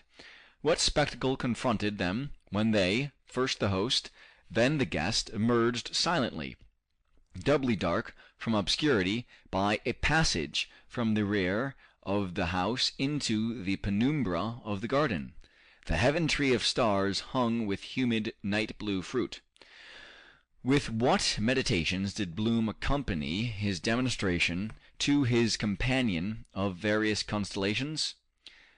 Meditations of evolution increasingly vaster, of the moon invisible in incipient lunation, approaching perigee, of the infinite latiginous, scintillating, uncondensed Milky Way, discernible by daylight by an observer placed at the lower end of a cylindrical vertical shaft 5,000 feet deep, sunk from the surface toward the center of the earth, of Sirius Alpha in Canis Major, 10 light years, 57 trillion miles, distant and in volume 900 times the dimension of our planet, of Arcturus, of the procession of equinoxes, of Orion, with belt and sextuple sun, theta, and nebula, in which 100 of our solar systems could be contained, of moribund and of nascent new stars such as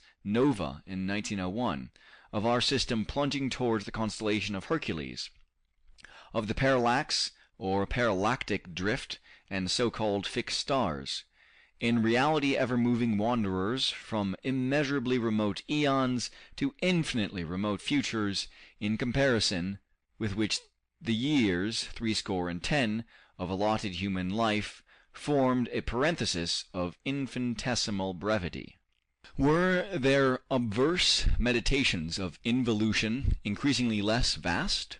Of the eons of geological periods recorded in the stratifications of the earth, of the myriad minute entomological organic existences concealed in cavities of the earth, beneath removable stones, in hives and mounds, of microbes, germs, bacteria, bacilli, spermatozoa, of the incalculable trillions of billions of millions of imperceptible molecules contained by cohesion of molecular affinity in a single pinhead, of the universe of human serum constellated with red and white bodies, themselves universes of void space constellated with other bodies, each in continuity, its universe of divisible component bodies, of which each was again divisible in divisions of redivisible component bodies, dividends and divisors ever diminishing without actual division, till, if the progress were carried far enough, not nowhere was never reached. Why did he not elaborate these calculations to a more precise result? Because some years previously, in 1886, when occupied with the problem of the quadrature of the circle, he had learned of the existence of a number computed to a relative degree of accuracy to be of such magnitude and of so many places, e.g., the ninth power of the ninth power of 9, that the result having been obtained, 33 closely printed volumes of 1,000 pages each of innumerable quires and reams of India paper would have to be requisitioned in order to contain the complete tale of its printed integers of units, tens, hundreds, thousands, tens of thousands, hundreds of thousands, millions, tens of millions, hundreds of millions, billions, the nucleus and the nebula of every digit of every series, containing succinctly the potentiality of being raised to the utmost kinetic elaboration of any power of any of its powers. Did he find the problems of the inhabitability of the planets and their satellites by a race given in species, and the possible social and moral redemption of said race by a redeemer easier of solution? Of a different order of difficulty, conscious that the human organism, normally capable of sustaining an atmospheric pressure of 19 tons, when elevated to a considerable altitude in the terrestrial atmosphere, suffered, with arithmetical progression of intensity, according as the line of demarcation between troposphere and stratosphere was approximated from nasal hemorrhage, impeded respiration and vertigo. When proposing the problem for solution, he had conjectured as a working hypothesis, which could not be proved impossible, that a more adaptable and differently anatomically constructed race of beings might subsist otherwise under Martian, Mercurial, Venereal, Jovian, Saturnian, Neptunian, or Uranian sufficient and equivalent conditions, though an apogean humanity of beings created in varying forms with finite differences resulting similar to the whole and to one another would probably there as here inalterably and inalienably attached to vanities of vanities, and all that is vanity. And the problem of possible redemption? The minor was proved by the major. Which various features of the constellations were in turn considered? The various colors, significant of various degrees of vitality, white, yellow, crimson, vermilion, cinnabar, their degrees of brilliancy, their magnitudes revealed up to and including the seventh, their positions to Waggoner's star, Walsingham Way, the chariot of David, the annular cinctures of Saturn, the condensation of spiral nebulae into suns, the interdependent gyrations of double suns, the independent synchronous discoveries of Galileo, Simon Marius, Piazzi, Leverrier, Herschel, Gall, the systematizations attempted by Bode and Kepler of cubes of distances and squares of times of revolution, the almost infinite compressibility of hirsute comets and their vast elliptical egressive and re-entrant orbits from perihelion to aphelion, the sidereal origin of meteoric stones, the Libyan floods on Mars about the period of the birth of the younger astroscopist, the annual recurrence of meteoric showers about the period of the feast of S. Lawrence, martyr, low August, the monthly recurrence known as the new moon, with the old moon in her arms, the positive influence of celestial on human bodies, the appearance of a star, first magnitude, of exceeding brilliancy, dominating by night and day a new luminous sun generated by the collision and amalgamation in incandescence of two non-luminous X-suns, about the period of the birth of William Shakespeare over Delta in the recumbent, never-setting constellation of Cassiopeia, and of a star second magnitude, of similar origin, but of lesser brilliancy, which had appeared in and disappeared from the constellation of the Corona Septentrionalis, about the period of the birth of Leopold Bloom, and of other stars of presumably similar origin, which had effectively or presumably appeared in and disappeared from the constellation of Andromeda about the period of the birth of Stephen Dedalus, and in and from the constellation of Auriga some years after the birth and death of Rudolph Bloom, Jr., and in and from other constellations some years before or after the birth or death of other persons. The attendant phenomena of eclipses, solar and lunar, from immersion to emersion, abatement of wind, transit of shadow, taciturnity of winged creatures, emergence of nocturnal or crepuscular animals, persistence of infernal light, obscurity of terrestrial waters, pallor of human beings. End of section 53. Section 54 of Ulysses by James Joyce. Part 3, The Nostos. Episode 17, Ithaca. Part 3. His, Bloom's, logical conclusion, having weighed the matter and allowing for possible error, that it was not a heaven tree, not a heaven grot, not a heaven beast, not a heaven man, that it was a utopia, there being no known method from the known to the unknown, an infinity renderable equally finite by the supposititious apposition of one or more bodies equally of the same and of different magnitudes, a mobility of illusory forms immobilized in space, remobilized in air, a past which possibly had ceased to exist as a present before its probable spectators had entered actual present existence. Was he more convinced of the aesthetic value of the spectacle? Indubitably in consequence of the reiterated examples of poets in the delirium of the frenzy of attachment or in the abasement of rejection, invoking ardent sympathetic constellations or the frigidity of the satellite of their planet. Did he then accept as an article of belief the theory of astrological influences upon sublunary disasters? It seemed to him as possible of proof as of confutation, and the nomenclature employed in its selenographical charts as attributable to verifiable intuition as to fallacious analogy.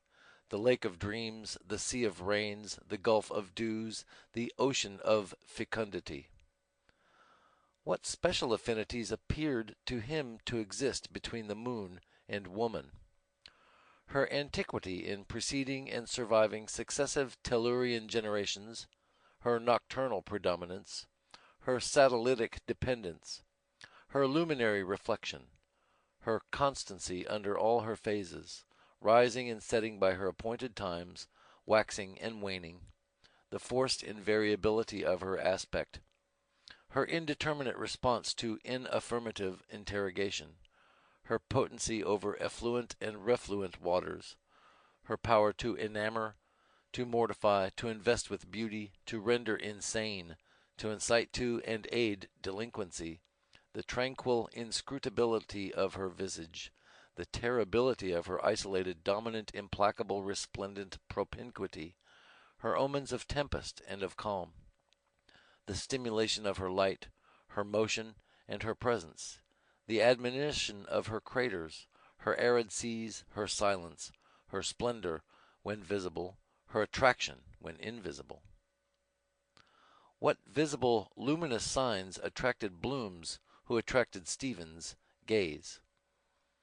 In the second story rear of his, Bloom's, house, the light of a paraffin oil lamp with oblique shade projected on a screen of roller blind supplied by Frank O'Hara, window blind, curtain pole, and revolving shutter manufacturer, 16 Ongier Street.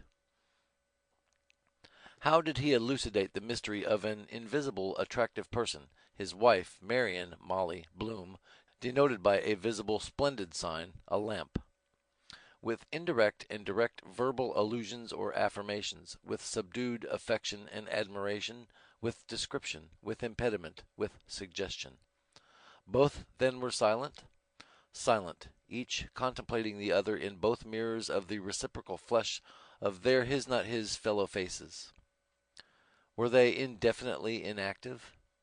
At Stephen's suggestion, at Bloom's instigation, both, first Stephen, then Bloom, in penumbra urinated, their sides contiguous, their organs of micturition reciprocally rendered invisible by manual circumposition, their gazes, first Bloom's, then Stephen's, elevated to the projected luminous and semiluminous shadow. Similarly, the trajectories of their first sequent, then simultaneous urinations were dissimilar. Bloom's longer, less irruent, in the incomplete form of the bifurcated penultimate alphabetical letter, who in his ultimate year at high school, 1880, had been capable of attaining the point of greatest altitude against the whole concurrent strength of the institution, 210 scholars. Stephen's higher, more sibilant, who in the ultimate hours of the previous day had augmented by diuretic consumption and insistent vesical pressure. What different problems presented themselves to each concerning the invisible, audible, collateral organ of the other. To Bloom, the problems of irritability, tumescence, rigidity, reactivity, dimension, sanitariness, pilosity.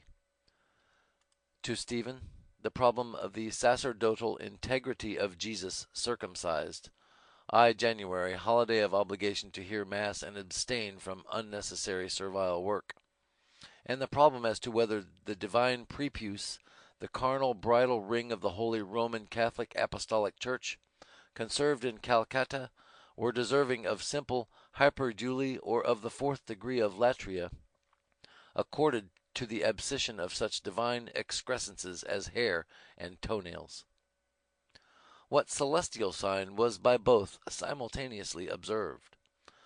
A star precipitated with great apparent velocity across the firmament from Vega in the Lyre above the zenith, beyond the star group of the Tress of Berenice towards the zodiacal sign of Leo. How did the centripetal remainer afford egress to the centrifugal departer?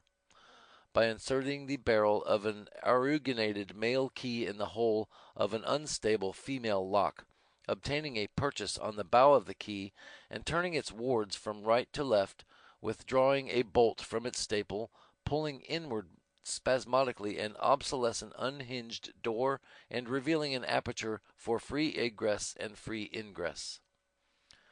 How did they take leave, one of the other, in separation? Standing perpendicular at the same door, and on different sides of its base, the lines of their valedictory arms, meeting at any point and forming any angle less than the sum of two right angles. What sound accompanied the union of their tangent, the disunion of their, respectively, centrifugal and centripetal hands? The sound of the peal of the hour of the night by the chime of the bells in the church of St. George. What echoes of that sound were by both and each heard? By Stephen, Liliata rutilantium turma surcemdet, jubilantium te virginium chorus excipiat. By Bloom, hi-ho, hi-ho, hi-ho, hi-ho. Where were the several members of the company which with Bloom that day at the bidding of that peal had travelled from Sandymount in the south to Glasnevin in the north? Martin Cunningham in bed, Jack Power in bed, Simon Dedalus in bed, Ned Lambert in bed, Tom Kernan in bed, Joe Hines in bed, John Henry Menton in bed, Bernard Corrigan in bed, Patsy Dignam in bed, Patty Dignam in the grave. Alone, what did Bloom hear? The double reverberation of retreating feet on the heaven-born earth, the double vibration of a Jew's harp in the resonant lane. Alone, what did Bloom feel? The cold of interstellar space, thousands of degrees below freezing point or the absolute zero of Fahrenheit, centigrade, or Réaumur, the incipient intimations of proximate dawn. Of what did bell chime and hand touch and footstep and lone chill remind him? Of companions now in various manners in different places defunct. Percy Apjohn, killed in action, Modder River. Philip Gilligan, Pathisis, Jervis Street Hospital. Matthew F. Kane, accidental drowning, Dublin Bay. Philip Moisel, Paemia, Heightsbury Street. Michael Hart, Pathisis, Mater Misericordiae Hospital. Patrick Dignam, apoplexy, Sandymount. What prospect of what phenomena inclined him to remain? The disparition of 3 final stars, the diffusion of daybreak, the apparition of a new solar disk. Had he ever been a spectator of these phenomena? Once, in 1887, after a protracted performance of charades in the house of Luke Doyle, Kimmage, he had awaited with patience the apparition of the diurnal phenomenon, seated on a wall, his gaze turned in the direction of Mizroch, the east. He remembered the initial paraphenomena: more active air, a matutinal distant cock, ecclesiastical clocks at various points, Avine music, the isolated tread of an early wayfarer, the visible diffusion of the light of an invisible luminous body, the first golden limb of the resurgent sun perceptible low on the horizon. Did he remain? With deep inspiration he returned, retraversing the garden, re-entering the passage, reclosing the door. With brief suspiration he reassumed the candle, reascended the stairs, reapproached the door of the front room, hall floor, and re-entered. What suddenly arrested his ingress? The right temporal lobe of the hollow sphere of his cranium came into contact with a solid timber angle where, an infinitesimal but sensible fraction of a second later, a painful sensation was located in consequence of antecedent sensations transmitted and registered. Describe the alterations effected in the disposition of the articles of furniture. A sofa upholstered in prune plush had been translocated from opposite the door to the ingleside near the compactly furled Union Jack, an alteration which he had frequently intended to execute.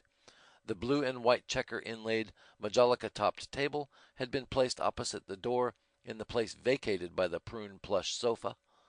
The walnut sideboard, a projecting angle of which had momentarily arrested his ingress, had been moved from its position beside the door to a more advantageous but more perilous position in front of the door. 2 chairs had been moved from right and left of the ingleside to the position originally occupied by the blue and white checker inlaid majolica-topped table. Describe them. 1. A squat, stuffed easy-chair, with stout arms extended and back slanted to the rear, which, repelled in recoil, had then upturned an irregular fringe of a rectangular rug, and now displayed on its amply upholstered seat a centralized, diffusing, diminishing discoloration. The other, a slender splay-foot chair of glossy cane curves, placed directly opposite the former, its frame from top to seat, and from seat to base, being varnished dark brown, its seat being a bright circle of white plated rush. What significances attached to these 2 chairs? Significances of similitude, of posture, of symbolism, of circumstantial evidence, of testimonial supermanence. What occupied the position originally occupied by the sideboard? A vertical piano, Cadby, with exposed keyboard, its closed coffin supporting a pair of long yellow ladies' gloves, and an emerald ashtray containing 4 consumed matches, a partly consumed cigarette, and 2 discolored ends of cigarettes, its music rest supporting the music in the key of G, natural for voice and piano, of Love's Old Sweet Song, words by G. Clifton Bingham, composed by J. L. Molloy, sung by Madame Antoinette Sterling, open at the last page with the final indications ad libitum, forte, pedal, and amato, sustained pedal, ritirando, close. With what sensations did Bloom contemplate in rotation these objects? With strain, elevating a candlestick; with pain, feeling on his right temple a contused tumescence; with attention, focusing his gaze on a large, dull, passive, and a slender, bright, active. With solicitation, bending and downturning the upturned rug fringe. With amusement, remembering Dr. Malachi Mulligan's scheme of color containing the gradation of green. With pleasure, repeating the words and antecedent act of perceiving through various channels of internal sensibility the consequent and concomitant tepid, pleasant diffusion of gradual discoloration. His next proceeding? From an open box on the majolica-topped table, he extracted a black diminutive cone 1 inch in height, placed it on its circular base on a small tin plate, placed his candlestick on the right corner of the mantelpiece, produced from his waistcoat a folded page of prospectus, illustrated, entitled Agendeth Netaim, unfolded the same, examined it superficially, rolled it into a thin cylinder, ignited it in the candle flame, applied it, when ignited, to the apex of the cone till the latter reached the stage of rutilance, placed the cylinder in the basin of the candlestick, disposing its unconsumed part in such a manner as to facilitate total combustion. What followed this operation? The truncated conical crater summit of the diminutive volcano emitted a vertical and serpentine fume redolent of aromatic oriental incense. What homothetic objects, other than the candlestick, stood on the mantelpiece? A timepiece of striated Connemara marble, stopped at the hour of 4:46 a.m. on the 21 March, 1896. Matrimonial gift of Matthew Dillon. A dwarf tree of glacial arborescence under a transparent bell-shade, matrimonial gift of Luke and Caroline Doyle. An embalmed owl, matrimonial gift of Alderman John Hooper. What interchanges of looks took place between these three objects and Bloom? In the mirror of the gilt-boarded pier-glass, the undecorated back of the dwarf tree regarded the upright back of the embalmed owl. Before the mirror, the matrimonial gift of Alderman John Hooper, with a clear, melancholy, wise, bright, motionless, compassionate gaze, regarded Bloom, while Bloom, with obscure, tranquil, profound, motionless, compassionated gaze, regarded the matrimonial gift of Luke and Caroline Doyle. What composite asymmetrical image in the mirror then attracted his attention? The image of a solitary, ipso-relative, mutable, elio-relative man. Why solitary, ipso-relative? Brothers and sisters had he none, yet that man father was his grandfather's son. Why mutable, elio-relative? From infancy to maturity he had resembled his maternal procreatrix. From maturity to senility he would increasingly resemble his paternal procreator. What final visual impression was communicated to him by the mirror? The optical reflection of several inverted volumes improperly arranged and not in the order of their common letters, with scintillating titles on the two bookshelves opposite. Catalogue these books. Tom's Dublin Post Office Directory, 1886. Dennis Florence McCarthy's Poetical Works, copper beech-leaf bookmark at page 5. Shakespeare's works, dark crimson morocco, gold-tooled. The Useful Ready Reckoner, brown cloth. The Secret History of the Court of Charles II, red cloth, tooled binding. The Child's Guide, blue cloth. The Beauties of Killarney, wrappers. When We Were Boys, by William O'Brien, M.P., green cloth, slightly faded, envelope bookmark at page 217. Thoughts from Spinoza, maroon leather. The Story of the Heavens, by Sir Robert Ball, blue cloth. Ellis's 3 Trips to Madagascar, brown cloth, title obliterated. The Stark Munro Letters, by A. Conan Doyle, property of the City of Dublin Public Library, 106 Capel Street, lent 21 May, Whitsun Eve, 1904, due 4 June, 1904, 13 days overdue. Black cloth binding bearing white letter number ticket. Voyages in China, by Viator, recovered with brown paper, red ink title. Philosophy of the Talmud, sewn pamphlet. Lockhart's Life of Napoleon, cover wanting, marginal annotations, minimizing victories, aggrandizing defeats of the protagonist. Saul und Haben, by Gustav Freitag, black boards, Gothic characters, cigarette coupon bookmark at page 24. Hosier's History of the Russo-Turkish War, brown cloth, of volumes with gummed label, Garrison Library, Governor's Parade, Gibraltar, on verso of cover. Lawrence Bloomfield in Ireland by William Allingham, 2nd edition, green cloth, gilt trefoil design, previous owner's name in recto of flyleaf erased. A Handbook of Astronomy, cover, brown leather, detached, S-plates, antique letterpress long primer, author's footnotes nonpareil, marginal clues brevier, captions small pica. The Hidden Life of Christ, black boards. In the Track of the Sun, yellow cloth, title page missing, recurrent title intestation. Physical Strength and How to Obtain It by Eugen Sandow, red cloth. Short but yet plain elements of geometry written in French by F. Ignat. Pardis and rendered into English by John Harris, D.D., London, printed for R. Knaplock at the Bishop's Head, M.D. C.C.X.I., with dedicatory epistle to his worthy friend Charles Cox, Esquire, Member of Parliament for the Burgh of Southwark, and having ink calligraphed statement on the flyleaf, certifying that the book was the property of Michael Gallagher, dated the 10th day of May, 1822, and requesting the person who should find it, if the book should be lost or go astray, to restore it to Michael Gallagher, carpenter, Deucery Gate, Enniscorthy, County Wicklow, the finest place in the world. What reflections occupied his mind during the process of reversion of the inverted volumes? The necessity of order, a place for everything and everything in its place, the deficient appreciation of literature possessed by females, the incongruity of an apple incuneated in a tumbler and of an umbrella inclined in a clothes tool, the insecurity of hiding any secret document behind, beneath, or between the pages of a book. Which volume was the largest in bulk? Hozier's History of the Russo-Turkish War. What, among other data, did the second volume of the work in question contain? The name of a decisive battle forgotten, frequently remembered by a decisive officer, Major Brian Cooper Tweedy, remembered. Why, firstly and secondly, did he not consult the work in question? Firstly, in order to exercise mnemotechnic.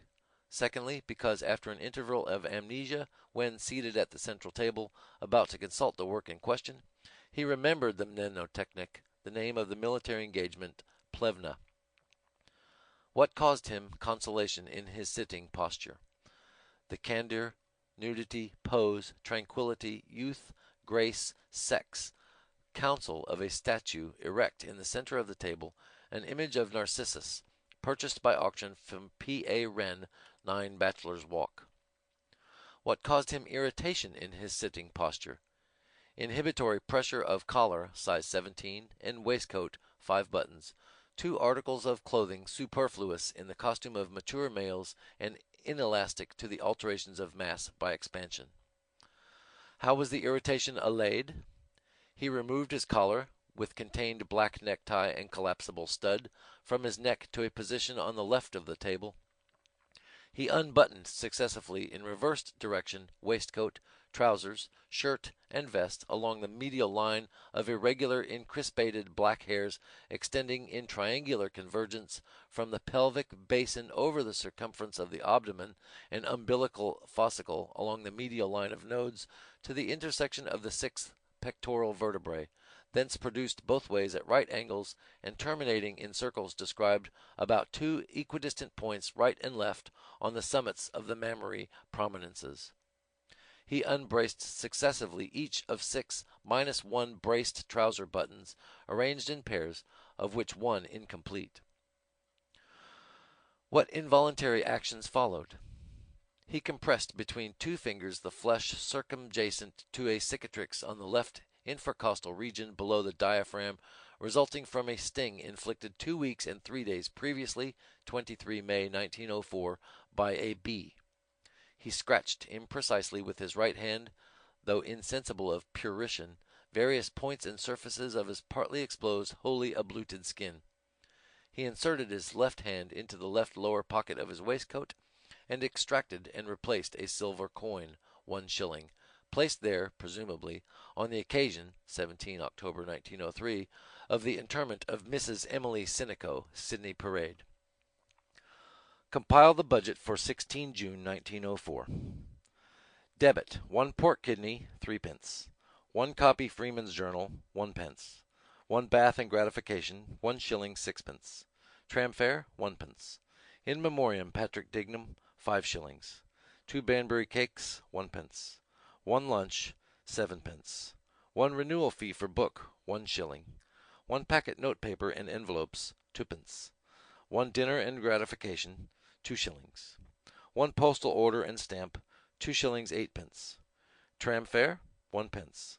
1 pig's foot, 4 pence. 1 sheep's trotter, 3 pence.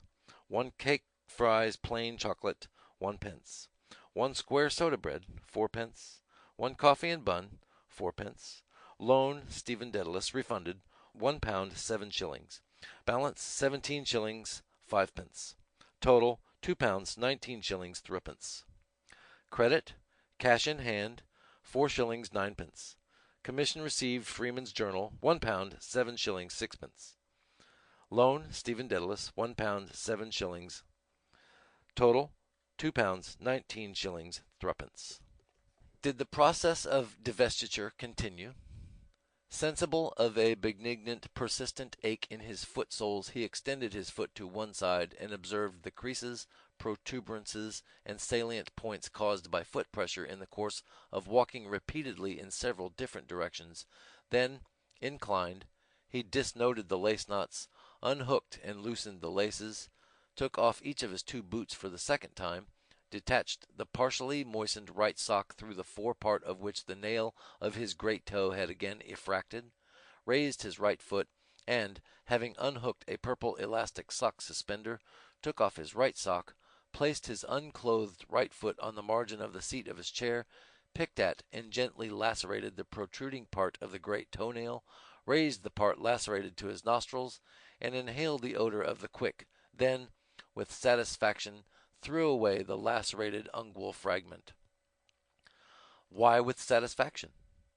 Because the odor inhaled corresponded to other odors inhaled of other ungual fragments, picked and lacerated by Master Bloom, pupil of Mrs. Ellis's juvenile school, patiently each night in the act of brief genuflection and nocturnal prayer and ambitious meditation. In what ultimate ambition had all concurrent and consecutive ambitions now coalesced? Not to inherit by right of primogeniture, gravel-kind or borough English, or possess in perpetuity an extensive domain of a sufficient number of acres, roods, and perches, statute land measures, valuation £42, of grazing turbary surrounded a baronial hall with gate lodge and carriage drive, nor, on the other hand, a terrace house or semi-detached villa, described as rue in herbe or qui si sana, but to purchase by private treaty in fee simple a thatched bungalow-shaped 2-story dwelling-house of southerly aspect, surmounted by vane and lightning conductor, connected with the earth, with porch covered with parasitic plants, ivy or Virginia creeper, hall door, olive green, with smart carriage finish and neat door brasses, stucco front with gilt tracery at eaves and gable, rising, if possible, upon a gentle eminence with agreeable prospect from balcony, with stone pillar parapet, over unoccupied and unoccupiable interjacent pastures, and standing in 5 or 6 acres of its own ground, at such a distance from the nearest public thoroughfare as to render its house lights visible at night above and through a quickset hornbeam hedge of topiary cutting, situate at a given point not less than 1 statute mile from the periphery of the metropolis, within a time limit of not more than 15 minutes from tram or train line, e.g. Dundrum, south, or Sutton, north, both localities equally reported by trial to resemble the terrestrial poles in being favorable climates for pthisidical subjects. The premises to be held under fee-farm grant, lease 999 years, the messuage to consist of 1 drawing-room with bay window, 2 lancets, thermometer affixed, 1 sitting-room, 4 bedrooms, 2 servants' rooms, tiled kitchen with close range and scullery, lounge hall, fitted with linen wall presses, fumed oak sectional bookcase containing the Encyclopedia Britannica and New Century Dictionary, transverse obsolete medieval and oriental weapons, dinner gong, alabaster lamp, bowl pendant, vulcanite automatic telephone receiver with adjacent directory, hand-tufted Axminster carpet with cream ground and trellis border, loo table with pillar and claw legs, hearth with massive fire brasses and ormolu mantel chronometer clock, guaranteed timekeeper with cathedral chime, barometer with hygrographic chart, comfortable lounge settees and corner fitments upholstered in ruby plush with good springing and sunk center, 3-banner Japanese screen and cuspidors, club style, rich wine-colored leather, gloss renewable with a minimum of labor by use of linseed oil and vinegar, and pyramidically prismatic central chandelier luster, bentwood perch with finger-tame parrot, expurgated language, embossed mural paper at 10 per dozen, with transverse swags of carmine floral design and top-crown frieze, staircase, 3 continuous flights at successive right angles of varnished clear-grained oak, treads and risers, newel, balusters and handrail, with stepped-up panel dado dressed with camphorated wax. Bathroom, hot and cold supply, reclining and shower. Water closet on mezzanine provided with opaque single-pane oblong window, tip-up seat, bracket lamp, brass tie rod and brace, armrests, footstool, and artistic oleograph on interface of door. Ditto plain. Servants' apartments with separate sanitary and hygienic necessaries for cook, general and between maid, salary rising by biennial unearned increments of £2, with comprehensive fidelity insurance, annual bonus £1, and retiring allowance based on the 65 system after 30 years service. Pantry, buttery, larder, refrigerator, out offices, coal and wood cellarage with wine bin, still and sparkling vintages, for distinguished guests, if entertained to dinner, evening dress, carbon monoxide gas supply throughout. What additional attractions might the grounds contain? As addenda, a tennis and fives court, a shrubbery, a glass summer house with tropical palms, equipped in the best botanical manner, a rockery with water spray, a beehive arranged on humane principles, oval flower beds and rectangular grass plots set with eccentric ellipses of scarlet and chrome tulips, blue scillas, crocuses, polyanthus, sweet William, sweet pea, lily of the valley, bulbs obtainable from Sir James W. Mackey Limited, wholesale and retail seed and bulb merchants and nurserymen, agents for chemical manures, 23 Sackville Street, Upper. An orchard, kitchen garden, and vinery protected against illegal trespassers by glass-topped mural enclosures, a lumber shed with padlock for various inventoried implements. As eel traps, lobster pots, fishing rods, hatchet, steelyard, grindstone, clod crusher, swath turner, carriage sack, telescope ladder, 10-tooth rake, washing clogs, hay tedder, tumbling rake, bill hook, paint pot, brush, hoe, and so on. What improvements might be subsequently introduced? A rabbitry and fowl run, a dovecote, a botanical conservatory, 2 hammocks, ladies' and gentlemen's, a sundial shaded and sheltered by laburnum or lilac trees, an exotically harmonically accorded Japanese tinkle gate bell affixed to the left lateral gate post, a capacious water butt, a lawnmower with side delivery and grass box, a lawn sprinkler with hydraulic hose. What facilities of transit were desirable? When city-bound, frequent connection by train or tram from their respective intermediate station or terminal. When country-bound, velocipedes, a chainless free-wheel roadster cycle with side basket car attached, or draft conveyance, a donkey with wicker trap, or smart phaeton with good working, solid ungular cob, roan gelding, 14 hands. What might be the name of this erigible or erected residence? Bloom Cottage, St. Leopold's, Flowerville. Could Bloom of 7 Eccles Street foresee Bloom of Flowerville? In loose all-wool garments with Harris tweed cap, price £8.6, and useful garden boots with elastic gussets and watering can, planting aligned young fir trees, syringing, pruning, staking, sowing hayseed, trundling a weed-laden wheelbarrow without excessive fatigue at sunset, amid the scent of new-mown hay, ameliorating the soil, multiplying wisdom, achieving longevity. What syllabus of intellectual pursuits was simultaneously possible? Snapshot photography, comparative study of religions, folklore relative to various amatory and superstitious practices, contemplation of the celestial constellations. What lighter recreations? Outdoor, garden, and fieldwork, cycling on level macadamized causeways a sense of moderately high hills, natation in secluded fresh water, and unmolested riverboating in secure wherry or light curricle with kedge anchor on reaches free from weirs and rapids, period of estivation. Vespertinal perambulation or equestrian circumprocession with inspection of sterile landscape, and contrastingly agreeable cottagers' fires of smoking peat turves, period of hibernation.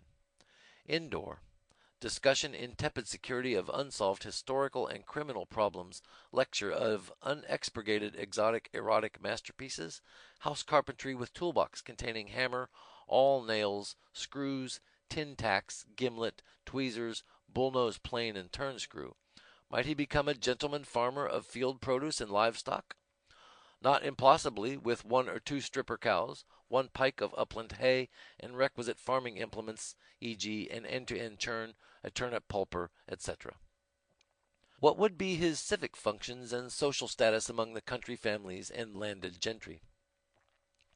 Arranged successively in ascending powers of hierarchical order, that of gardener, groundsman, cultivator, breeder, and at the zenith of his career, resident magistrate or justice of the peace, with a family crest and coat of arms, and appropriate classical motto, Semper Paratus, duly recorded in the court directory, Bloom, Leopold P., M.P., P.C., K.P., LL.D., honoris causa, Bloomville, Dum-Drum, and mentioned in court and fashionable intelligence, Mr. and Mrs. Leopold Bloom have left Kingstown for England.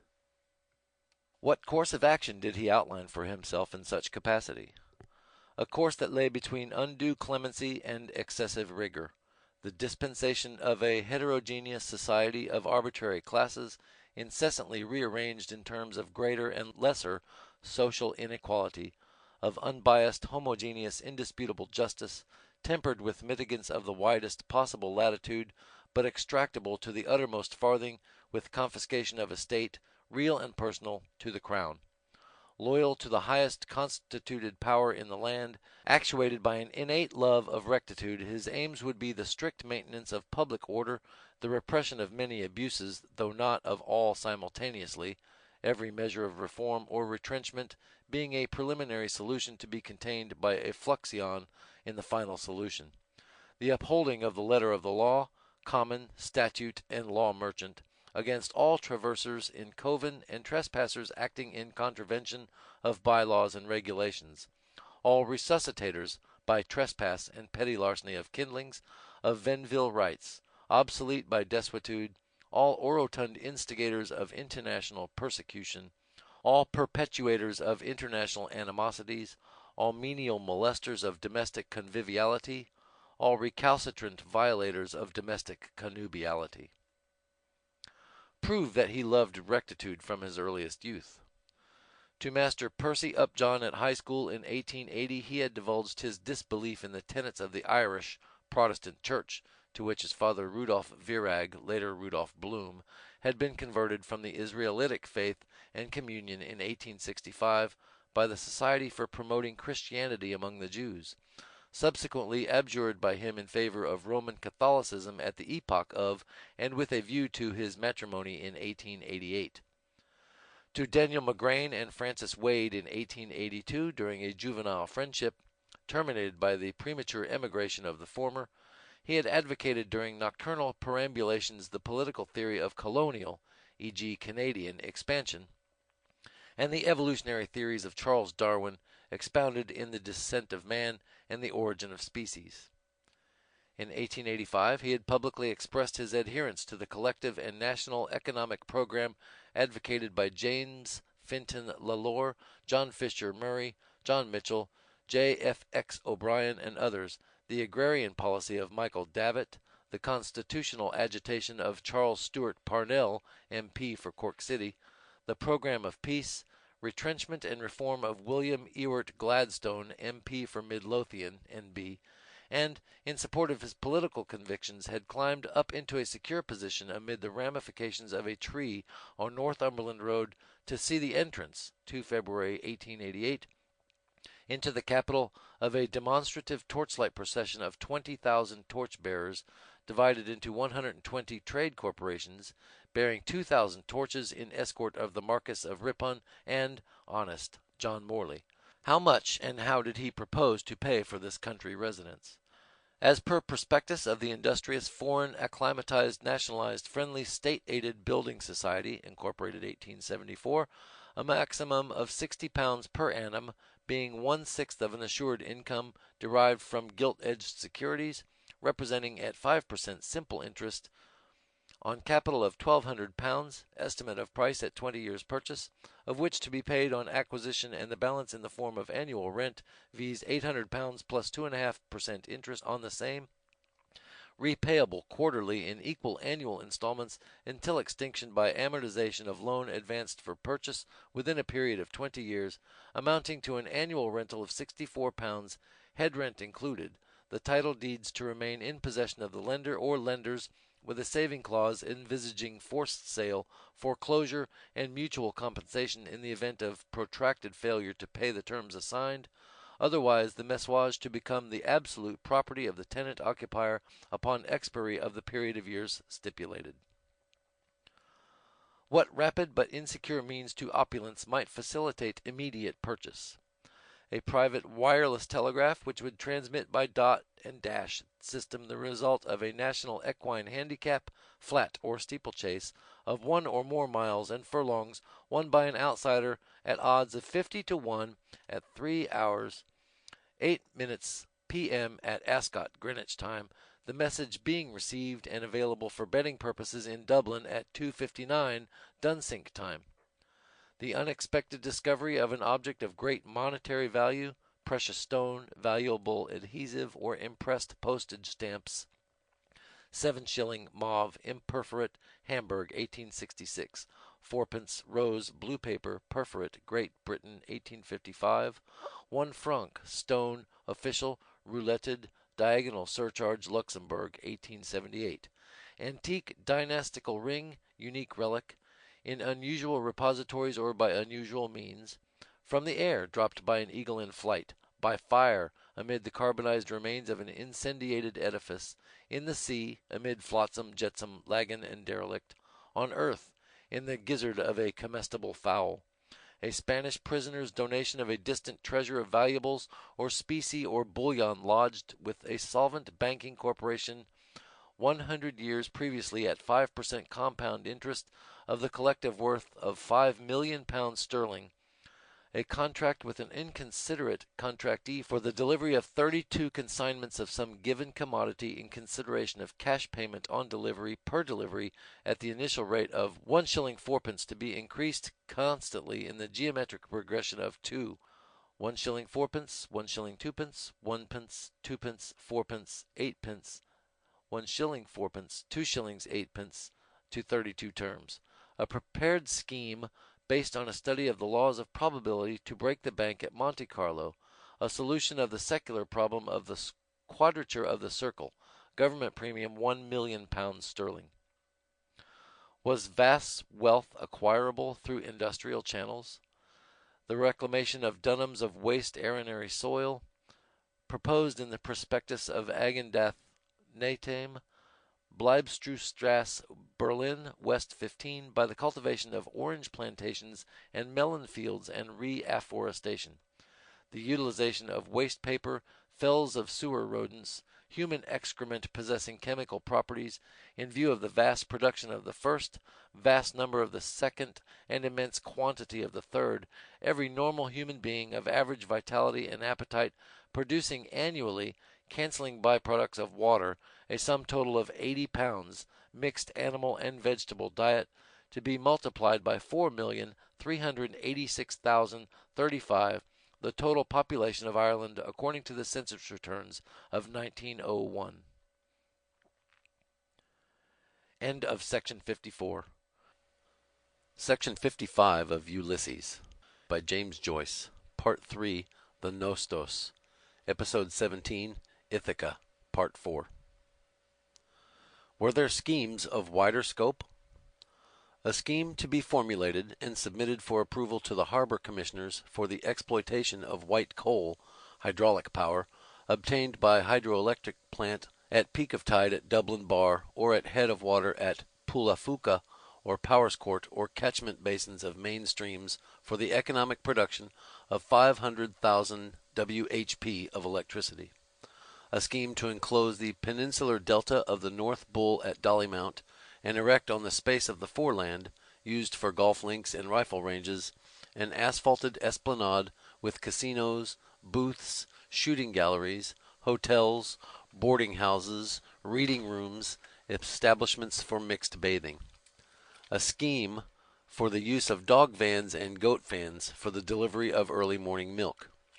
A scheme for the development of Irish tourist traffic in and around Dublin by means of petrol-propelled riverboats plying in the fluvial fairway between Island Bridge and Ringsend, charabancs, narrow-gauge local railways, and pleasure steamers for coastwise navigation, 10 shillings per day per person, guide, trilingual included.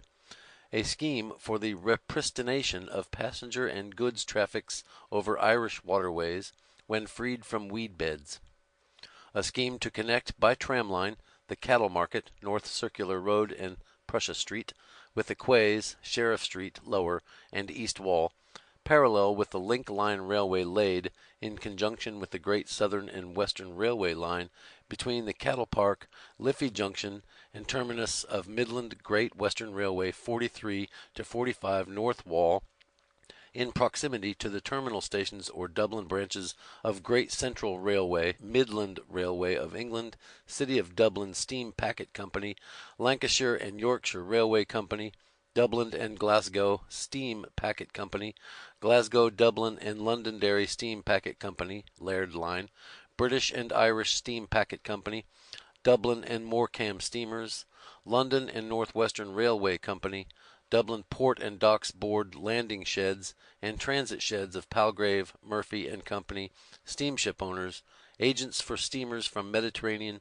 Spain, Portugal, France, Belgium, and Holland, and for Liverpool Underwriters Association, the cost of acquired rolling stock for animal transport and of additional mileage operated by the Dublin United Tramways Company Limited to be covered by grazier's fees.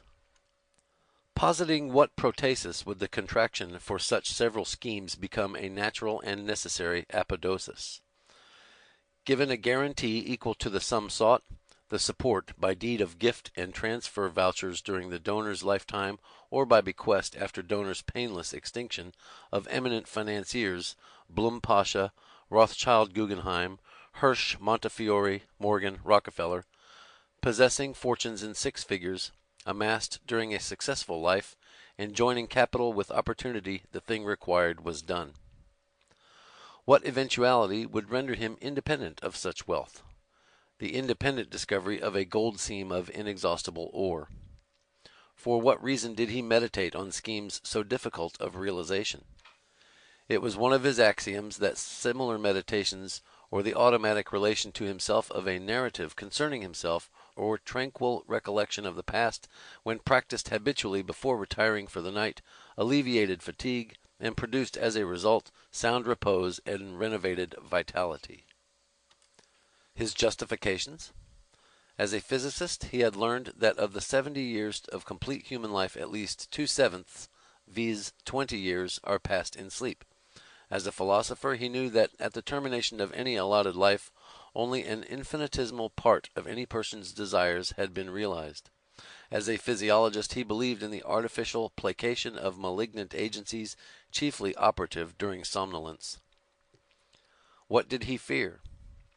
The committal of homicide or suicide during sleep by an aberration of the light of reason, the incommensurable categorical intelligence situated in the cerebral convolutions. What were habitually his final meditations? Of some one sole unique advertisement to cause passers to stop and wonder, a poster novelty, with all extraneous accretions excluded, reduced to its simplest and most efficient terms, not exceeding the span of casual vision and congruous with the velocity of modern life. What did the first drawer, unlocked, contain? A Vere Foster's handwriting copybook, property of Millicent Bloom, certain pages of which bore diagram drawings marked Papley, which showed a large globular head with 5 hairs erect, 2 eyes in profile, the trunk full front with 3 large buttons, 1 triangular foot. 2 fading photographs of Queen Alexandra of Egypt and of Maud Branscombe, actress and professional beauty. A Yuletide card, bearing on it a pictorial representation of a parasitic plant, the legend Mizpah, the date Xmas 1892, the name of the senders. From Mr. and Mrs. M. Comerford, the versicle. May this Yuletide bring to thee joy and peace and welcome glee. A butt of red, partly liquefied sealing wax, obtained from the stores department of Messrs. Healy's Limited, 89, 90, and 91 Dame Street. A box containing the remainder of a gross of gilt J pen nibs, obtained from the same department of same firm. An old sand glass which rolled, containing sand which rolled. A sealed prophecy, never unsealed, written by Leopold Bloom in 1886, concerning the consequences of the passing into law of William Ewart Gladstone's Home Rule Bill of 1886, never passed into law. A bazaar ticket, number 2004, of S. Kevin's Charity Fair, price 6d, 100 prizes. An infantile epistle, dated small m Monday, reading capital P Popley, capital H, how are you? Note of interrogation, capital I am very well, full stop. New paragraph, signature with flourishes, capital M Millie, no stop. A cameo brooch, property of Ellen Bloom, born Higgins, deceased. A cameo scarf pin, property of Rudolph Bloom, born Virag, deceased. 3 typewritten letters, addressee Henry Flower, care of P.O. Westland Row, addresser Martha Clifford, care of P.O. Dolphin's Barn. The transliterated name and address of the addresser of the 3 letters in reversed alphabetic boustrophodonic punctated quadrilinear cryptogram, vowel suppressed. NIGS/WI/UU/OX/W OKS MH/Y IM. A press cutting from an English weekly periodical, Modern Society, subject corporal chastisement in girls' schools. A pink ribbon which had festooned an Easter egg in the year 1899. 2 partly uncoiled rubber preservatives with reserve pockets, purchased by post from Box 32, Post Office, Charing Cross, London, W.C. 1 pack of 1 dozen cream-laid envelopes and faint-ruled notepaper, watermarked, now reduced by 3. Some assorted Austrian-Hungarian coins. 2 coupons of the Royal and Privileged Hungarian Lottery. A low-power magnifying glass. 2 erotic photocards showing A. Buccal coition between nude senorita, rear presentation, superior position, and nude torero, fore presentation, inferior position. B. Anal violation by male religious, fully clothed, eyes abject, of female religious, partly clothed, eyes direct. Purchased by post from Box 32, P.O., Charing Cross, London, W.C. A press cutting of recipe for renovation of old tan boots. A 1d adhesive stamp, lavender, of the reign of Queen Victoria.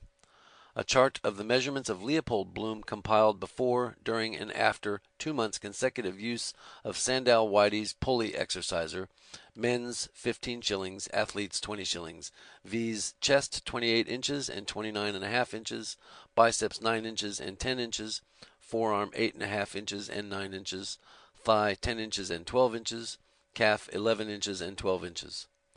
1 prospectus of the Wonder Worker, the world's greatest remedy for rectal complaints, direct from Wonder Worker, Coventry House, South Place, London, E.C., addressed, erroneously, to Mrs. L. Bloom, with brief accompanying note commencing, erroneously, Dear Madam. Quote the textual terms in which the prospectus claimed advantages for this thaumaturgic remedy. It heals and soothes while you sleep.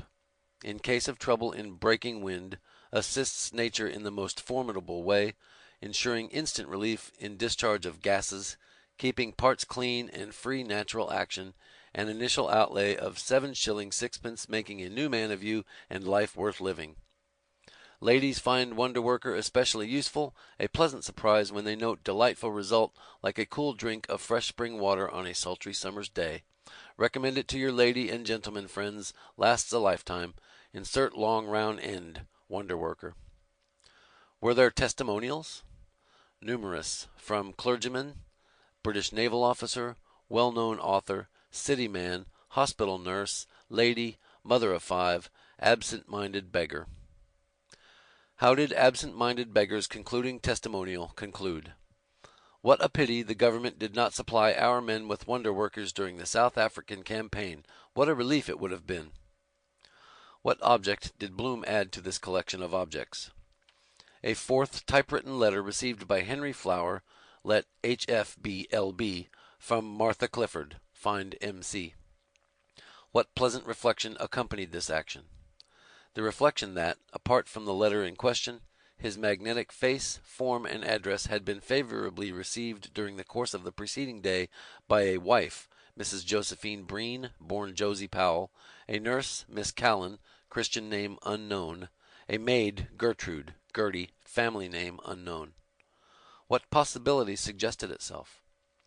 The possibility of exercising virile power of fascination in the not immediate future after an expansive repast in a private apartment in the company of an elegant courtesan, of corporal beauty, moderately mercenary, variously instructed, a lady by origin. What did the second drawer contain? Documents: the birth certificate of Leopold Paula Bloom, an endowment assurance policy of £500 in the Scottish Widows' Assurance Society, intestated Millicent Millie Bloom, coming into force at 25 years as with profit policy of £430, £462 10s, and £500 at 60 years or death, 65 years or death, and death, respectively, or with profit policy, paid up, of £299 10s, together with cash payment of £133 10s at option.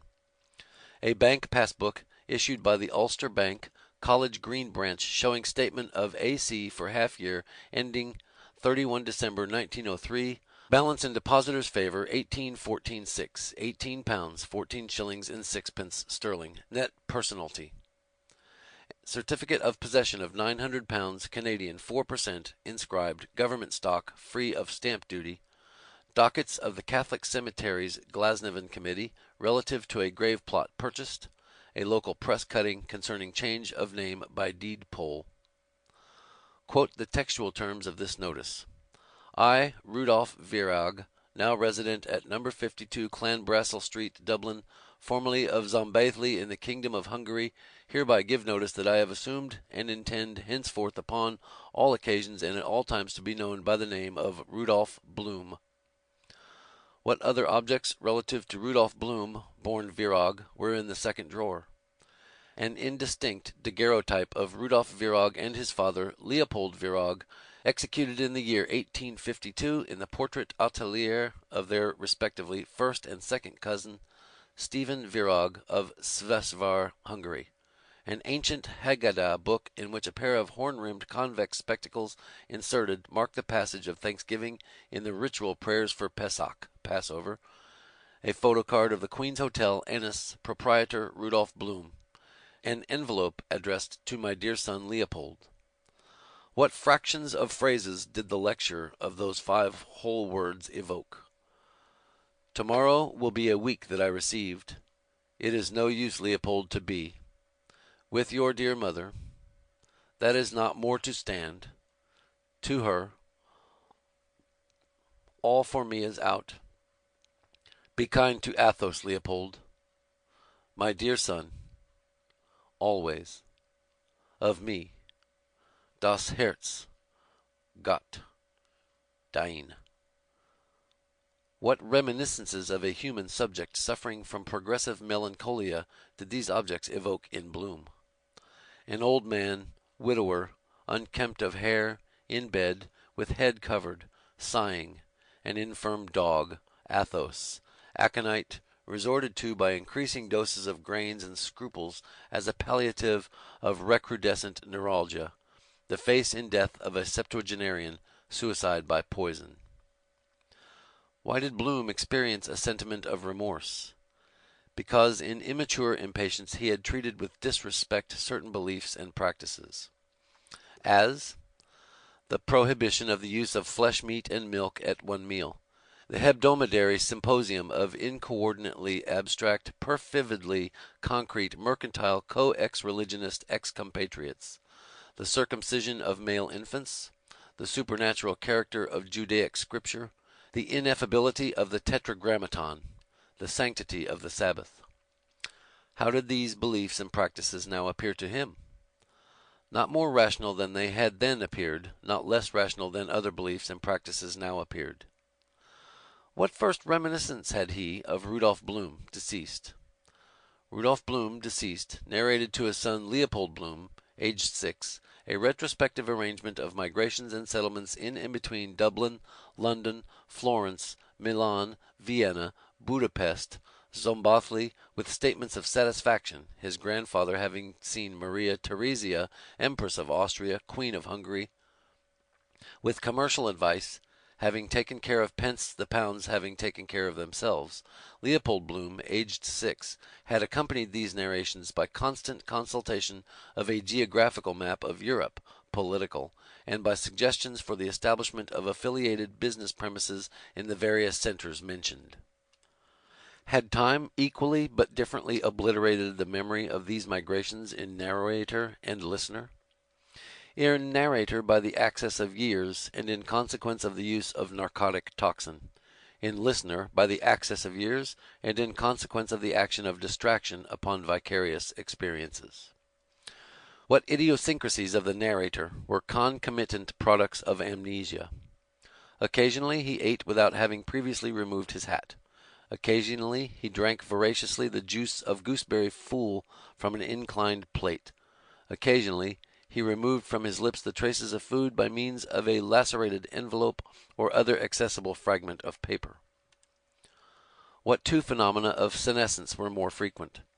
The myopic digital calculation of coins, eructation consequent upon repletion. What object offered partial consolation for these reminiscences? The endowment policy, the bank passbook, the certificate of the possession of scrip. Reduce Bloom by cross-multiplication of reverses of fortune, from which these supports protected him, and by elimination of all positive values to a negligible negative irrational unreal quantity. Successively, in descending helotic order, poverty, that of the outdoor hawker of imitation jewelry, the dun for the recovery of bad and doubtful debts, the poor rate and deputy cess collector. Mendicancy, that of the fraudulent bankrupt with negligible assets paying 1 shilling 4 in the pound, sandwich man, distributor of throwaways, nocturnal vagrant, insinuating sycophant, maimed sailor, blind stripling, superannuated bailiff's man, mar-feast, lick-plate, spoil-sport, pick-thank, eccentric public laughing-stock seated on bench of public park under discarded perforated umbrella. Destitution, the inmate of Old Man's House, Royal Hospital, Kilmainham, the inmate of Simpson's Hospital for reduced but respectable men permanently disabled by gout or want of sight. Nadir of misery, the aged, impotent, disenfranchised, rate-supported, moribund, lunatic pauper. With which attendant indignities? The unsympathetic indifference of previously amiable females, the contempt of muscular males, the acceptance of fragments of bread, the simulated ignorance of casual acquaintances, the latration of illegitimate unlicensed vagabond dogs, the infantile discharge of decomposed vegetable missiles, worth little or nothing, nothing or less than nothing. By what could such a situation be precluded? By decease, change of state; by departure, change of place. Which preferably? The latter by the line of least resistance. What considerations rendered departure not entirely undesirable? Constant cohabitation impeding mutual toleration of personal defects, the habit of independent purchase increasingly cultivated, the necessity to counteract by impermanent sojourn the permanence of arrest. What considerations rendered departure not irrational? The parties concerned, uniting, had increased and multiplied, which being done, offspring produced and educed to maturity, the parties, if not disunited, were obliged to reunite for increase and multiplication, which was absurd, to form by reunion the original couple of uniting parties, which was impossible. What considerations rendered departure desirable? The attractive character of certain localities in Ireland and abroad, as represented in general geographical maps of polychrome design or in special ordnance survey charts by employment of scale numerals and hachures. In Ireland, the cliffs of Moher, the windy wilds of Connemara, Lough Neagh with submerged petrified city, the Giant's Causeway, Fort Camden and Fort Carlisle, the Golden Vale of Tipperary, the islands of Arran, the pastures of Royal Meath, Brigid's Elm in Kildare, the Queen's Island shipyard in Belfast, the Salmon Leap, the lakes of Killarney. Abroad, Ceylon, with spice gardens supplying tea to Thomas Kernan, agent for Pulbrook, Robinson and Company, 2 Mincing Lane, London, EC, 5 Dame Street, Dublin. Jerusalem, the Holy City, with Mosque of Omar and Gate of Damascus, goal of aspiration. The Straits of Gibraltar, the unique birthplace of Marion Tweedy. The Parthenon, containing statues of nude Grecian divinities. The Wall Street money market, which controlled international finance. The Plaza del Toros at La Línea, Spain, where O'Hara of the Camerons had slayed the bull. Niagara, over which no human being had passed with impunity. The land of the Eskimos, eaters of soap. The forbidden country of Tibet, from which no traveler returns, the Bay of Naples, to see which was to die, the Dead Sea. Under what guidance, following what signs? At sea, septentrional, by night the pole star, located at the point of intersection of the right line from Beta to Alpha in Ursa Major, produced and divided externally at Omega, and the hypotenuse of the right-angled triangle formed by the line Alpha Omega so produced, and the line Alpha Delta of Ursa Major. On land, meridional, a bispherical moon, revealed in imperfect varying phases of lunation through the posterior interstice of the imperfectly occluded skirt of a Carnot's negligent perambulating female, a pillar of the cloud by day. What public advertisement would divulge the occultation of the departed? £5 reward, lost, stolen, or strayed from his residence, 7 Eccles Street, missing gent about 40, answering to the name of Bloom, Leopold, Poldy, height 5 feet 9½ inches, full build, olive complexion, may have since grown a beard, when last seen was wearing a black suit. Above sum will be paid for information leading to his discovery. What universal binomial denominations would be his as entity and non-entity? Assumed by any or known to none, every man or no man. What tributes his? Honor and gifts of strangers, the friends of every man. A nymph immortal, beauty, the bride of no man. Would the departed never nowhere nohow reappear? Ever he would wander, self-compelled, to the extreme limit of his cometary orbit, beyond the fixed stars and variable suns and telescopic planets, astronomical waifs and strays, to the extreme boundary of space, passing from land to land, among peoples, amid events. Somewhere imperceptibly he would hear, and somehow reluctantly, sun-compelled, obey the summons of recall. Whence, disappearing from the constellation of the Northern Crown, he would somehow reappear reborn above Delta in the constellation of Cassiopeia, and after incalculable eons of peregrination, return an estranged avenger, a wreaker of justice on malefactors, a dark crusader, a sleeper awakened, with financial resources, by supposition, surpassing those of Rothschild or the Silver King. What would render such return irrational? An unsatisfactory equation between an exodus and return in time through reversible space, and an exodus and return in space through irreversible time. What play of forces, inducing inertia, rendered departure undesirable? The lateness of the hour, rendering procrastinatory. The obscurity of the night, rendering invisible. The uncertainty of thoroughfares, rendering perilous. The necessity for repose, obviating movement. The proximity of an occupied bed, obviating research. The anticipation of warmth, human, tempered with coolness, linen, obviating desire and rendering desirable. The statue of Narcissus, sound without echo, desired desire. What advantages were possessed by an occupied, as distinct from an unoccupied, bed? The removal of nocturnal solitude, the superior quality of human, mature female, to inhuman, hot water jar, calefaction, the stimulation of matutinal contact, the economy of mangling done on the premises in the case of trousers accurately folded and placed lengthwise between the spring mattress, striped, and the woolen mattress, biscuit section. What past consecutive causes before rising pre-apprehended of accumulated fatigue did Bloom, before rising, silently recapitulate?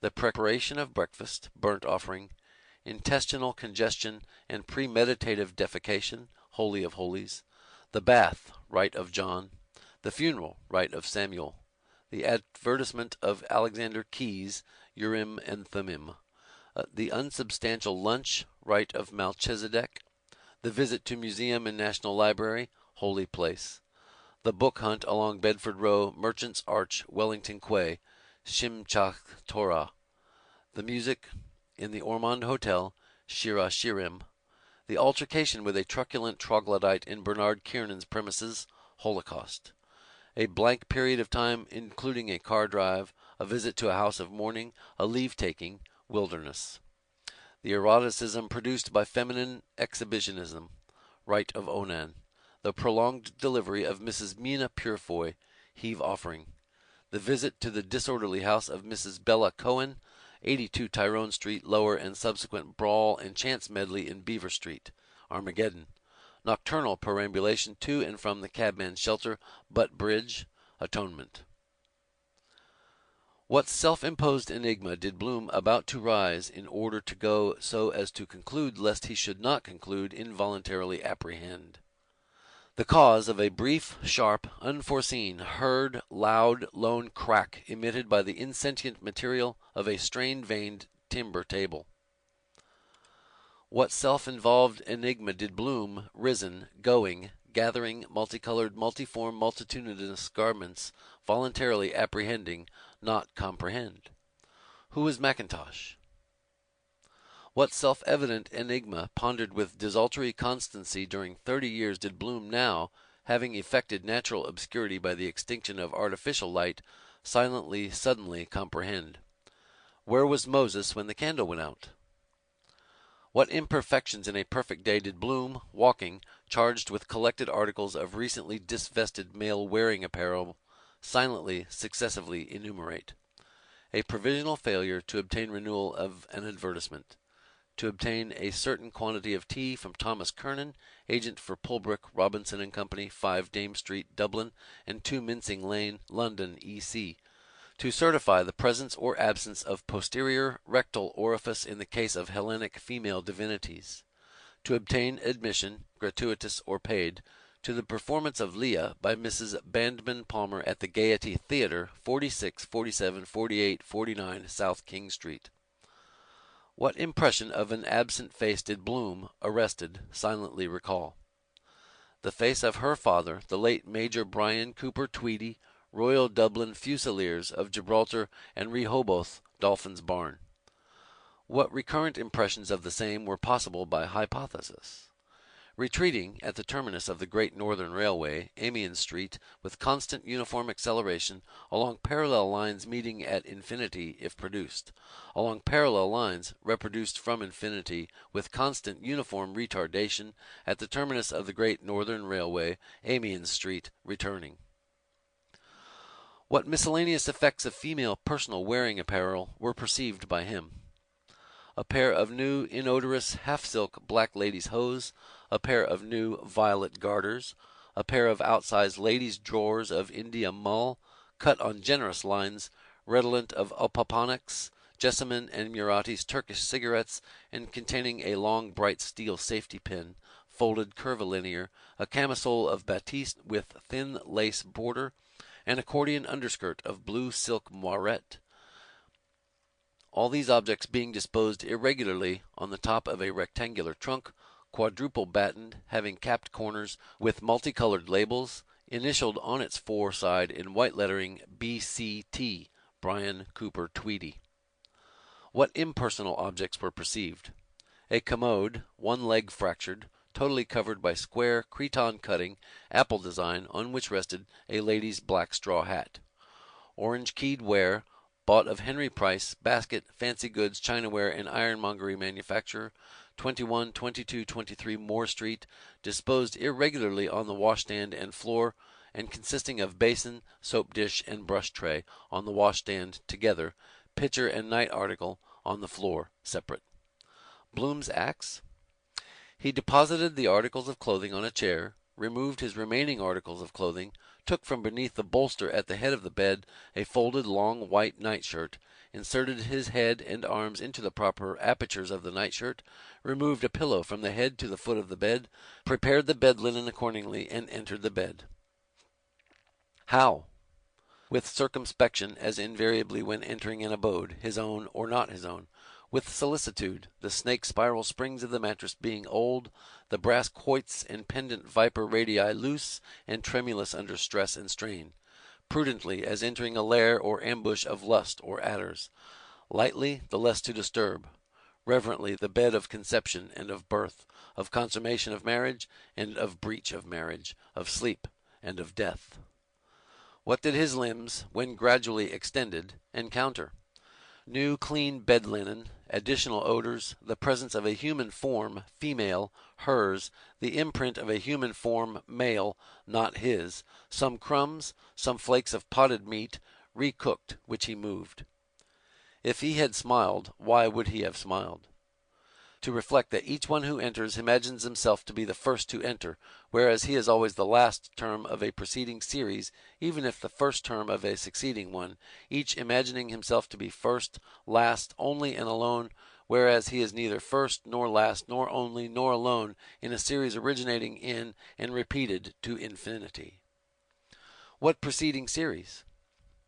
Assuming Mulvey to be the first term of his series, Penrose, Bartell D'Arcy, Professor Goodwin, Julius Mastiansky, John Henry Menton, Father Bernard Corrigan, a farmer at the Royal Dublin Society's Horse Show, Maggot O'Reilly, Matthew Dillon, Valentine Blake Dillon, Lord Mayor of Dublin, Christopher Callanan, Lenehan, an Italian organ grinder, an unknown gentleman at the Gaiety Theatre, Benjamin Dollard, Simon Dedalus, Andrew Pisser Burke, Joseph Cuff, William Healy, Alderman John Hooper, Dr. Francis Brady, Father Sebastian of Mount Argus, a bootblack at the General Post Office, Hugh E. Blazes Boylan, and so each and so on to no last term. What were his reflections concerning the last member of this series and late occupant of the bed? Reflections on his vigor, a bounder, corporal proportion, a bill sticker, commercial ability, a bester, impressionability, a boaster. Why for the observer impressionability in addition to vigor, corporal proportion, and commercial ability? Because he had observed with augmenting frequency in the preceding members of the same series the same concupiscence, inflammably transmitted, first with alarm, then with understanding, then with desire, finally with fatigue, with alternating symptoms of epicene comprehension and apprehension. With what antagonistic sentiments were his subsequent reflections affected? Envy, jealousy, abnegation, equanimity. Envy? Of a bodily and mental male organism specially adapted for the superincumbent posture of energetic human copulation and energetic piston and cylinder movement necessary for the complete satisfaction of a constant but not acute concupiscence resident in a bodily and mental female organism, passive but not obtuse. Jealousy? Because a nature full and volatile in its free state was alternately the agent and reagent of attraction. Because attraction between agent and reagents at all instants varied with inverse proportion of increase and decrease, with incessant circular extension and radial reentrance, because of the controlled contemplation of the fluctuation of attraction produced, if desired, a fluctuation of pleasure. Abnegation? In virtue of a. Acquaintance initiated in September 1903 in the establishment of George Messias, merchant tailor and outfitter, 5 Eden Quay. B. Hospitality extended and received in kind, reciprocated and reappropriated in person. C. Comparative youth subject to impulses of ambition and magnanimity, collegial altruism and amorous egoism. D. Extra-racial attraction, intra-racial inhibition, supra-racial prerogative. E. An imminent provincial musical tour, common current expenses, net proceeds divided. Equanimity. As natural as any and every natural act of a nature expressed or understood, executed in natured nature by natural creatures in accordance with his, her, and their natured natures of dissimilar similarity. As not so calamitous as a cataclysmic annihilation of the planet in consequence of a collision with a dark sun.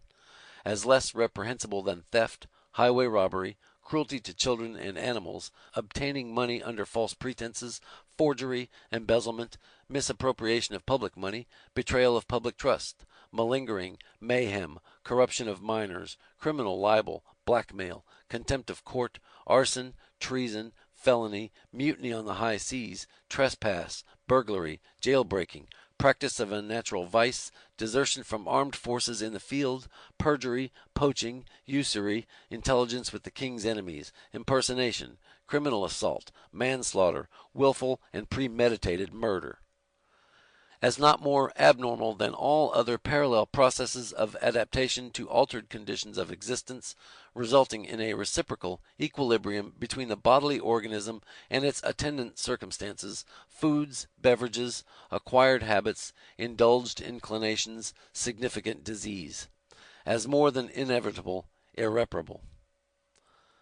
Why more abnegation than jealousy, less envy than equanimity? From outrage, matrimony, to outrage, adultery, there arose naught but outrage, copulation, yet the matrimonial violator of the matrimonially violated had not been outraged by the adulterous violator of the adulterously violated. What retribution, if any? Assassination, never, as two wrongs did not make one right. Duel by combat, no.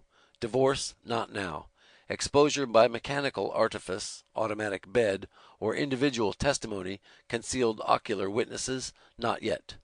Suit for damages by legal influence or simulation of assault with evidence of injuries sustained, self-inflicted, not impossibly. Hush money by moral influence possibly.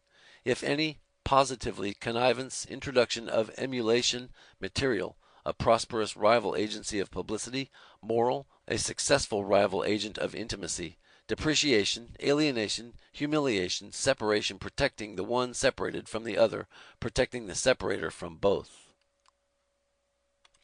By what reflections did he, a conscious reactor against the voids of incertitude, justify to himself his sentiments?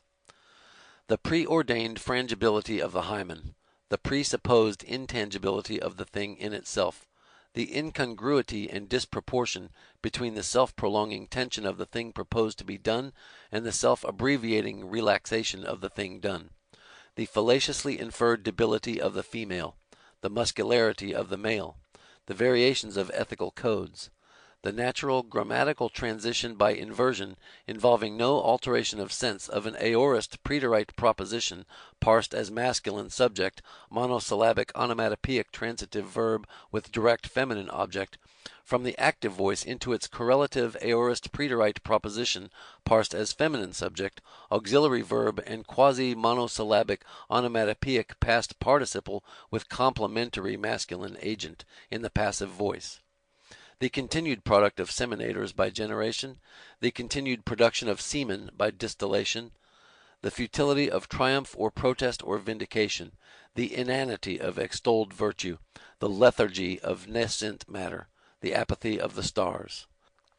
In what final satisfaction did these antagonistic sentiments and reflections, reduced to their simplest forms, converge? Satisfaction at the ubiquity in eastern and western terrestrial hemispheres, in all habitable lands and islands, explored or unexplored, the land of the midnight sun, the islands of the blessed, the isles of Greece, the land of promise, of adipose anterior and posterior female hemispheres, redolent of milk and honey, and of excretory sanguine and seminal warmth, reminiscent of secular families of curves of amplitude, insusceptible of moods of impression or of contrarieties of expression, expressive of mute, immutable, mature animality. The visible signs of anti-satisfaction? An approximate erection, a solicitous adversion, a gradual elevation, a tentative revelation, a silent contemplation. Then, He kissed the plump, mellow, yellow smellow melons of her rump, on each plump melonous hemisphere in their mellow yellow furrow, with obscure, prolonged, provocative, melon-smellinous osculation. The visible signs of post-satisfaction, a silent contemplation, a tentative velation, a gradual abasement, a solicitous aversion, a proximate erection. What followed this silent action? Somnolent invocation, less somnolent recognition, incipient excitation, catechetical interrogation. With what modifications did the narrator reply to this interrogation? Negative. He omitted to mention the clandestine correspondence between Martha Clifford and Henry Flower, the public altercation at, in, and in the vicinity of the licensed premises of Bernard Kiernan and Company, Limited, 8, 9, and 10 Little Britain Street, the erotic provocation and response thereto caused by the exhibitionism of Gertrude Gertie, surname unknown.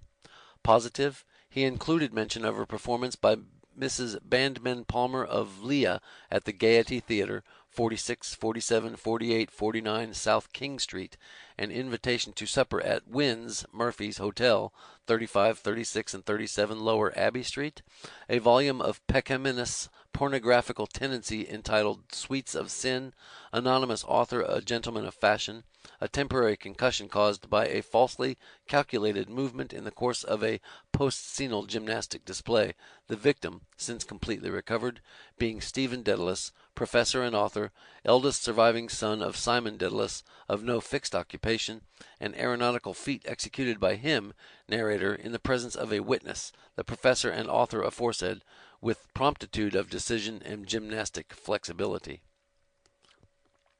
Was the narration otherwise unaltered by modifications? Absolutely. Which event or person emerged as the salient point of his narration? Stephen Dedalus, professor and author. What limitations of activity and inhibitions of conjugal rights were perceived by listener and narrator concerning themselves during the course of this intermittent and increasingly more laconic narration?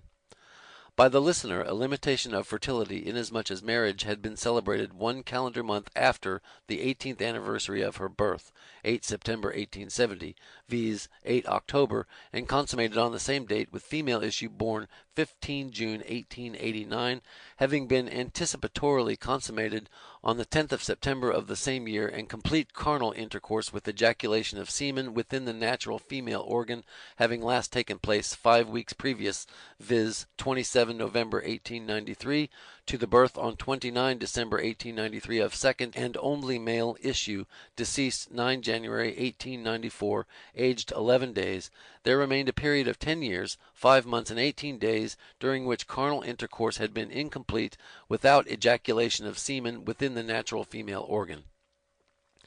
By the narrator, a limitation of activity, mental and corporal, inasmuch as complete mental intercourse between himself and the listener had not taken place since the consummation of puberty, indicated by catamenic hemorrhage of the female issue of narrator and listener, 15 September 1903, there remained a period of 9 months and 1 day, during which, in consequence of a pre-established natural comprehension in incomprehension between the consummated females, listener and issue, complete corporal liberty of action had been circumscribed. How? By various reiterated feminine interrogation concerning the masculine destination whither, the place where, the time at which, the duration for which, the object with which in the case of temporary absences projected or effected. What moved visibly above the listener's and the narrator's invisible thoughts? The upcast reflection of a lamp and shade, an inconstant series of concentric circles of varying gradations of light and shadow. In what directions did listener and narrator lie? Listener, southeast by east. Narrator, northwest by west. On the 53rd parallel of latitude, north, and the 6th meridian of longitude, west, at an angle of 45 degrees to the terrestrial equator. In what state of rest or motion? At rest relatively to themselves and to each other, in motion, being each and both carried westward, forward, and rearward respectively by the proper perpetual motion of the earth through ever-changing tracts of never-changing space. In what posture? Listener, reclined semilaterally, left, left hand under head, right leg extended in a straight line and resting on left leg, flexed, in the attitude of Giatellus, fulfilled, recumbent, big with seed. Narrator reclined laterally, left, with right and left legs flexed, the index finger and thumb of the right hand resting on the bridge of the nose, in the attitude depicted in a snapshot photograph made by Percy Apjohn, the child man weary, the man-child in the womb. Womb? Weary? He rests. He has travelled.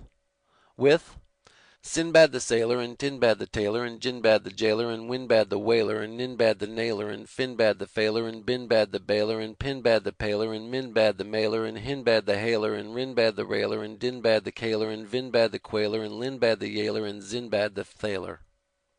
When?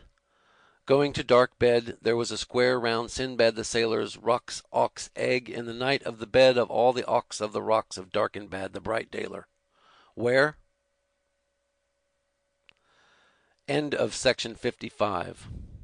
Section 56 of Ulysses by James Joyce, Part 3, The Nostos, Episode 18, Penelope, Part 1. Yes, because he never did a thing like that before, as asked to get his breakfast in bed with a couple of eggs, since the City Arms Hotel, when he used to be pretending to be laid up with a sick voice, doing his highness to make himself interesting for that old faggot Mrs. Riordan that he thought he had a great leg of, and she never left as a farthing all for masses for herself, and her sole greatest miser ever was actually afraid to lay out 4D for her methylated spirit, telling me all her ailments, she had too much old chat in her about politics and earthquakes and the end of the world. Let us have a bit of fun first.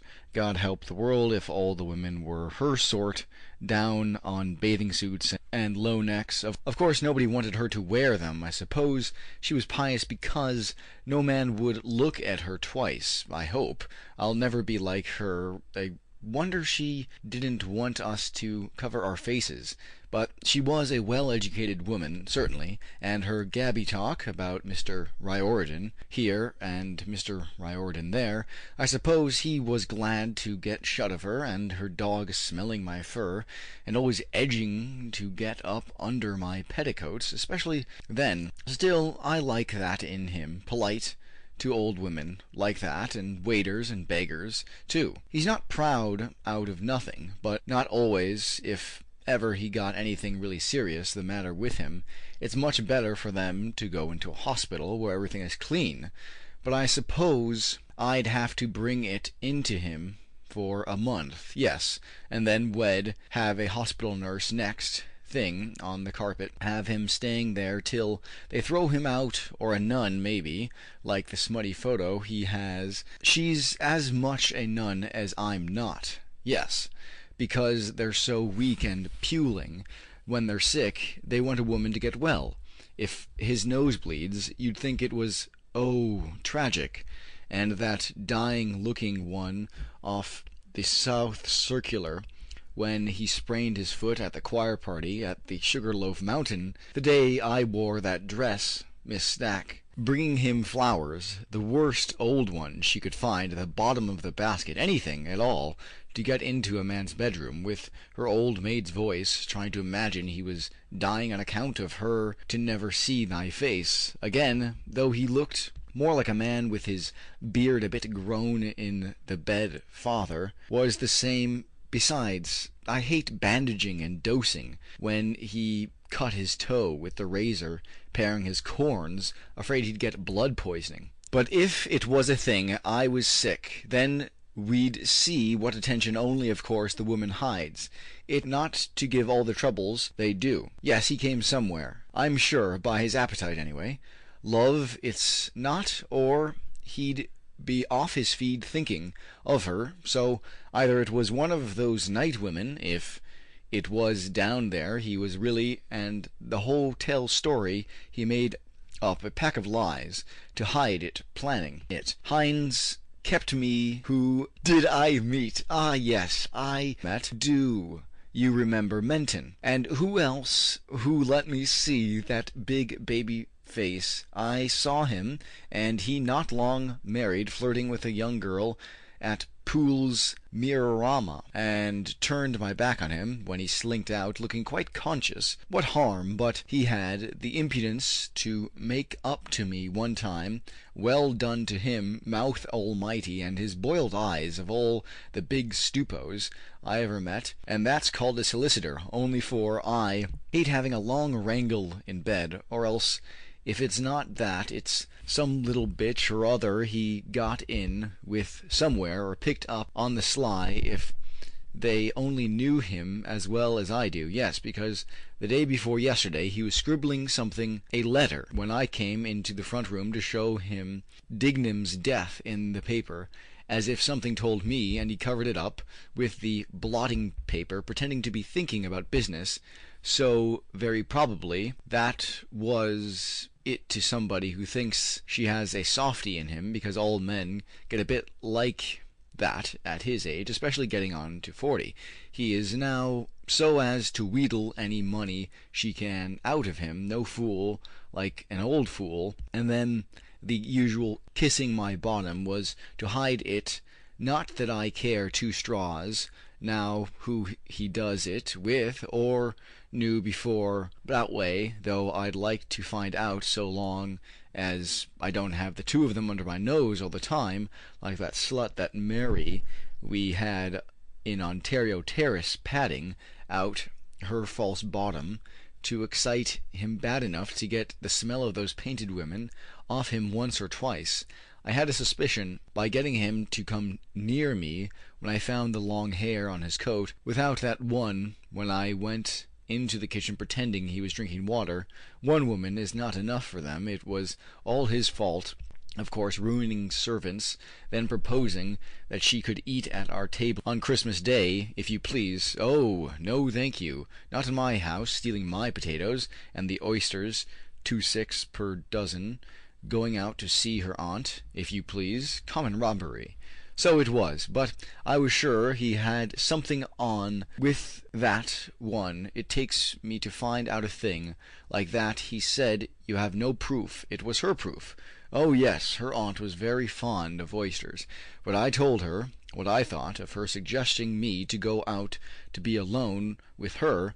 I wouldn't lower myself to spy on them, the garters. I found in her room the Friday she was out. That was enough for me, a little bit too much. Her face swelled up on her with temper. When I gave her her week's notice, I saw to that better do without them altogether. Do out the rooms myself quicker, only for the damn cooking and throwing out the dirt. I gave it to him, anyhow. Either she or me leaves the house. I couldn't even touch him if I thought he was with a dirty barefaced liar and sloven like that one, denying it up to my face and singing about the place in the W.C. too, because she knew she was too well off. Yes, because he couldn't possibly do without it that long, so he must do it somewhere. And the last time he came on my bottom, when was it? The night Boylan gave my hand a great squeeze, going along by the Tolka in my hand. There steals another. I just press the back of his like that with my thumb to squeeze back, singing the young May moon. She's beaming love because he has an idea about him and me. He's not such a fool. He said I'm dining out and going to the Gaiety, though I'm not going to give him the satisfaction in any case. God knows he's a change in a way, not to be always and ever wearing the same old hat, unless I paid some nice-looking boy to do it, since I can't do it myself. A young boy would like me. I'd confuse him a little alone with him. If we were, I'd let him see my garters, the new ones, and make him turn red looking at him, seduce him. I know what boys feel with that down their cheek, doing that frigging drawing out the thing by the hour question and answer. Would you do this, that, and the other? With the coal man, yes. With the bishop, yes, I would, because I told him about some dean or bishop was sitting beside me in the Jews' temple's gardens, when I was knitting that woolen thing, a stranger to Dublin, what place was it, and so on about the monuments, and he tired me out with statues encouraging him, making him worse than he is, who is in your mind. Now tell me, who are you thinking of? Who is it? Tell me his name. Who? Tell me who the German emperor is. Yes, imagine I'm him. Think of him. Can you feel him trying to make a whore of me? What he never will, he ought to give it up now at this age of his life. Simply ruination for any woman, and no satisfaction in it, pretending to like it till he comes, and then finishing off myself anyway, and it makes your lips pale. Anyhow, it's done now once and for all, with all the talk of the world about it. People make it's only the first time. After that it's just the ordinary. Do it and think no more about it. Why can't you kiss a man without going and marrying him first? You sometimes love too wildly when you feel that way, so nice all over you. You can't help yourself. I wish some man or other would take me sometime when he's there and kiss me in his arms. There's nothing like a kiss, long and hot down to your soul. Almost paralyzes you. Then I hate that confession. When I used to go to Father Corrigan, he touched me, father, and what harm if he did? Where? And I said, on the canal bank, like a fool. But whereabouts on your person, my child? On the leg, behind, high up, was it? Yes, rather high up. Was it where you sit down? Yes, O Lord.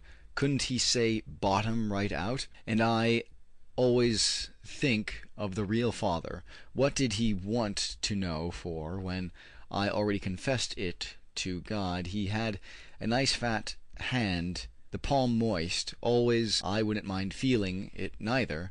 Would he? I'd say, by the bull neck in his horse collar. I wonder, did he know me in the box? I could see his face. He couldn't see mine.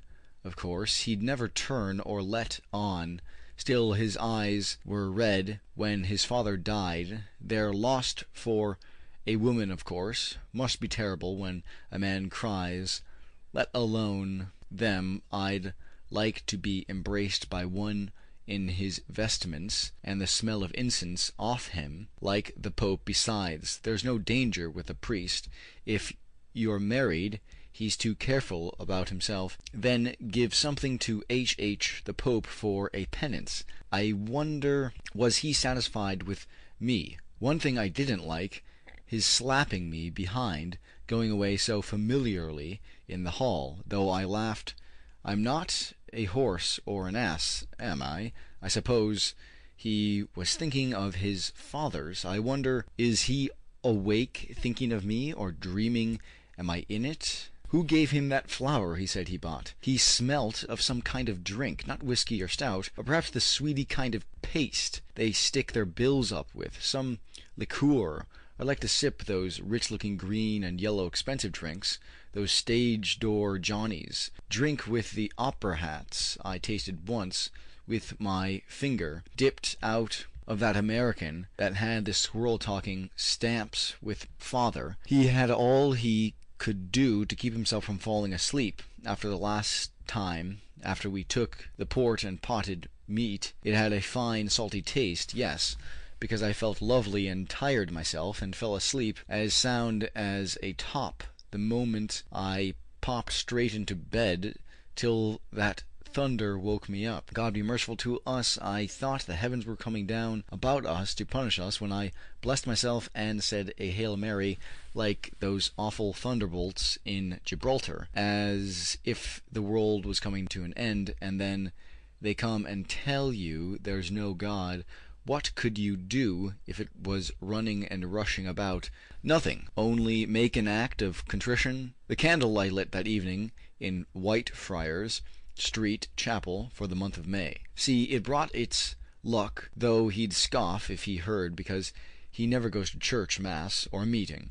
He says your soul, you have no soul, inside only gray matter, because he doesn't know what it is to have one. Yes, when I lit the lamp because he must have come 3 or 4 times with that tremendous big red brute of a thing he has. I thought the vein, or whatever the dickens they call it, was going to burst through his nose. Is not so big after I took off all my things, with the blinds down, after my hours dressing and perfuming and combing it, like iron, or some kind of thick crowbar, standing all the time. He must have eaten oysters, I think, a few dozen. He was in great singing voice. No, I never in all my life felt anyone had one the size of that to make you feel full up. He must have eaten a whole sheep after what's the idea making us like that, with a big hole in the middle of us, or like a stallion driving it up into you, because that's all they want out of you, with that determined vicious look in his eye. I had to half shut my eyes. Still, he hasn't such a tremendous amount of spunk in him when I made him pull out and do it on me, considering how big it is. So much the better, in case any of it wasn't washed properly the last time I let him finish it in me. Nice invention they made for women, for him to get all the pleasure, but if someone gave them a touch of it themselves, they'd know what I went through with Milly. Nobody would believe cutting her teeth too, and Mina Purefoy's husband gives us a swing out of your whiskers, filling her up with a child or twins once a year, as regular as the clock, always with a smell of children off her. The one they called Budgers, or something like a nigger with a shock of hair on it. Jesus Jack, the child is a black. The last time I was there, a squad of them falling over one another and bawling. You can't hear your ears, supposed to be healthy, not satisfied, till they have us swollen out like elephants, or I don't know what supposing. I risked having another not off him, though still, if he was married, I'm sure he'd have a fine, strong child, but I don't know. Poldy has more spunk in him. Yes, that'd be awfully jolly. I suppose it was meeting Josie Powell and the funeral, and thinking about me and Boylan, set him off well. He can think what he likes now, if that'll do him good. I know they were spooning a bit when I came on the scene. He was dancing and sitting out with her the night of Georgina Simpson's housewarming, and then he wanted to ram it down my neck. It was on account of not liking to see her a wallflower. That was why we had the stand-up row over politics. He began it, not me, when he said about our Lord being a carpenter. At last he made me cry, of course. A woman is so sensitive about everything. I was fuming with myself after forgiving in only 4. I knew he was gone on me. And the first socialist, he said, he annoyed me so much I couldn't but put into a temper. Still, he knows a lot of mixed up things, especially about the body and the inside. I often wanted to study up that myself, what we have inside us, in that family physician. I could always hear his voice talking when the room was crowded, and watch him after that. I pretended I had a coolness on with her over him, because he used to be a bit on the jealous side whenever he asked, "Who are you going to?" and I said, "Over to Flowey," and he made me the present of Byron's poems and the 3 pairs of gloves. So that finished that I could quite easily get him to make it up any time. I know how I'd, even supposing he got it in with her again and was going out to see her somewhere, I'd know if he refused to eat the onions. I know plenty of ways. Ask him to tuck down the collar of my blouse, or touch him with my veil and gloves on going out. I kiss then would send them all spinning. However, all right. Well, See, then, let him go to her. She, of course, would only be too delighted to pretend she's mad in love with him, that I wouldn't so much mind. I'd just go to her and ask her, do you love him, and look her square in the eyes. She couldn't fool me, but he might imagine he was, and make a declaration to her, with his plabbery kind of manner, like he did to me, though I had the devil's own job to get it out of him. Though I liked him for that, it showed he could hold in and wasn't to be got for the asking. He was on the pop of asking me, too, the night in the kitchen I was rolling the potato cake. There's something I want to say to you, only for I put him off, letting on I was in a temper, with my hands and arms full of pasty flour. In any case, I let out too much the night before, talking of dreams, so I didn't want to let him know more than was good for him.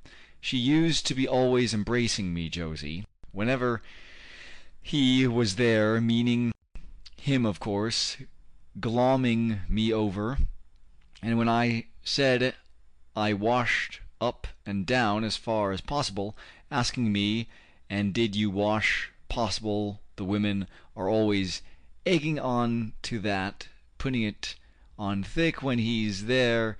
They know by his sly eye blinking, a bit putting on the indifferent, when they came out with something the kind he is. What spoils him I don't wonder in the least, because he was very handsome at that time, trying to look like Lord Byron, I said. I liked, though he was too beautiful for a man, and he was a little before we got engaged afterwards, though she didn't like it so much. The day I was in fits of laughing, with the giggles I couldn't stop about all my hairpins falling out, one after another, with the mass of hair I had. You're always in great humour, she said. Yes, because it grigged her, because she knew what it meant, because I used to tell her a good bit of what went on between us, not all, but just enough to make her mouth water, but that wasn't my fault. She didn't darken the door much after we were married. I wonder what she's got like now after living with that dotty husband of hers. She had her face beginning to look drawn and run down the last time I saw her. She must have been just after a row with him, because I saw on the moment she was edging to draw down a conversation about husbands, and talk about him, to run him down. What was it she told me? Oh, yes, that sometimes he used to go to bed with his muddy boots on, when the maggots take him. Just imagine having to get into bed with a thing like that might murder you any moment. What a man! Well, it's not the one way everyone goes mad. Poldy, anyhow, whatever he does, always wipes his feet on the mat when he comes in, wet or shine, and always blacks his own boots too. And he always takes off his hat when he comes up in the street like then, and now he's going about in his slippers to look for £10,000 for a postcard. Up, oh sweetheart, May, wouldn't a thing like that simply bore you stiff to extinction? Actually too stupid even to take his boots off now. What could you make of a man like that? I'd rather die 20 times over than marry another of their sex. Of course he'd never find another woman like me to put up with him the way I do. No, me come asleep with me, yes, and he knows that too, at the bottom of his heart. Take that Mrs. Maybrick that poisoned her husband, for what I wonder in love with some other man. Yes, it was found out on her. Wasn't she the downright villain to go and do a thing like that? Of course some men can be dreadfully aggravating, drive you mad, and always the worst word in the world. What do they ask us to marry them for, if we're so bad as all that comes to yes, because she can't get on without us, white arsenic she put in his tea off fly paper. Wasn't it? I wonder why they call it that. If I asked him, he'd say it's from the Greek leave, as us wise as we were before. She must have been madly in love with the other fellow to run the chance of being hanged. Oh, she didn't care if that was her nature, and wouldn't she do? Besides, they're not brutes enough to go and hang a woman, surely, are they? End of section 56. Section 57 of Ulysses by James Joyce, Part 3, The Nostos, Episode 18, Penelope, Part 2. They're all so different. Boylan talking about the shape of my foot. He noticed at once, even before he was introduced when I was in the DBC with Poldy laughing and trying to listen. I was waggling my foot. We both ordered 2 teas and plain bread and butter. I saw him looking with his 2 old maids of sisters when I stood up and asked the girl where it was. What do I care with it dropping out of me? And that black closed breeches he made me buy takes you half an hour to let them down, wetting all myself.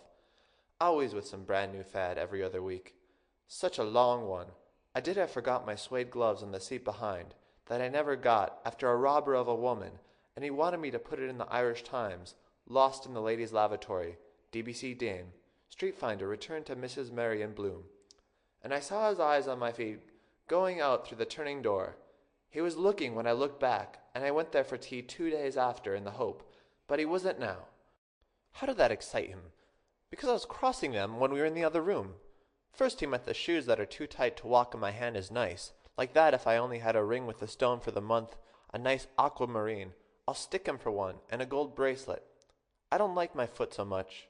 Still I made him spend once with my foot, the night after Goodwin's botch-up of a concert. So cold and windy it was. Well, we had that rum in the house to mull, and the fire was in blackout when he asked to take off my stockings lying in the hearthrug in Lombard Street West. And another time, it was my muddy boots he'd like me to walk in, all the horse's dung I could find. But of course, he's not natural like the rest of the world. What did he say? I could give him 9 points in 10 to Caddy Lanner, and beat her. What does that mean? I asked him. I forget what he said because the stopper sedition just passed, and the man with the curly hair in the Lucan dairy, that's so polite, I think. I saw his face before somewhere. I noticed him when I was tasting the butter, so I took my time. Bartell Darcy, too, that I used to make fun of when he commenced kissing me on the choir stairs after I sang Gounod's Ave Maria. What are we waiting for, oh my heart? Kiss me straight on the brow, and part which is my brown part. He was pretty hot for all his tinny voice, too. My low notes he was always raving about, if you can believe him. I liked the way he used his mouth singing. Then he said, wasn't it terrible to do that there in a place like that? I don't see anything so terrible about it. I'll tell him about that some day, not now, and surprise him. Aye, I'll take him there, and show him the very place we did it, so now there you can like it or lump it. He thinks nothing can happen without him knowing. He had an idea about my mother till we were engaged. Otherwise, he'd never have got me so cheap as he did. He was low times worse himself anyhow, begging me to give him a tiny bit cut off my drawers, that he was the evening coming along Kennethworth Square. He kissed me in the eye of the glove, and I had to take it off, asking me questions. Is it permitted to inquire the shape of my bedroom? So I let him keep it, as if I forgot it. To think of me when I saw him slip it into his pocket. Of course he's mad on the subject of drawers, that's plain to be seen. Always skeezing at those brazen-faced things on the bicycles with their skirts blowing up to their navels. Even when Millie and I were out with him at the open-air fete. That one in the cream muslin, standing right against the sun so he could see every atom she had on. When he saw me from behind, following in the rain. I saw him before he saw me, however, standing at the corner of the Herald's Cross Road, with a new raincoat on, him with the muffler in the Zingari colors to show off his complexion, and the brown hat, looking sly boots as usual. What was he doing there? Where he'd no business. They can go and get whatever they like from anything at all, with a skirt on. And we're not to ask any questions, but they want to know where are you going? I could feel him coming along, skulking after me. his eyes on my neck, and he had been keeping away from the house. He felt it was getting too warm for him, so I half turned and stopped. Then he pestered me to say yes till I took off my gloves, slowly watching him. He said my open-work sleeves were too cold for the rain. Anything for an excuse to put his hand in near me draws the whole blessed time, till I promised to give him a pair off my doll to carry about in his waistcoat pocket. Oh, Maria Santissima! He did look a big fool, drooping in the rain, splendid set of teeth.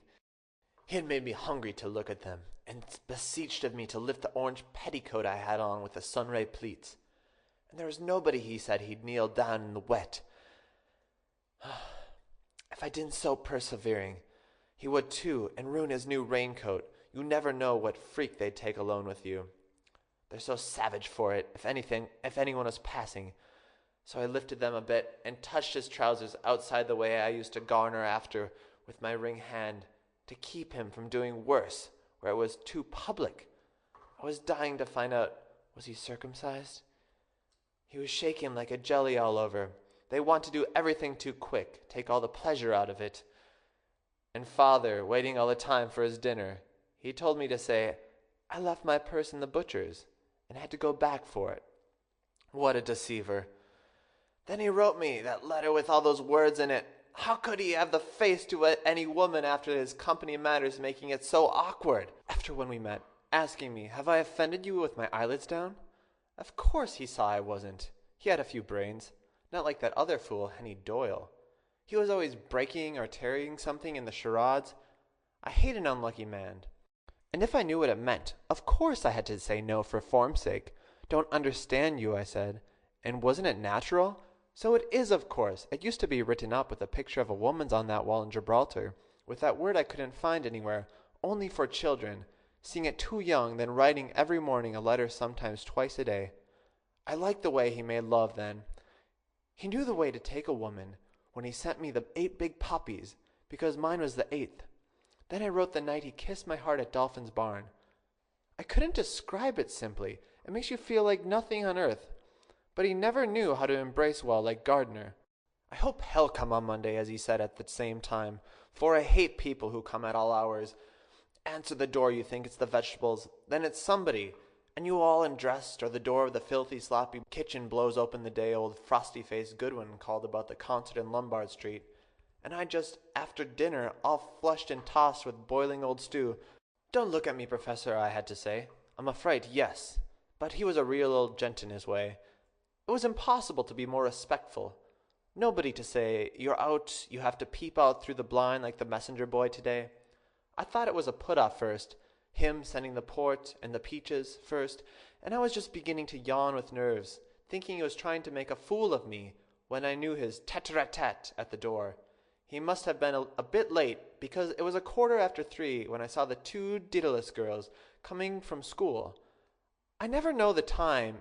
Even that watch he gave me never seems to go properly. I'd want to get it looked after when I threw that penny to that lame sailor. For England, home and beauty, when I was whistling there, is a charming girl I love, and I hadn't even put on my clean shift or powdered myself, or a thing than this day week were to go to Belfast. Just as well, he has to go to Ennis, his father's anniversary, the 27th. It wouldn't be pleasant if he did suppose our rooms at the hotel were beside each other, and any fooling went on in the new bed. I couldn't tell him to stop and not bother me with him in the next room. Or perhaps some Protestant clergyman with a cough knocking on the wall. Then he'd never believe the next day we didn't do something. It's all very well a husband, but you can't fool a lover after me telling him we never did anything. Of course he didn't believe me. No, it's no better he's going where he is. Besides, something always happens with him. The time going to the Mallow concert at Maryborough, ordering boiling soup for the 2 of us.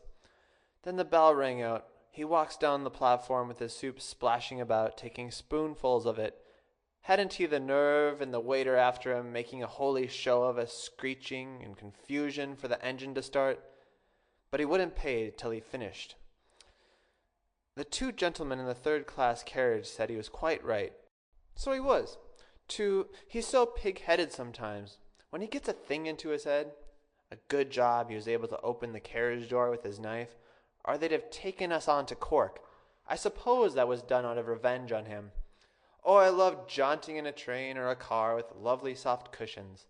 I wonder, will he take a first class for me? He might want to do it in the train by tipping the guard. Well, oh, I suppose there'll be the usual idiots of men gaping at us with their eyes as stupid as ever they can possibly be. That was an exceptional man. That common workman that left us alone in the carriage that day, going to how'th I'd like to find out something about him. 1 or 2 tunnels, perhaps. Then you have to look out for the window all the nicer. Then coming back. Suppose I never came back. What would they say? Eloped with him that gets you on the stage the last concert I sang at, where it's over a year ago. When was it? St. Teresa's Hall, Clarendon Street. Little chits of missies they have now singing Kathleen Kearney and her like, on account of father being in the army, and my singing the absent-minded beggar and wearing a brooch of Lord Roberts when I had the map of it all. And Poldy not Irish enough. Was it him managed it this time? I wouldn't put it past him. Like he got me on to sing in the Stabat Mater by going around saying he was putting lead kindly light to music. I put him up to that till the Jesuits found out he was a Freemason thumping the piano lead. Thou me uncopied from some old opera, yes. And he was going about with some of them, Sinner Fein lately or whatever they call themselves, talking his usual trash and nonsense. He says that little man he showed me without the neck is very intelligent, the coming man Griffiths. Is he well? He doesn't look it. That's all I can say. Still, it must have been him. He knew there was a boycott. I hate the mention of their politics after the war. That Pretoria and Ladysmith and Bloemfontein, where Gardner Lieutenant Stanley G., 8th Battalion, 2nd East Lancashire Regiment, of enteric fever. He was a lovely fellow in khaki and just the right height over me. I'm sure he was brave, too. He said I was lovely the evening we kissed goodbye at the Canal Lock. My Irish beauty. He was pale with excitement about going away, or we'd be seen from the road. He couldn't stand properly, and I so hot as I never felt they could have made their peace in the beginning. Or old Oom Paul, and the rest of the other Krugers, go and fight it out between them, instead of dragging on for years, killing any fine-looking men there were with their fever. If he was even decently shot, it wouldn't have been so bad. I love to see a regiment pass in review. The first time I saw the Spanish cavalry at La Roque, it was lovely after looking across the bay from Algeciras. All the lights of the rock like fireflies are those sham battles on the 15 acres of the Black Watch, with their kilts in time at the march past the 10th Hussars, the Prince of Wales' own, or the Lancers. Oh, the Lancers, they're grand. Or the Dublins that won Tugela. His father made his money over selling the horses for the cavalry. Well, he could buy me a nice present up in Belfast, after what I gave him. They have lovely linen up there, one of those nice kimono things. I must buy a mothball like I had before to keep in the drawer with him. It would be exciting going around with him, shopping, buying those things in a new city. Better leave this ring behind. Want to keep it turning and turning to get it over the knuckle there. Or they might bell it around the town in their papers or tell the police on me. But they'd think we're married. I'll let them all go and smother themselves for the fat lot. I care he has plenty of money, and he's not a marrying man, so somebody better get it out of him. If I could find out whether he likes me. I looked a bit washy, of course, when I looked close in the hand-glass. Powdering a mirror never gives you the impression. Besides, scrooching down on me like that all the time with his big hip bones. He's heavy, too, with his hairy chest, for the seat always having to lie down for them. Better for him to put it into me from behind, the way Mrs. Mastiansky told me her husband made her.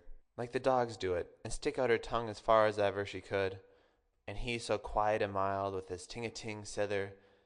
Can you ever be up to men the way it takes them lovely stuff, in that blue suit he had on, and stylish tie and socks, with the sky-blue silk things on? Them he's certainly well off, I know, by the cut of his clothes have, and his heavy watch, but he was like a perfect devil for a few minutes, after he came back with the stoppers tearing up the tickets, and swearing blazes because he lost 20 quid. He said he lost over the outsider that won, and half he put on for me on account of Lenehan's tip, cursing him to the lowest pits, that sponger he was making free with me after the Glencree dinner, coming back that long jolt over the Featherbed Mountain, after the Lord Mayor looking at me with his dirty eyes. Van Dillon, that big heathen, I first noticed him at dessert, when I was cracking the nuts with my teeth. I wish I could have picked every morsel of that chicken out of my fingers. It was so tasty and brown and as tender as anything, only for I didn't want to eat everything on my plate. Those forks and fish slicers were hallmarked silver, too. I wish I had some. I could easily have slipped a couple into my muff when I was playing with them, then always hanging out of them for money in a restaurant, or the bit you put down your throat. We have to be thankful for the mangy cup of tea itself, as a great compliment to be noticed, the way the world is divided. In any case, if it's going to go on, I want at least 2 other good chemises, for one thing. But I don't know what kind of drawers he likes. None at all, I think. Didn't he say yes, and half the girls in Gibraltar never wore them either? Naked as God made them. That Andalusian singing her manola. She didn't make much of a secret what she hadn't. Yes, and the second pair of silkette stockings is laddered after one day's wear. I could have brought them back to Lures this morning and kicked up a row and made that one change them only not to upset myself and run the risk of walking into him and ruining the whole thing. And one of those kid-fitting corsets I'd want advertised cheap in the Gentlewoman with elastic gores on the hips. He saved the one I have, but that's no good.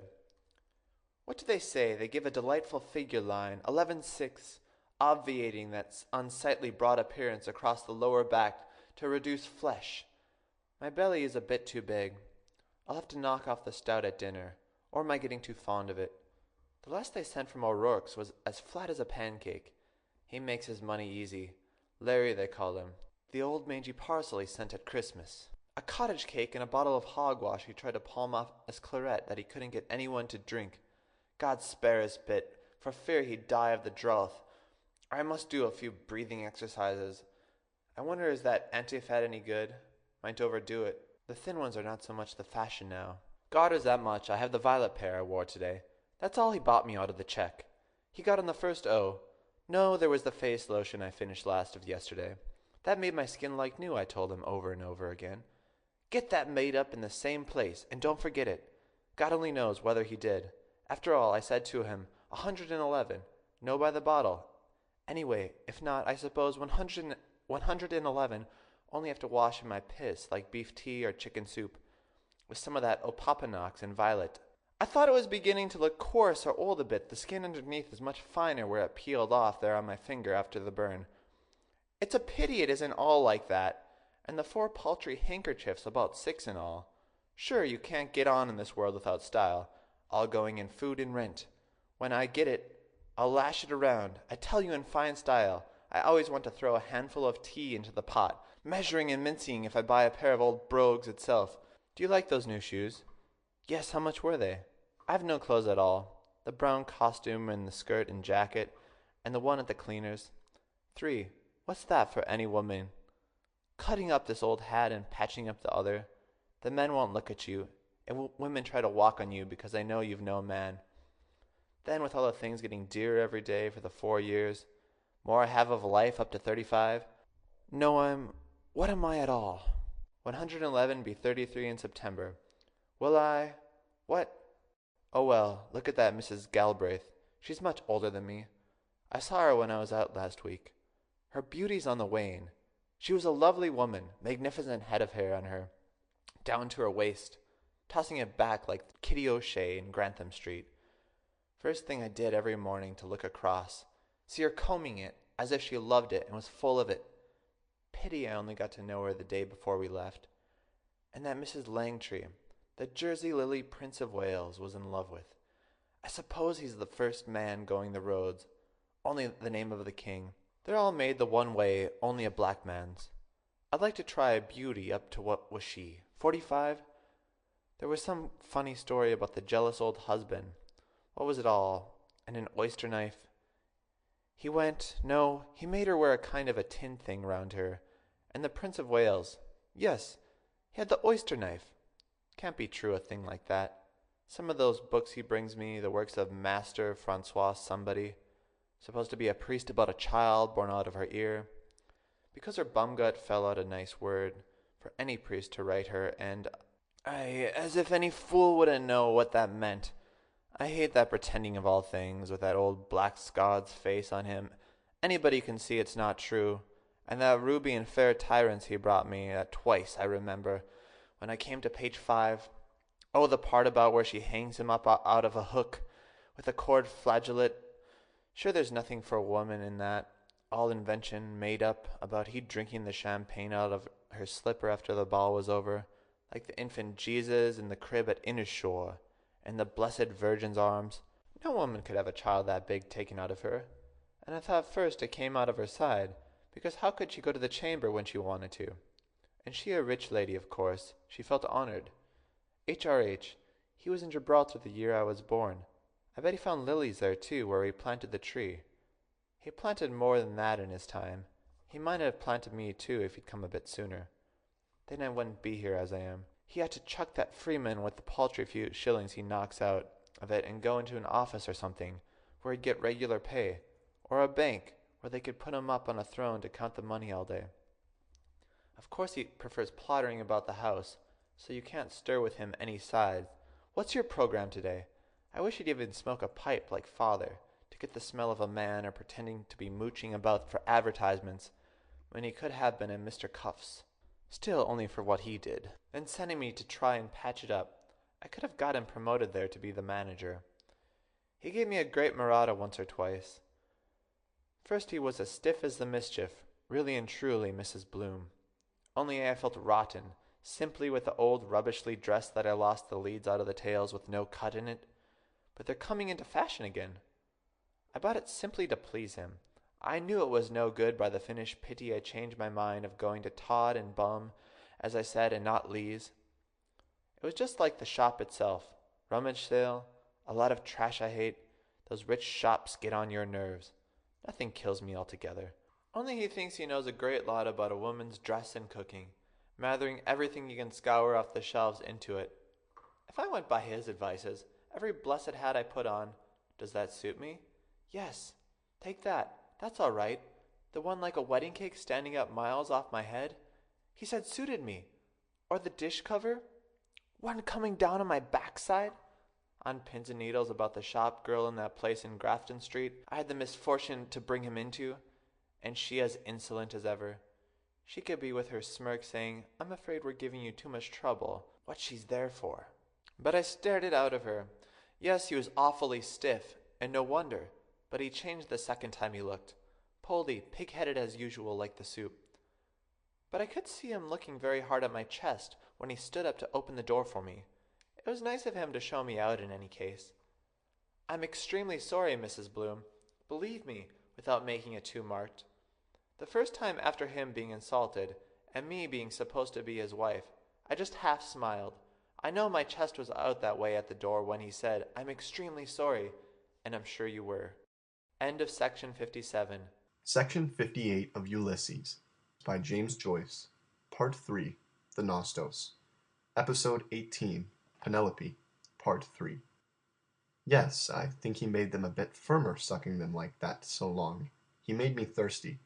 Titties, he calls them. I had to laugh. Yes, this one, anyhow. Stiff the nipple gets. For the least thing I'll get him to keep that up, and I'll take those eggs beaten up with marsala. Fatten them out for him. What are all those veins and things? Curious the way it's made. Two the same in case of twins. They're supposed to represent beauty, placed up there like those statues in the museum, one of them pretending to hide it with her hand. Are they so beautiful? Of course, compared with what a man looks like, with his 2 bags full and his other thing hanging down out of him or sticking up at you like a hat rack. No wonder they hide it with a cabbage leaf. That disgusting Cameron Highlander behind the meat market, or that other wretch with the red head behind the tree where the statue of the fish used to be, when I was passing, pretending he was pissing, standing out for me to see it with his baby clothes up to one side. The Queen's Own. They were a nice lot. It's well the Surreys relieved them. They're always trying to show it to you. Every time, nearly. I passed outside the men's greenhouse near the Harcourt Street station, just to try some fellow or other trying to catch my eye, as if it was one of the 7 wonders of the world. Oh, and the stink of those rotten places. The night, coming home with Poldy after the Comerfords' party. Oranges and lemonade to make you feel nice and watery. I went into one of them. It was so biting cold I couldn't keep it. When was that? 93. The canal was frozen. Yes, it was a few months after. A pity a couple of the Camerons weren't there to see me squatting in the men's place, Mayadero. I tried to draw a picture of it before I tore it up like a sausage or something. I wonder they're not afraid, going about it, getting a kick or a bang of something there. The woman is beauty, of course. That's admitted when he said I could pose for a picture naked to some rich fellow in Hollis Street when he lost the job in the Hellies, and I was selling the clothes and strumming in the coffee palace. Would I be like that Bath of the Nymph, with my hair down? Yes, only she's younger, or I'm a little like that dirty bitch in that Spanish photo he has. Nymphs? Used they go about like that? I asked him about her, and that word meant something with hoses in it, and he came out with some jawbreakers about the incarnation. He never can explain a thing simply, the way a body can understand. Then he goes and burns the bottom out of the pan, all for his kidney. This one, not so much. There's the mark of his teeth, still where he tried to bite the nipple. I had to scream out. Aren't they fearful, trying to hurt you? I had a great breast of milk with Milly, enough for 2. What was the reason of that? He said I could have got £1 a week as a wet nurse, all swelled out, the morning that delicate-looking student that stopped in number 28 with the Citron's Penrose nearly caught me washing through the window, only for I snapped up the towel to my face. That was his student. Hurt me they used to, weaning her, till he got Dr. Brady to give me the belladonna prescription. I had to get him to suck them, they were so hard. He said it was sweeter and thicker than cows. Then he wanted to milk me into the tea. Well, he was beyond everything, I declare. Somebody ought to put him in the budget. If only I could remember the one half of the things, and write a book out of it. The works of Master Poldy, yes, and it's so much smoother, the skin. Much an hour he was at them, I'm sure, by the clock, like some kind of a big infant I had at me. They want everything in their mouth, all the pleasure those men get out of a woman. I can feel his mouth. Oh, Lord, I must stretch myself. I wished he was here, or somebody to let myself go with, and come again like that. I feel all fire inside me. Or if I could dream it, when he made me spin the second time, tickling me behind with his finger. I was coming for about 5 minutes with my legs round him. I had to hug him after. Oh, Lord, I wanted to shout out all sorts of things, fuck or shit or anything at all, only not to look ugly. Or those lines from The Strain. Who knows the way he'd take it? You want to feel your way with a man. They're not all like him, thank God. Some of them want you to be so nice about it. I noticed the contrast. He does it and doesn't talk. I gave my eyes that look with my hair a bit loose from the tumbling, and my tongue between my lips, up to him, the savage brute. Thursday, Friday, 1 Saturday, 2 Sunday, 3. Oh, Lord, I can't wait till Monday. End of section 58. Section 59 of Ulysses by James Joyce. Part 3, The Nostos. Episode 18, Penelope. Part 4.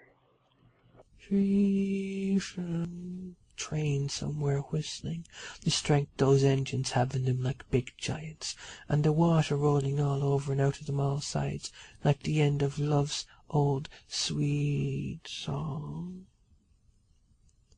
The poor men that have to be out all the night from their wives and families in those roasting engines. Stifling it was today. I'm glad I burnt the half of those old Freemans and photo bits, leaving things like that lying about. He's getting very careless. And threw the rest of them up in the W.C. I'll get him to cut them tomorrow for me instead of having them there for the next year. Get a few pence for them. Have him asking where's last January's paper, and all those overcoats I bundled out in the hall, making the place hotter than it is. That rain was lovely and refreshing just after my beauty sleep. I thought it was going to get like Gibraltar. My goodness, the heat there. Before the Levanter came on black as night, and the glare of the rock standing up in it like a big giant, compared with their 3-rock mountain they think is so great, with the red sentries here and there, the poplars, and they all white hot in the smell of the rain-water in those tanks, watching the sun all the time weltering down on you. Faded all that lovely frock Father's friend Mrs. Stanhope sent me from the Bee Marsh, Paris. What a shame, my dearest Doggerina, she wrote. on it. She was very nice. What's this her other name was? Just a P.C. to tell you I sent a little present. Have just had a jolly warm bath and feel a very clean dog now. Enjoyed it. Wogger, she called him, Wogger. Would give anything to be back in Jib and hear you sing, Waiting in Old Madrid. Cancone is the name of those exercises. He bought me one of those. Some new word I couldn't make out. Shawls. Amusing things, but tear for the least thing. Still, they're lovely, I think. Don't you? I would always think of the lovely teas we had together. Scrumptious currant scones and raspberry wafers. I adore. Well now, dearest Doggerina, be sure and write soon. Kind. She left out regards to your father, also Captain Grove. With love, yours awfully, Hester. She didn't look a bit married, just like a girl.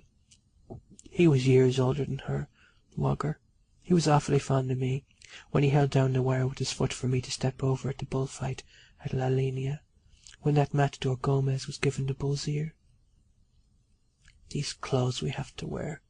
Whoever invented them, expecting to walk up Killiney Hill then, for example, at that picnic, all staged up, you can't do a blessed thing in them, in a crowd, run or jump out of the way.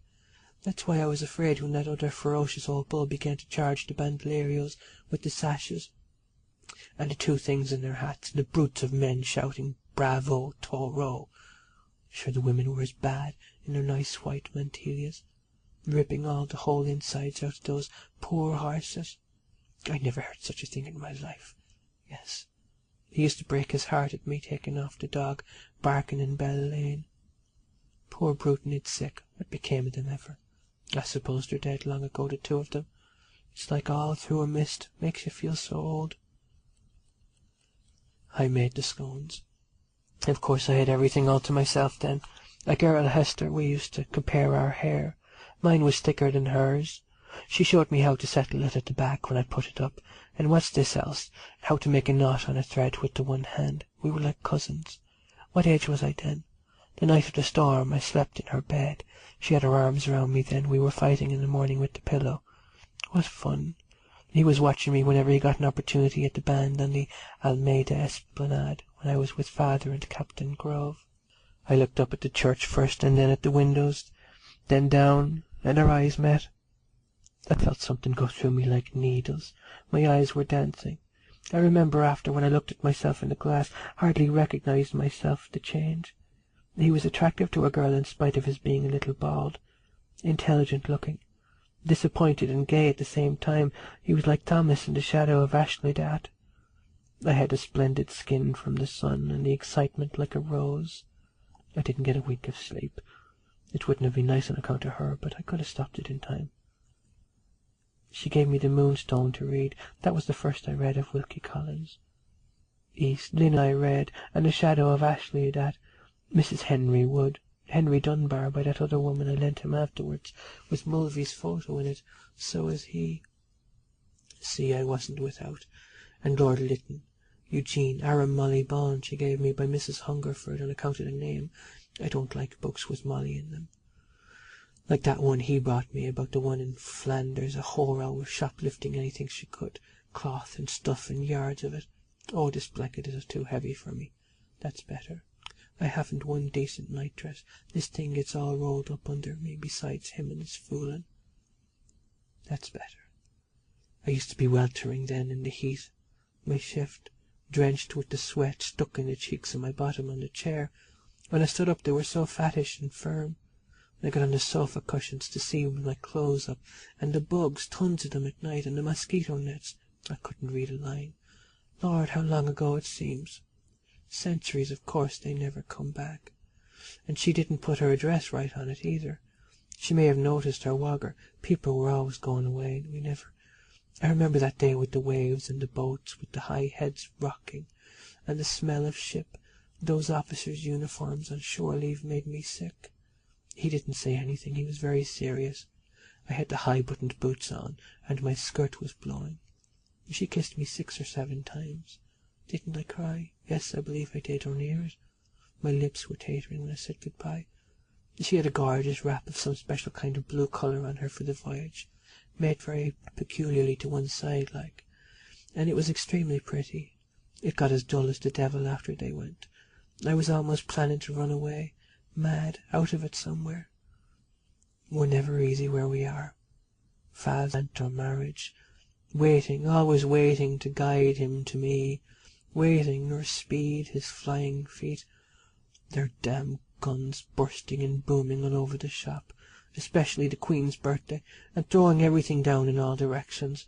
If he didn't open the windows when General Ulysses Grant, whoever he was or did, supposed to be some great fellow, landed off the ship. And old Sprague, the consul that was there from before the flood, dressed up, poor man, and he in mourning for the sun. Then the same old bugles for reveille in the morning, and drums rolling, and the unfortunate poor devils of soldiers walking about with messdines, smelling the place more than the old long-beard Jews in their jellybees and Levites' assembly, and sound clear, and gunfire for the men to cross their lines, and the warden marching with his keys to lock the gates, and the bagpipes, and only Captain Groves and father talking about Rorke's Drift and Plenville and Sir Garn at Wolseley, and Gordon at Khartoum lighting their pipes for them every time they went out. Drunken old devil with his grog on the window-sill. Catch him leaving any of it, picking his nose, trying to think of some other dirty story to tell up in the corner. But he never forgot himself when I was there, sending me out of the room in some blind excuse, paying his compliments. The Bushmills whisky talking, of course, but he'd do the same to the next woman that come along. I suppose he died of galloping drink ages ago. The days like years. Not a letter from a living soul except the odd few I posted to myself with bits of paper in them. So bored sometimes I could fight with my nails listening to that old Arab with the one eye and his hiyahs of an instrument, singing his hiyah, yah, yah. All my compliments to your hottentots on your hiyahs.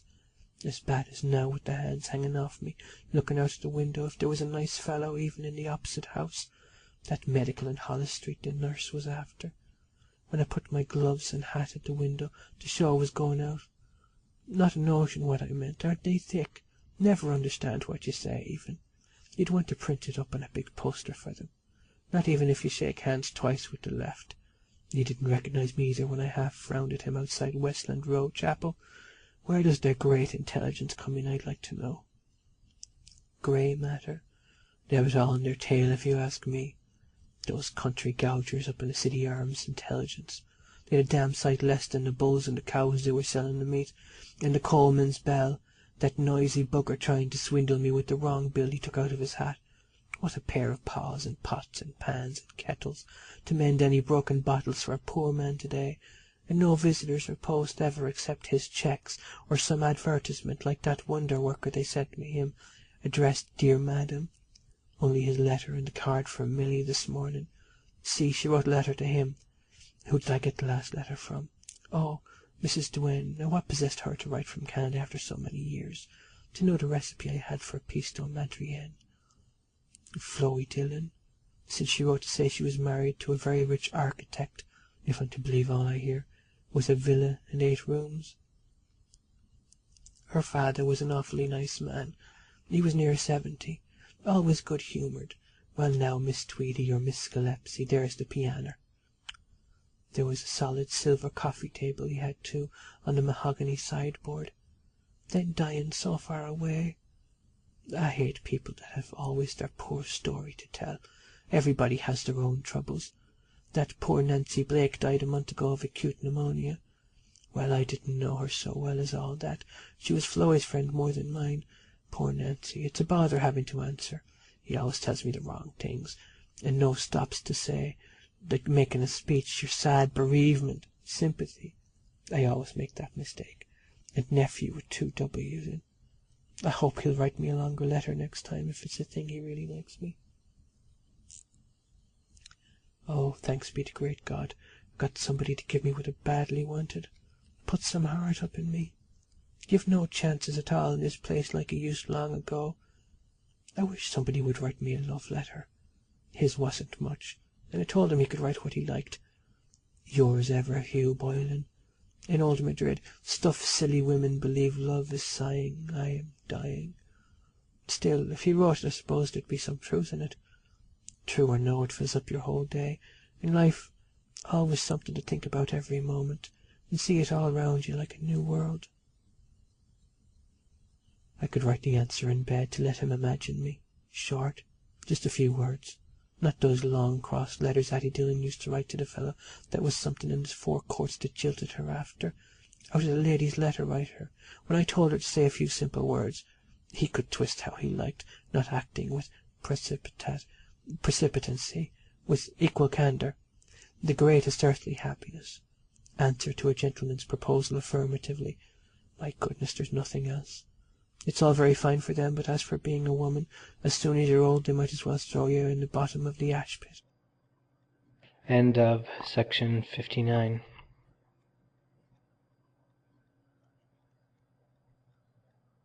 Section 60 of Ulysses by James Joyce, Part 3, The Nostos, Episode 18, Penelope, Part 5. Mulvey's was the first when I was in bed that morning, and Mrs. Rubio brought it in with the coffee. She stood there standing when I asked her to hand me, and I pointing at them. I couldn't think of the word, a hairpin to open it. Oh, Horkia, disobliging old thing, and it staring her in the face with her switch of false hair on her, and vain about her appearance, ugly as she was, near 80 or 100, her face a mass of wrinkles with all her religion, domineering because she never could get over the Atlantic fleet coming in, half the ships of the world, and the Union Jack flying with all her carabineros because 4 drunken English sailors took all the rock from them, and because I didn't run into Mass often enough in Santa Maria to please her, with her shawl up in her, except when there was a marriage on with all her miracles of the saints, and her black blessed Virgin in a silver dress, and the sun dancing 3 times on Easter Sunday morning, and when the priest was going by with the bell ring in the Vatican to the dying, blessing herself after his majestad, an admirer, he signed it. I near jumped out of my skin. I wanted to pick him up when I saw him follow me along the Calle Real in the shop window. Then he tipped me just in passing, but I never thought he'd write making an appointment. I had it inside my petticoat bodice all day, reading it up every hole and corner, while father was up at the drill instructing, to find out by the handwriting or the language of stamps. Singing, I remember, Shall I Wear a White Rose? And I wanted to put on the old stupid clock to near the time. He was the first man kissed me under the Moorish wall, my sweetheart when a boy. It never entered my head what kissing meant till he put his tongue in my mouth. His mouth was sweet-like, young. I put my knee up to him a few times to learn the way. What did I tell him? I was engaged for fun to the son of a Spanish nobleman named Don Miguel de la Flora, and he believed me, that I was to be married to him in 3 years' time. There's many a true word spoken in jest. There is a flower that bloometh. A few things I told him true about myself, just for him to be imagining. The Spanish girls he didn't like. I suppose one of them wouldn't have him. I got him excited. He crushed all the flowers on my bosom he brought me. He couldn't count the pesetas and the perigordas till I taught him. Capaquin he came from, he said, on the black water. But I was too short then, the day before he left. May, yes, it was May when the infant King of Spain was born. I'm always like that in the spring.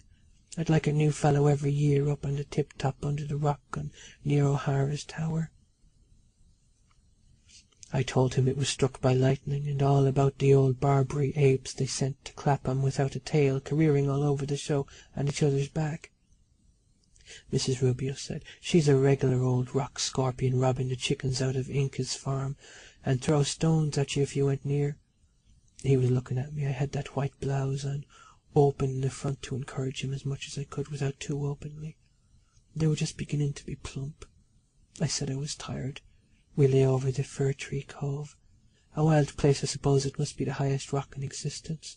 The galleries and casemates, and those frightful rocks in St. Michael's Cave with the icicles, or whatever they call them, hanging down, and ladders, all the mud plotching my boots. I'm sure that's the way down. The monkeys go under the sea to Africa when they die. The ships out far like chips. That was the Malta boat passing, yes. The sea and the sky, you could do what you liked, lie there forever. He caressed them outside. They love doing that. It's the roundness there. I was leaning over him with my white rice straw hat to take the newness out of it, the left side of my face the best, my blouse open for his last day, transparent kind of shirt he had. I could see his chest pink. He wanted to touch mine with his for a moment, but I wouldn't let him. He was awfully put out first for fear, you never know, consumption, or leave me with a child, Embrizadada. That old servant, Inez, told me that one drop, even if it got into you at all, after I tried with the banana, but I was afraid it might break and get lost up in me somewhere, because they once took something down out of a woman that was up there for years, covered with lime salts.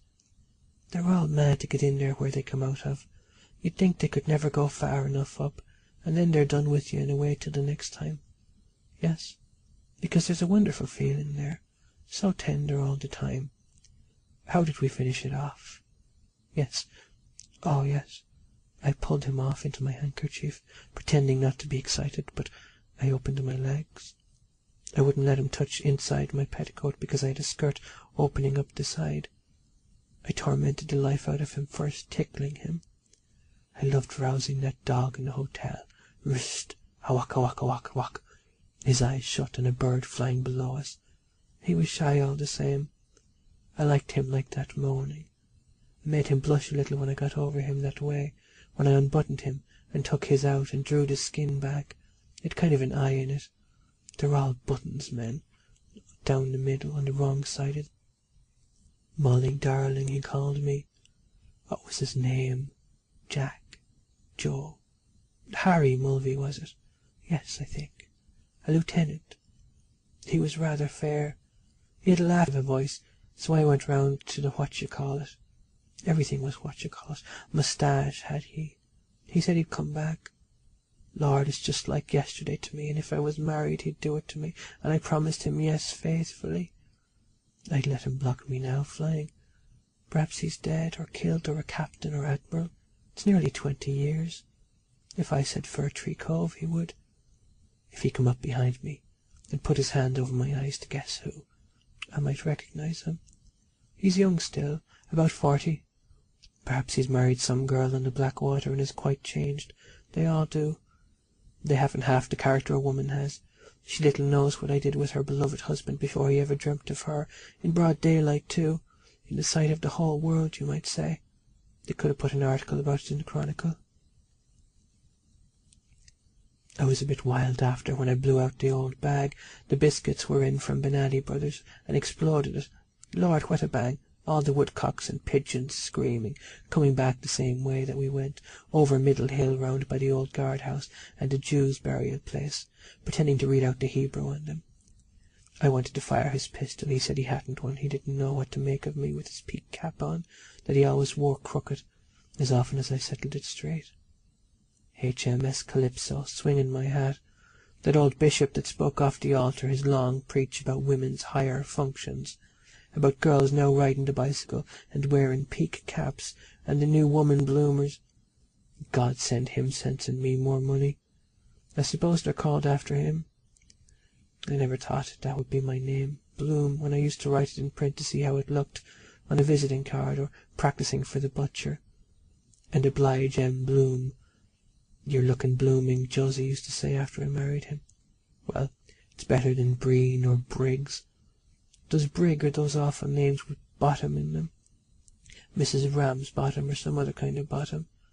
Mulvey I wouldn't go mad about either. Or suppose I divorced him. Mrs. Boylan. My mother, whoever she was, might have given me a nicer name, the Lord knows, after the lovely one she had. Lunita Laredo. The fun we had running along Willis Road to Europa Point, twisting in and out all around the other side of Jersey. They were shaking and dancing about in my blouse, like Millie's little ones now when she runs up the stairs. I loved looking down at them. I was jumping up at the pepper trees and the white poplars, pulling the leaves off and throwing them at him. He went to India. He was to write the voyages those men have to make to the ends of the world and back. It's the least they might get a squeeze or two as a woman while they can, going out to be drowned or blown up somewhere. I went up Windmill Hill to the flats that Sunday morning with Captain Rubios.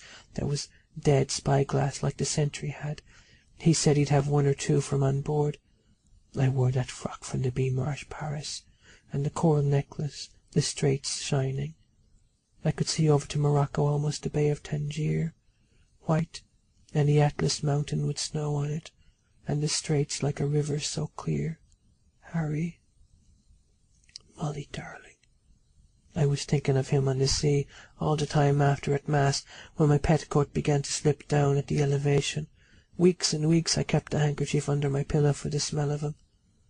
There was no decent perfume to be gotten at Gibraltar, only that cheap peau d'Espagne that faded and left a stink on you more than anything else. I wanted to give him a memento. He gave me that clumsy cladder ring for luck that I gave Gardner going to South Africa, where all those Boers killed him with their war and fever. But they were well beaten all the same, and if it brought its bad luck with it like an opal or pearl, still, it must have been pure 18-carat gold, because it was very heavy. But what could you get in a place like that, with the sand-frog shower from Africa and that derelict ship that came up the harbour? The Marie what-you-call-it. No, he hadn't a moustache. That was Gardner. Yes, I can see his face clean-shaven. Free from... That train again, weeping tone. Once in the dear dead days beyond her call, close my eyes, breath, my lips forward, kiss, sad look, eyes open, piano air o'er the world the mists began. I hate that. Ist's beg comes love's sweet song. I'll let that out full when I get in front of the footlights again. Kathleen Kearney and her lot of squealers. Miss this, miss that, miss the other. Lot of sparrow farts skitting around talking about politics. They know as much about as my backside. Anything in the world to make themselves some way interesting. Irish home-made beauties. Soldier's daughter am I, aye, and whose are you, bootmakers and publicans? I beg your pardon, coach. I thought you were a wheelbarrow. They'd die down dead off their feet if ever they got a chance of walking down the Alameda on an officer's arm, like me on the bandlight. My eyes flash my bust. That they haven't passion, God help their poor head. I knew more about men and life when I was 15 than they'll know at 50. They don't know how to sing a song like that. Gardner said no man could look at my mouth and teeth, smiling like that, and not think of it. I was afraid he mightn't like my accent first. He's so English. All father left me in spite of his stamps. I've my mother's eyes and figure anyhow, he always said. They're so snotty about themselves, some of these cads. He wasn't a bit like that. He was dead gone on my lips. Let them get a husband first that's fit to be looked at, and a daughter like mine. Or see if they can excite a swell with money that can pick and choose whoever he wants, like Boylan. To do it 4 or 5 times locked in each other's arms, or the voice either. I could have been a prima donna only I married him. Comes love sold, deep down, chin back, not too much, make it double. My lady's bower is too long for an encore. About the moated grains at twilight and vaulted rooms. Yes, I'll sing Winds That Blow from the South, that he gave me after the choir stairs performance. I'll change that lace on my black dress to show off my bubs, and yes, by God, I'll get that big fan mended, make them burst with envy. My hole is itching me always when I think of him. I feel some wind in me. Better go easy not to wake him. Have him at me again, slobbering after washing every bit of myself, back, belly and sides. If we had even a bath itself, or my own room anyway. I wish he'd sleep in some bed by himself with his cold feet on me. Give us room to even let a fart, God, or do the least thing. Better, yes, hold him like that, a bit on my side. Piano quietly. Sweet. There's that train far away. Pianissimo. One more song. End of section 60. Section 61 of Ulysses by James Joyce, Part 3, The Nostos, Episode 18, Penelope, Part 6. That was a relief. Wherever you be, let your wind go free. Who knows if that pork chop I took with my cup of tea after was quite good with that heat? I couldn't smell anything off it. I'm sure that queer-looking man in the pork butcher's is a great rogue. I hope that lamp is not smoking. Fill my nose up with smut's better than having him leaving the gas on all night.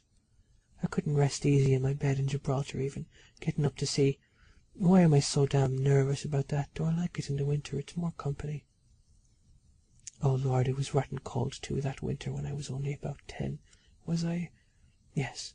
I had the big doll with all the funny clothes, dressing her up and undressing, that icy wind skeeting across from those mountains, the something Nevada, Sierra Nevada, standing at the fire with the little bit of a short shift I had up to the heat itself.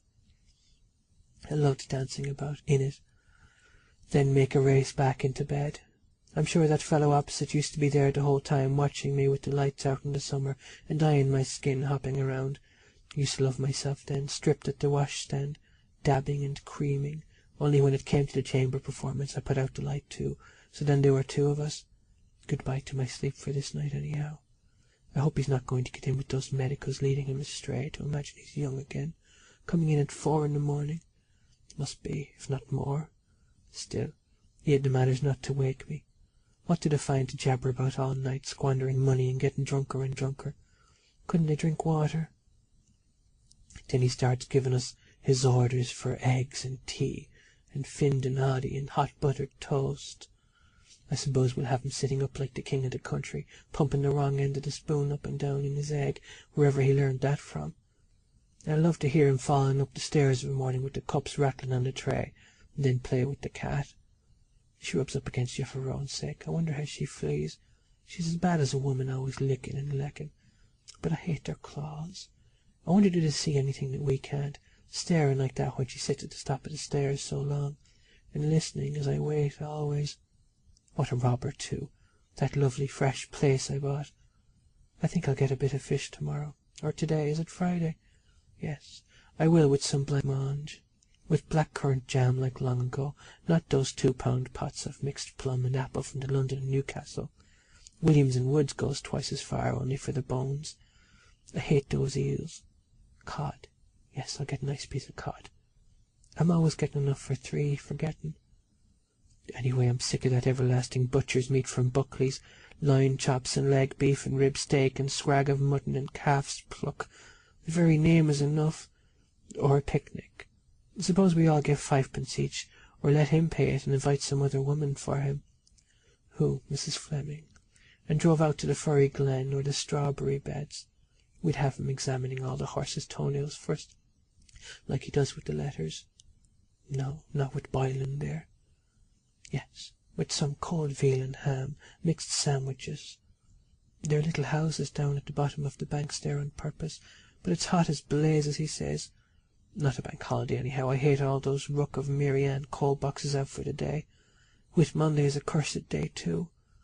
No wonder that bee bit him. Better the seaside, but I'd never again in this life get into a boat with him after him at Bray, telling the boatman he knew how to row. If anyone asked could he ride the steeplechase for the Gold Cup, he'd say yes. Then it came down to get rough, the old thing crooketing about, and the weight all down my side, telling me to pull the right reins, now pull the left, and the tide all swamping and floods into the bottom, and his oar slipping out of the stirrup. It's a mercy we weren't all drowned. He can swim, of course. Me, no danger there whatsoever. Keep yourself calm in his flannel trousers. I'd like to have tattered them down off him before all the people, and give him what that one calls flagellate, till he was black and blue. It'd do him all the good in the world, only for that long-nosed chap, I don't know who he is, with that other beauty Burke out at the City Arms Hotel was there spying around as usual on the slip. Always where he wasn't wanted. If there was a row on, you'd vomit a better face. There was no love lost between us, that's one consolation. I wonder what kind is that book he brought me. Sweets of Sin, by a gentleman of fashion. Some other Mr. Cock, I suppose people gave him that nickname, going about with his tube from one woman to another. I couldn't even change my new white shoes, all ruined with the salt water, and the hat I had, with that feather all blowy and tossed on me. How annoying and provoking, because the smell of the sea excited me, of course. the sardines and the bream in Catalan Bay round the back of the rock. They were fine, all silver in the fishermen's baskets. Old Luigi near 100, they said they came from Genoa, and a tall old chap with the earrings. I don't like a man you have to climb up to get at. I suppose they're all dead and rotten long ago. Besides, I don't like being alone in this big barracks of a place at night. I suppose I'll have to put up with it. I never brought a bit of salt even when we moved in the confusion. Musical academy he was going to make on the first-floor drawing-room, with a brass plate, or Bloom's private hotel, he suggested. Go and ruin himself altogether the way his father did down in Ennis, like all the things he told father he was going to do, and me. But I saw through him telling me all the lovely places we could go for the honeymoon. Venice by moonlight, with the gondolas, and the Lake of Como. He had a picture cut out of some paper, of mandolines and lanterns. Oh, how nice, I said. Whatever I liked, he was going to do immediately, if not sooner. Will you be my man? Will you carry my can? He ought to get a leather medal with a putty rim for all the plans he invents. Then leaving us here all day, you'd never know what old beggar at the door for a crust with his long story might be a tramp. And put his foot in that way to prevent me, like the picture of that hardened criminal he was called in Lloyd's Weekly News. 20 years in jail, then he comes out and murders an old woman for her money. Imagine his poor wife or mother, whoever she is. Such a face he'd run miles away from. I couldn't rest easy till I bolted all the doors and windows to make sure, but it's worse again being locked up like a prison or a madhouse. They ought to be all shot, or the cat o' nine tails. A big brute like that would attack a poor old woman to murder her in the bed. I'd cut them off, so I would. Not that he'd be much use still. Better than nothing. The night I was sure I heard burglars in the kitchen, and he went down in his shirt with a candle and a poker as if he was looking for a mouse, as white as a sheet, frightened out of his wits, making as much noise as he possibly could for the burglars' benefit. There isn't much to steal, indeed, the Lord knows. Still it's the feeling, especially now with Milly away. Such an idea for him to send the girl down there to learn to take photographs on account of his grandfather instead of sending her to Skerry's academy, where she'd have to learn. Not like me, getting all eyes at school. Only he'd do a thing like that all the same on account of me and Boylan. That's why he did it, I'm certain. The way he plots and plans everything out. I couldn't turn around with her in the place lately, unless I bolted the door first. It gave me the fidgets coming in without knocking first, when I put the chair against the door, just as I was washing myself there below with the glove. Gets on your nerves. Then doing the log lady all day, putting her in a glass case with 2 at a time to look at her if he knew. She broke off the hand of that little gim-crack statue, with her roughness and carelessness, before she left, that I got that little Italian boy to mend so that you can see the joint for 2 shillings. Wouldn't even team the potatoes for you. Of course she's right not to ruin her hands. I noticed he was always talking to her lately at the table, explaining things in the paper, and she pretending to understand. Sly, of course, that comes from his side of the house. He can't say I pretend things, can he? I'm too honest, as a matter of fact. And helping her into her coat. But if there's anything wrong with her, it's me she'd tell, not him. I suppose he thinks I'm finished out and laid on the shelf. Well, I'm not known or anything like it. We'll see, we'll see. She's well on for flirting too with Tom Devan's 2 sons, imitating me whistling with those romps of Murray girls calling for her, "Can Milly come out, please?" She's in great demand to pick what they can off her round in Nelson Street. Riding Harry Devan's bicycle at night. It's as well he sent her where she is. She was just getting out of bounds, wanting to go to the skating rink, and smoking their cigarettes through their nose. I smelt it off her dress when I was biting off the thread of the button I sewed on the bottom of her jacket. She couldn't hide much from me, I tell you. Only I oughtn't have stitched it, and it on her. It brings a parting, and the last plump pudding too, split in 2 halves. See, it comes out no matter what they say. Her tongue is a bit too long for my taste. "Your blouse is open too low," she says to me, the pan calling the kettle black bottom, and I had to tell her not to cock her legs up like that on show in the window-sill before all the people passing. They all look at her like me when I was her age. Of course any old rag looks well on you. Then a great touch-me-not too in her own way, at the only way in the Theatre Royal. Take your foot away out of that. I hate people touching me. Afraid of her life I'd crush her skirt with the pleats. A lot of that touching must go on in theatres and at crush in the dark. They're always trying to wiggle up to you. That fellow in the pit at the Gaiety for Beerbohm Tree in Trilby. The last time I'll ever go there to be squashed like that for any Trilby. Or her bare bum every 2 minutes tipping me there and looking away. He's a bit daft. I think I saw him after trying to get near 2 stylish dressed ladies outside Switzer's window at the same little game. I recognised him on the moment, the face and everything, but he didn't remember me. Yes, and she didn't want me to kiss her at the Broadstone going away.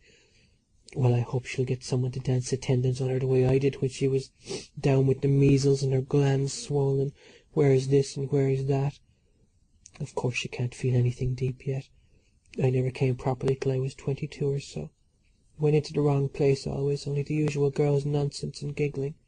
That Connie Connolly writing to her in white ink on black paper, sealed with sealing wax, though she clapped when the curtain came down because he looked so handsome. Then we had Martin Harvey for breakfast, dinner and supper. I thought to myself afterwards it must be real love if a man gives up his life for her that way or nothing. I suppose there are a few men like that left. It's hard to believe in it, though, unless it really happened. To me the majority of them with not a particle of love in their natures. To find 2 people like that nowadays full up of each other that would feel the same way as you do, they're usually a bit foolish in the head. His father must have been a bit queer to go and poison himself after her. Still, poor old man, I suppose he felt lost. She's always making love to my things too, the few old rags I have. Wanted to put her hair up at 15. My powder too, only ruin her skin on her. She's time enough for that all her life after. Of course she's restless knowing she's pretty with her lips so red. A pity they won't stay that way. I was too, but there's no use going to the fair with the thing answering me like a fisherwoman. When I asked her to go for half a stone of potatoes the day we met Mrs. Joe Gallagher at the trotting matches, and she pretended not to see us in her trap with Friary the solicitor. We weren't grand enough till I gave her 2 damn fine cracks across the ear for herself. Take that now for answering me like that, and that for your impotence. She had me that exasperated, of course contradicting. I was bad-tempered too because there was a weed in the tea, or I didn't sleep the night before. Cheese I ate, was it? And I told her over and over again not to leave knives crossed like that because she has nobody to command her, she said herself. Well, if he doesn't correct her face, I will. That was the last time she turned on the tear tap. I was just like that myself. They daren't order me about the place. It's his fault, of course, having the 2 of us slaving here instead of getting in a woman long ago. Am I ever going to have a proper servant again? Of course, then she'd see him coming. I'd have to let her know or she'd revenge it. Aren't they a nuisance? That old Mrs. Fleming. You'd have to be walking around after her, putting the things into her hands, sneezing and farting into the pots. Well, of course she's old, she can't help it. Good job I found that rotten old smelly dishcloth that got lost behind the dresser. I knew there was something, and opened the area window to let out the smell. Bringing in his friends to entertain them, like the night he walked home with a dog, if you please. That might have been mad, especially Simon Dedalus' son. His father's such a criticiser with his glasses up, with his tall hat on him at the cricket match, and a great big hole in his sock. One thing laughing at the other, and his son that got all those prizes for whatever he won them in the intermediate. Imagine climbing over the railings. If anybody saw him that knew us, I wonder he didn't tear a big hole in his grand funeral trousers. As if the one nature gave wasn't enough for anybody. Hawking him down into the dirty old kitchen now. Is he right in the head, I ask? Pity it wasn't washing day. My old pair of drawers might have been hanging up too on the line on exhibition for all he'd ever care, with the iron mould mark, the stupid old bundle burned on them. He might think of something else, and she never even rendered down the fat, I told her. And now she's going such as she was on account of her paralysed husband getting worse. There's always something wrong with them. Disease, or they have to go under an operation, or if it's not that, it's drink, and he beats her. I'll have to hunt around again for someone. Every day I get up there's some new thing on. Sweet God, sweet God. Well, when I'm stretched out dead in my grave, I suppose I'll have some peace. I want to get up a minute if I'm let. Wait, oh Jesus, wait. Yes, that thing has come on me. Yes, now, wouldn't that afflict you? Of course, all the poking and rooting and ploughing he had up in me. Now what am I to do? Friday, Saturday, Sunday. Wouldn't that pester the soul out of a body unless he likes it? Some men do. God knows there's always something wrong with us 5 days every 3 or 4 weeks. Usual monthly auction. Isn't it simply sickening the night it came on me like that? The one and only time we were in a box that Michael Gunn gave him to see Mrs. Kendall and her husband at the Gaiety. Something he did about insurance for him in Drimmie's. I was fit to be tied, though I wouldn't give in, with that gentleman of fashion staring down at me with his glasses, and him on the other side of me talking about Spinoza and his soul that's dead, I suppose, millions of years ago. I smiled the best I could, all in the swamp, leaning forward as if I was interested, having to sit it out then to the last tag. I won't forget that wife of Scarly in a hurry. Supposed to be a fast play about adultery. That idiot in the gallery hissing the woman adulteress. He shouted. I suppose he went and had a woman in the next lane running around all the back ways after to make up for it. I wish he had what I had. Then he'd boo. I bet the cat itself is better off than us. Have we too much blood up in us or what? Oh, patience above, it's pouring out of me like the sea. Anyhow, he didn't make me pregnant as big as he is. I don't want to ruin the clean sheets I just put on. I suppose the clean linen I wore brought it on too. Damn it, damn it. And they always want to see a stain on the bed to know you're a virgin for them. All that's troubling them. They're such fools too. You could be a widow or divorced 40 times over. A daub of red ink would do. Or blackberry juice. No, that's too purply. Oh, Jamesy, let me up out of this. Pooh. Sweets of sin, whoever suggested that business for women. What between clothes and cooking and children, this damn old bed too jingling like the dickens. I suppose they could hear us away over the other side of the park till I suggested to put the quilt on the floor under with the pillow under my bottom. I wonder is it nicer in the day? I think it is, easy. I think I'll cut this hair off me, they're scalding me. I might look like a young girl. Wouldn't he get the great sucking the next time he turned up my clothes on me? I'd give anything to see his face. Where's the chamber gone? Easy.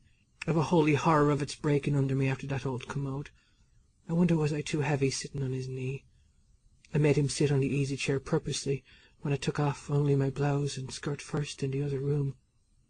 He was so busy where he oughtn't to be, and he never felt me.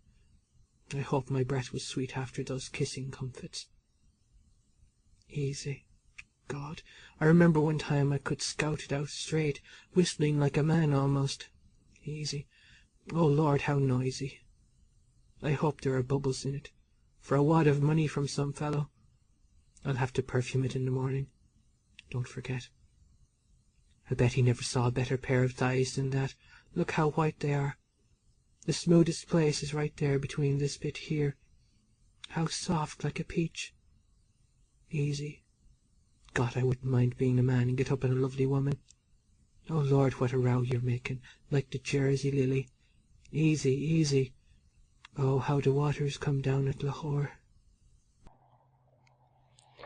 End of section 61.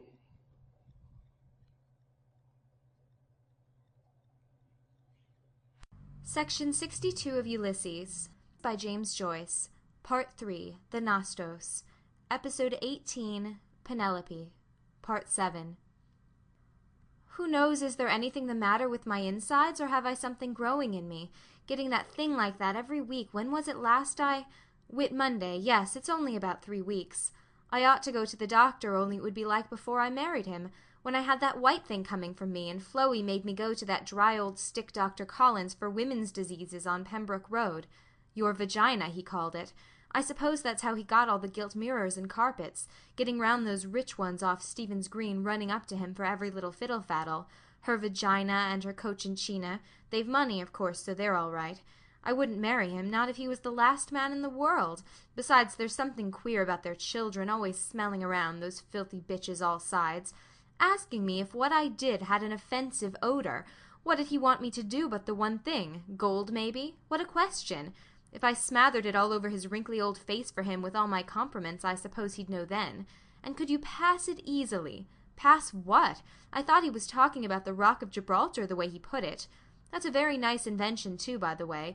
Only I like letting myself down after in the hole as far as I can squeeze and pull the chain then, to flush it nice cool pins and needles. Still, there's something in it, I suppose. I always used to know by Milly's when she was a child whether she had worms or not. Still, all the same, paying him for that. How much is that, doctor? 1 guinea, please, and asking me had I frequent omissions. Where do those old fellows get all the words they have, omissions, with his short-sighted eyes on me cocked sideways? I wouldn't trust him too far to give me chloroform or God knows what else. Still, I liked him when he sat down to write the thing out, frowning so severe, his nose intelligent like that. You be damned, you lying strap. Oh, anything, no matter who, except an idiot. He was clever enough to spot that. Of course, that was all thinking of him and his mad, crazy letters. My precious one, everything connected with your glorious body, everything underlined. That comes from it is a thing of beauty and of joy forever.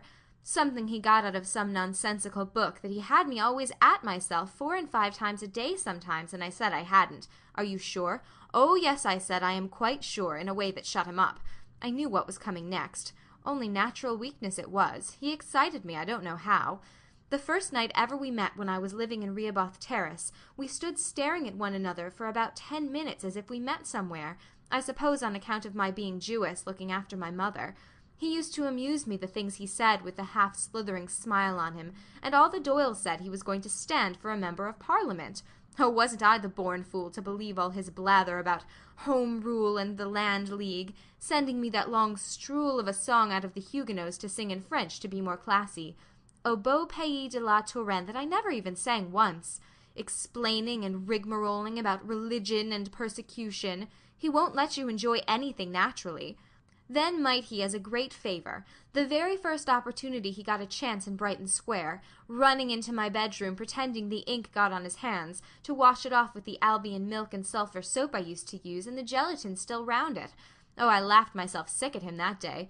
I better not make an all-night sitting on this affair. They ought to make chambers a natural size so that a woman could sit on it properly. He kneels down to do it. I suppose there isn't in all creation another man with the habits he has. Look at the way he's sleeping at the foot of the bed. How can he without a hard bolster?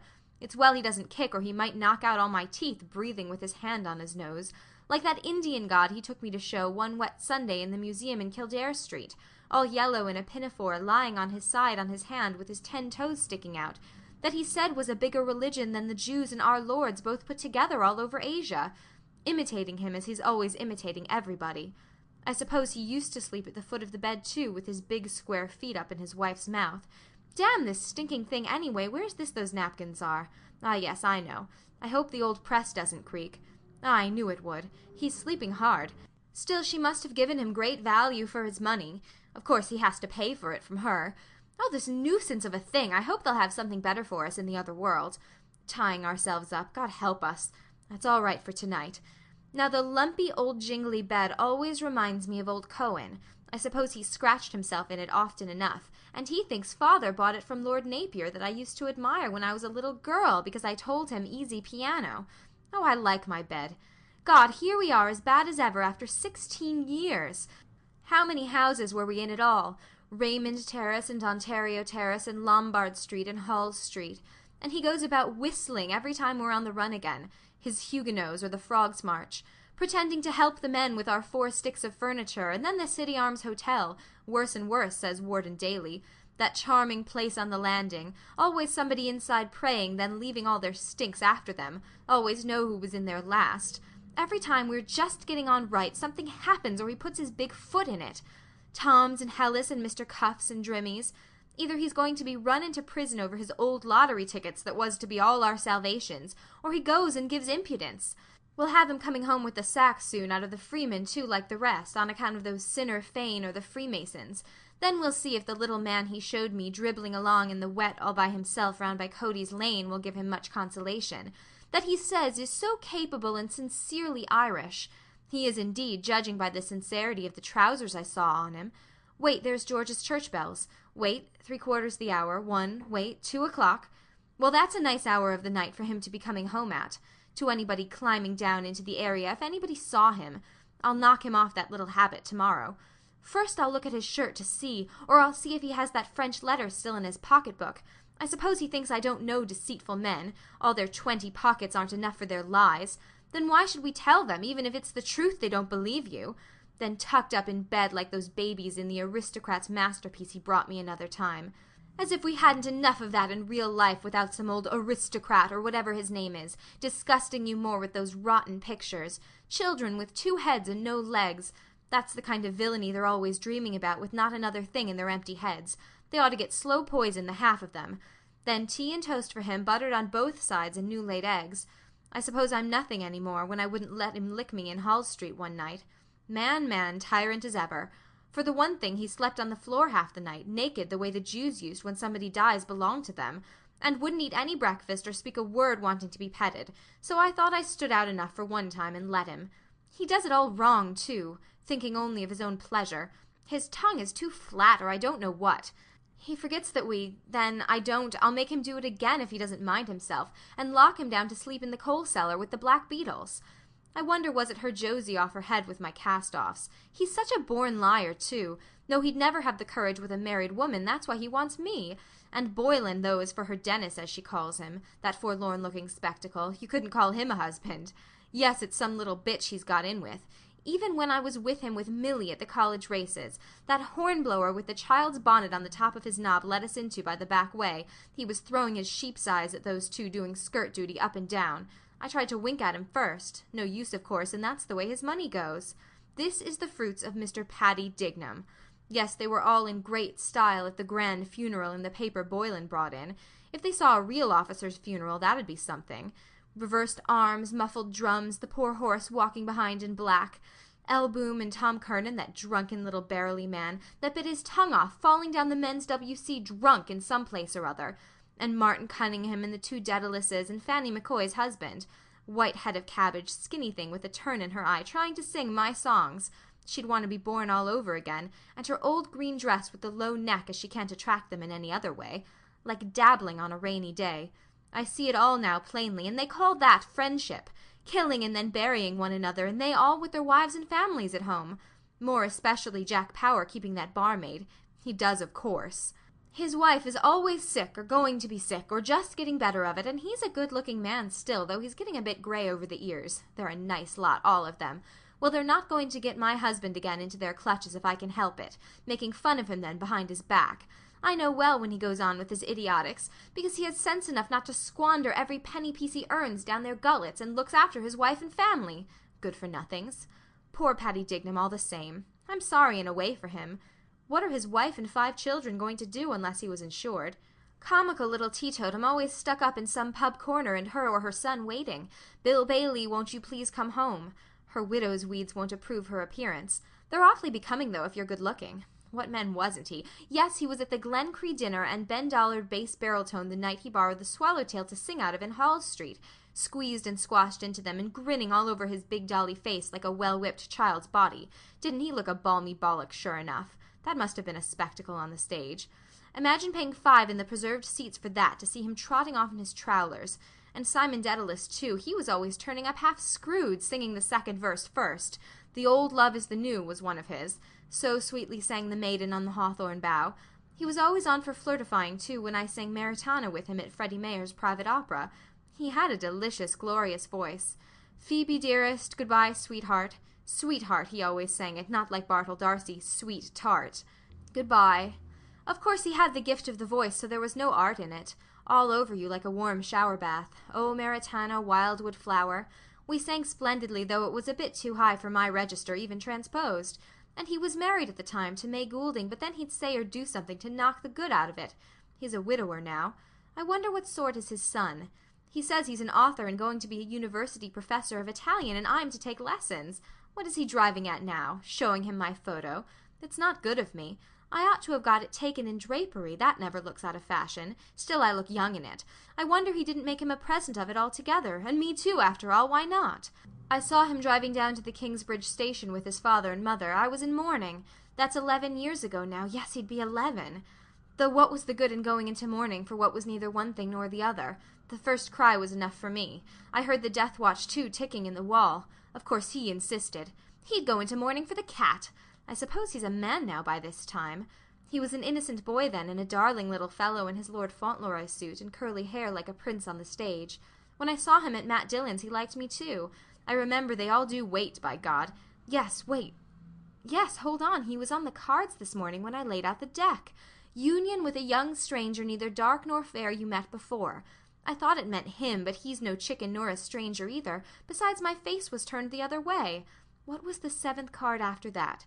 The 10 of spades for a journey by land. Then there was a letter on its way and scandals too. The 3 queens and the 8 of diamonds for a rise in society. Yes, wait, it all came out, and 2 red 8s for new garments.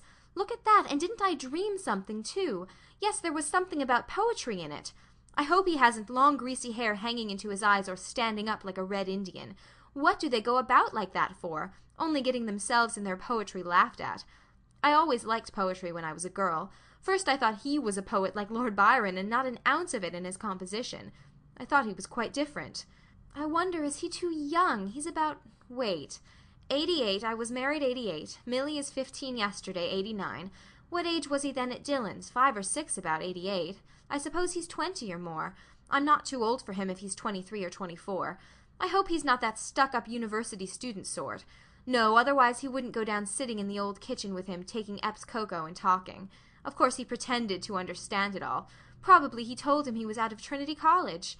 He's very young to be a professor. I hope he's not a professor like Goodwin was. He was a potent professor of John Jameson. They all write about some woman in their poetry. Well, I suppose he won't find many like me, where softly sighs of love, the light guitar where poetry is in the air. The blue sea and the moon shining so beautifully, coming back on the night boat from Tarifa, the lighthouse at Europa Point. The guitar that fellow played was so expressive. Will I ever go back there again? All new faces, 2 glancing eyes, a lattice hid. I'll sing that for him. They're my eyes if he's anything of a poet. 2 eyes as darkly bright as love's own star. Aren't those beautiful words, as love's young star? It'll be a change, the Lord knows, to have an intelligent person to talk to about yourself. Not always listening to him, and Billy Prescott's ad, and Key's ad, and Tom the Devil's ad, then if anything goes wrong in their business we have to suffer. I'm sure he's very distinguished. I'd like to meet a man like that. God, not those other ruck. Besides, he's young. Those fine young men I could see down in Margate Strand bathing place from the side of the rock, standing up in the sun naked like a god or something, and then plunging into the sea with them. Why aren't all men like that? There'd be some consolation for a woman. Like that lovely little statue he bought. I could look at him all day. Long curly head and his shoulders, his finger up for you to listen. There's real beauty and poetry for you. I often felt I wanted to kiss him all over. Also his lovely young cock there, so simple. I wouldn't mind taking him in my mouth if nobody was looking, as if it was asking you to suck it. So clean and white he looks with his boyish face. I would too in half a minute, even if some of it went down. What, it's only like gruel or the dew, there's no danger. Besides, he'd be so clean compared with those pigs of men, I suppose never dream of washing it from one year's end to the other, the most of them. Only that's what gives the women the mustaches. I'm sure it'll be grand if I can only get in with a handsome young poet at my age. I'll throw them the first thing in the morning till I see if the wish card comes out, or I'll try pairing the lady herself and see if he comes out. I'll read and study all I can find, or learn a bit off by heart if I knew who he likes, so he won't think me stupid. If he thinks all women are the same and I can teach him the other part, I'll make him feel all over him till he half faints under me. Then he'll write about me, lover and mistress, publicly too, with our 2 photographs in all the papers when he becomes famous. Oh, but then what am I going to do about him, though? End of section 62.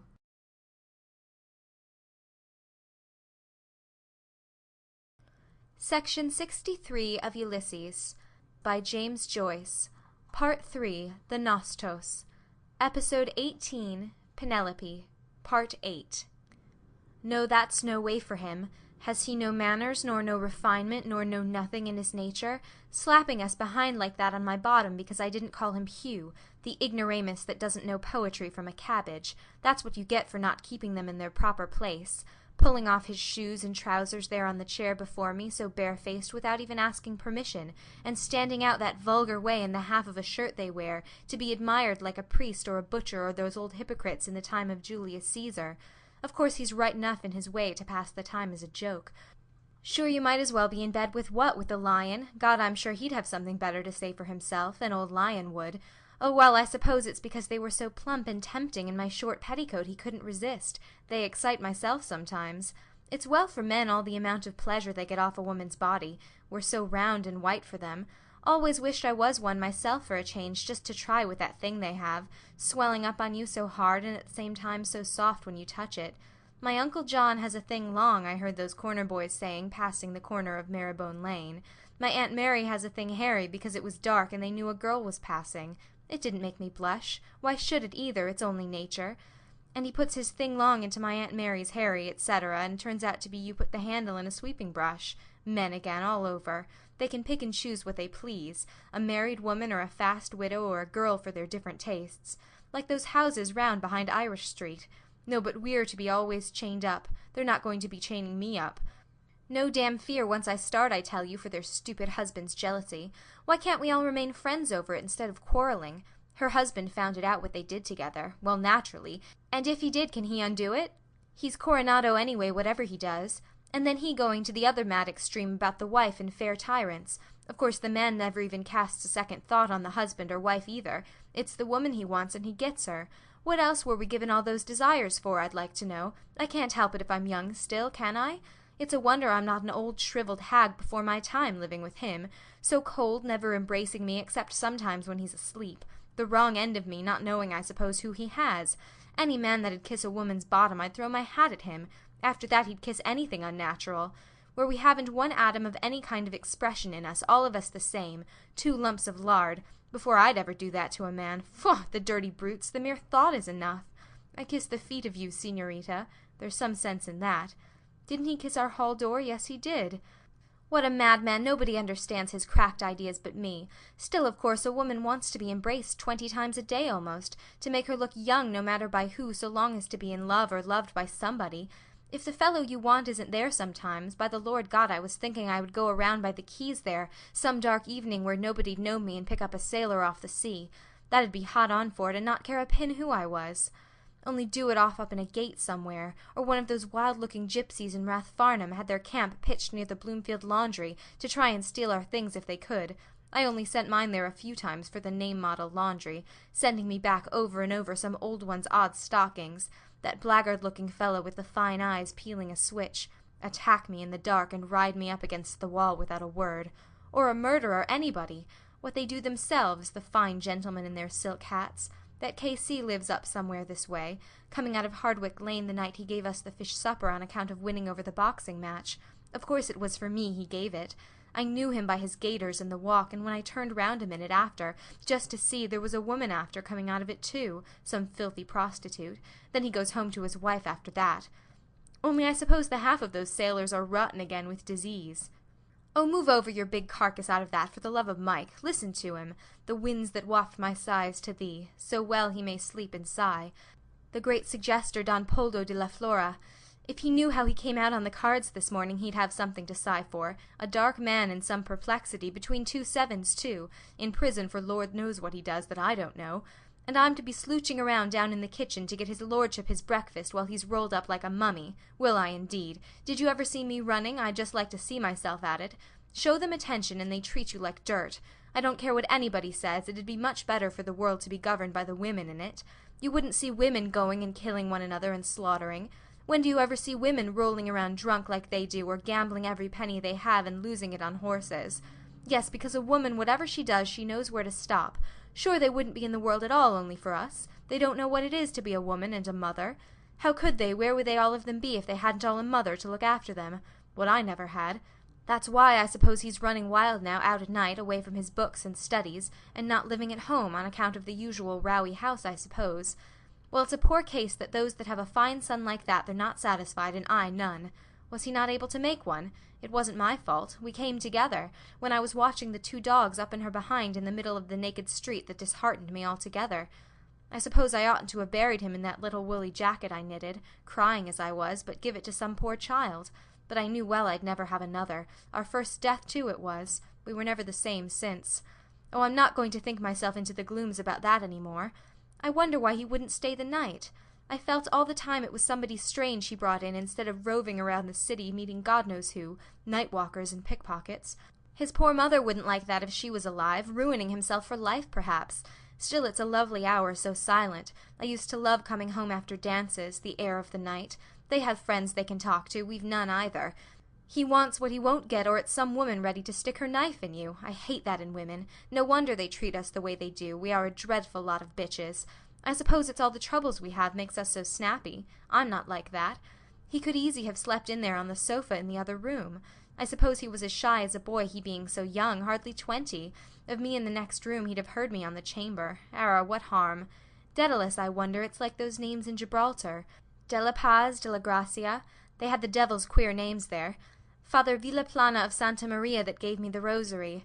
Rosales E. O'Reilly in the Calle Las Siete Revueltas, and Pisimbo and Mrs. Opiso in Governor Street. Oh, what a name! I'd go and drown myself in the first river if I had a name like her.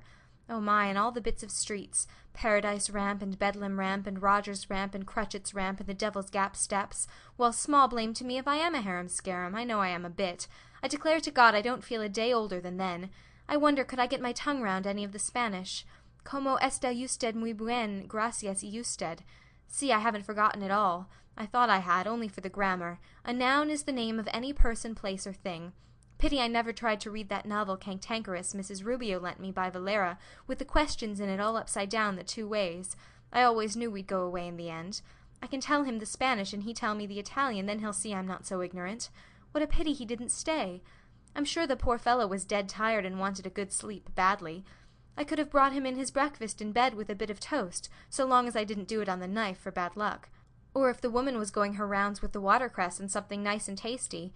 There are a few olives in the kitchen he might like. I never could bear the look of them. In Abrines I could do the criada. The room looks all right since I changed it the other way. You see, something was telling me all the time. I'd have to introduce myself not knowing me from Adam. Very funny, wouldn't it? I'm his wife. Or pretend we were in Spain with him half awake without a God's notion where he is. Dos huevos estrellados, senor. Lord, the cracked things that come into my head sometimes.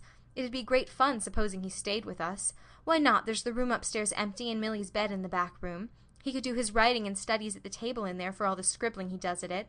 And if he wants to read in bed in the morning like me as he's making the breakfast for 1, he can make it for 2. I'm sure I'm not going to take in lodgers off the street for him, if he takes a gazebo of a house like this. I'd love to have a long talk with an intelligent, well-educated person. I'd have to get a nice pair of red slippers like those Turks with the fez used to sell, or yellow and a nice semi-transparent morning gown that I badly want, or a peach blossom dressing jacket like the one long ago in Walpole's, only 8 and 6, or 18 and 6. I'll just give him one more chance. I'll get up early in the morning. I'm sick of Cohen's old bed in any case.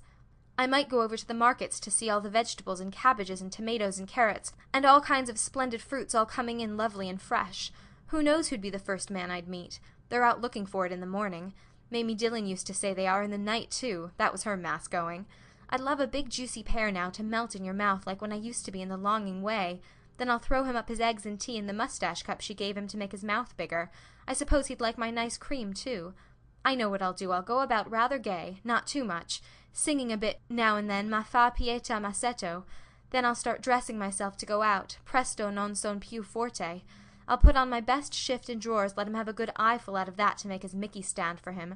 I'll let him know if that's what he wanted that his wife is ISLO fucked. Yes, and damn well fucked too, up to my neck nearly. Not by him. 5 or 6 times hand-running. There's the mark of his spunk on the clean sheet. I wouldn't bother to even iron it out, that ought to satisfy him. If you don't believe me, feel my belly, unless I made him stand there and put him into me. I've a mind to tell him every scrap and make him do it out in front of me.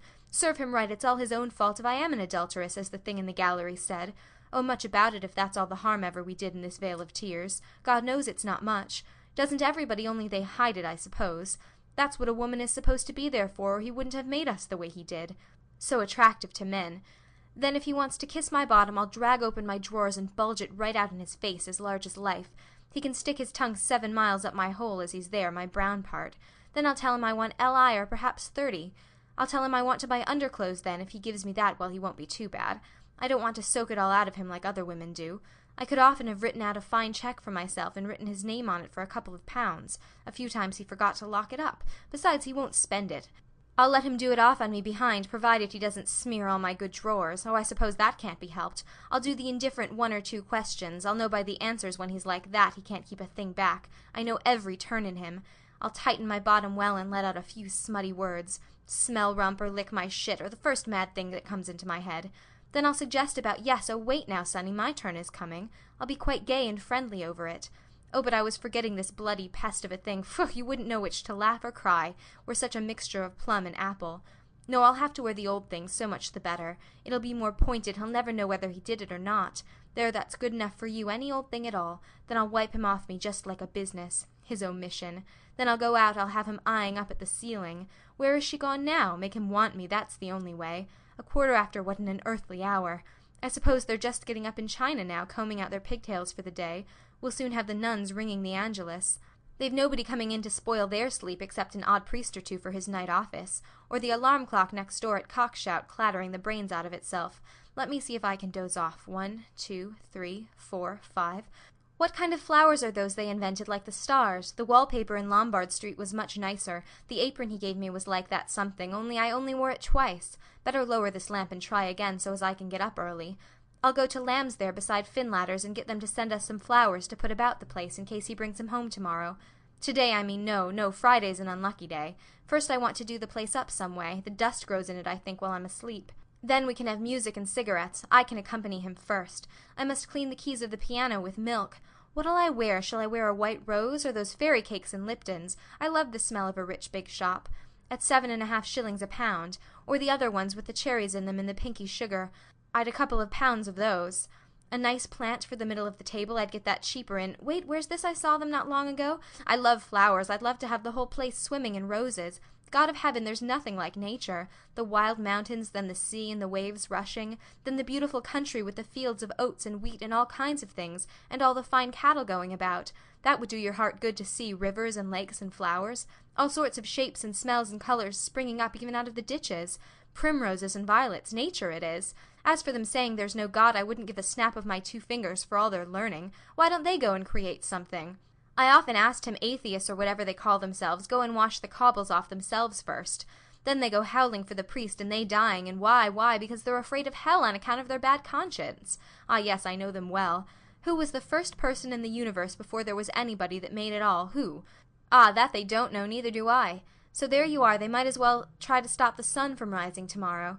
The sun shines for you, he said, the day we were lying among the rhododendrons on Howth Head in the grey tweed suit and his straw hat. The day I got him to propose to me, yes. First I gave him the bit of seed cake out of my mouth, and it was leap year like now. Yes, 16 years ago, my God! After that long kiss I near lost my breath. Yes, he said, I was a flower of the mountain. Yes, so we are flowers all a woman's body. Yes, that was one true thing he said in his life, and the sun shines for you today. Yes, that was why I liked him, because I saw he understood or felt what a woman is, and I knew I could always get round him. And I gave him all the pleasure I could, leading him on till he asked me to say yes, and I wouldn't answer first, only looked out over the sea and the sky. I was thinking of so many things he didn't know of. Mulvey and Mr. Stanhope and Hester and father and old Captain Groves and the sailors playing All Birds Fly. And I say stoop and washing up dishes, they called it on the pier, and the sentry in front of the governor's house with the thing round his white helmet, poor devil, half roasted. And the Spanish girls laughing in their shawls and their tall combs and the auctions in the morning, the Greeks and the Jews and the Arabs and the devil knows who else from all the ends of Europe, and Duke Street and the fowl market all clucking outside Larby Sharon's, and the poor donkeys slipping half asleep, and the vague fellows in the cloaks asleep in the shade on the steps, and the big wheels of the carts of the bulls, and the old castle thousands of years old, yes, and those handsome Moors all in white, and turbans like kings asking you to sit down in their little bit of a shop, and Rhonda with the old windows of the posadas 2 glancing eyes a lattice hid for her lover to kiss the iron, and the wine shops half open at night in the castanets, and the night we missed the boat at Algeciras, and the watchman going about serene with his lamp, and oh, that awful deep-down torrent, oh, and the sea crimson sometimes like fire, and the glorious sunsets and the fig trees in the Alameda Gardens, yes, and all the queer little streets, and the pink and blue and yellow houses, and the rose gardens and the jessamine and geraniums and cactuses, and Gibraltar as a girl where I was a flower of the mountain, yes, when I put the rose in my hair like the Andalusian girls used, or shall I wear a red? Yes, and how he kissed me under the Moorish wall, and I thought well as well him as another, and then I asked him with my eyes to ask again.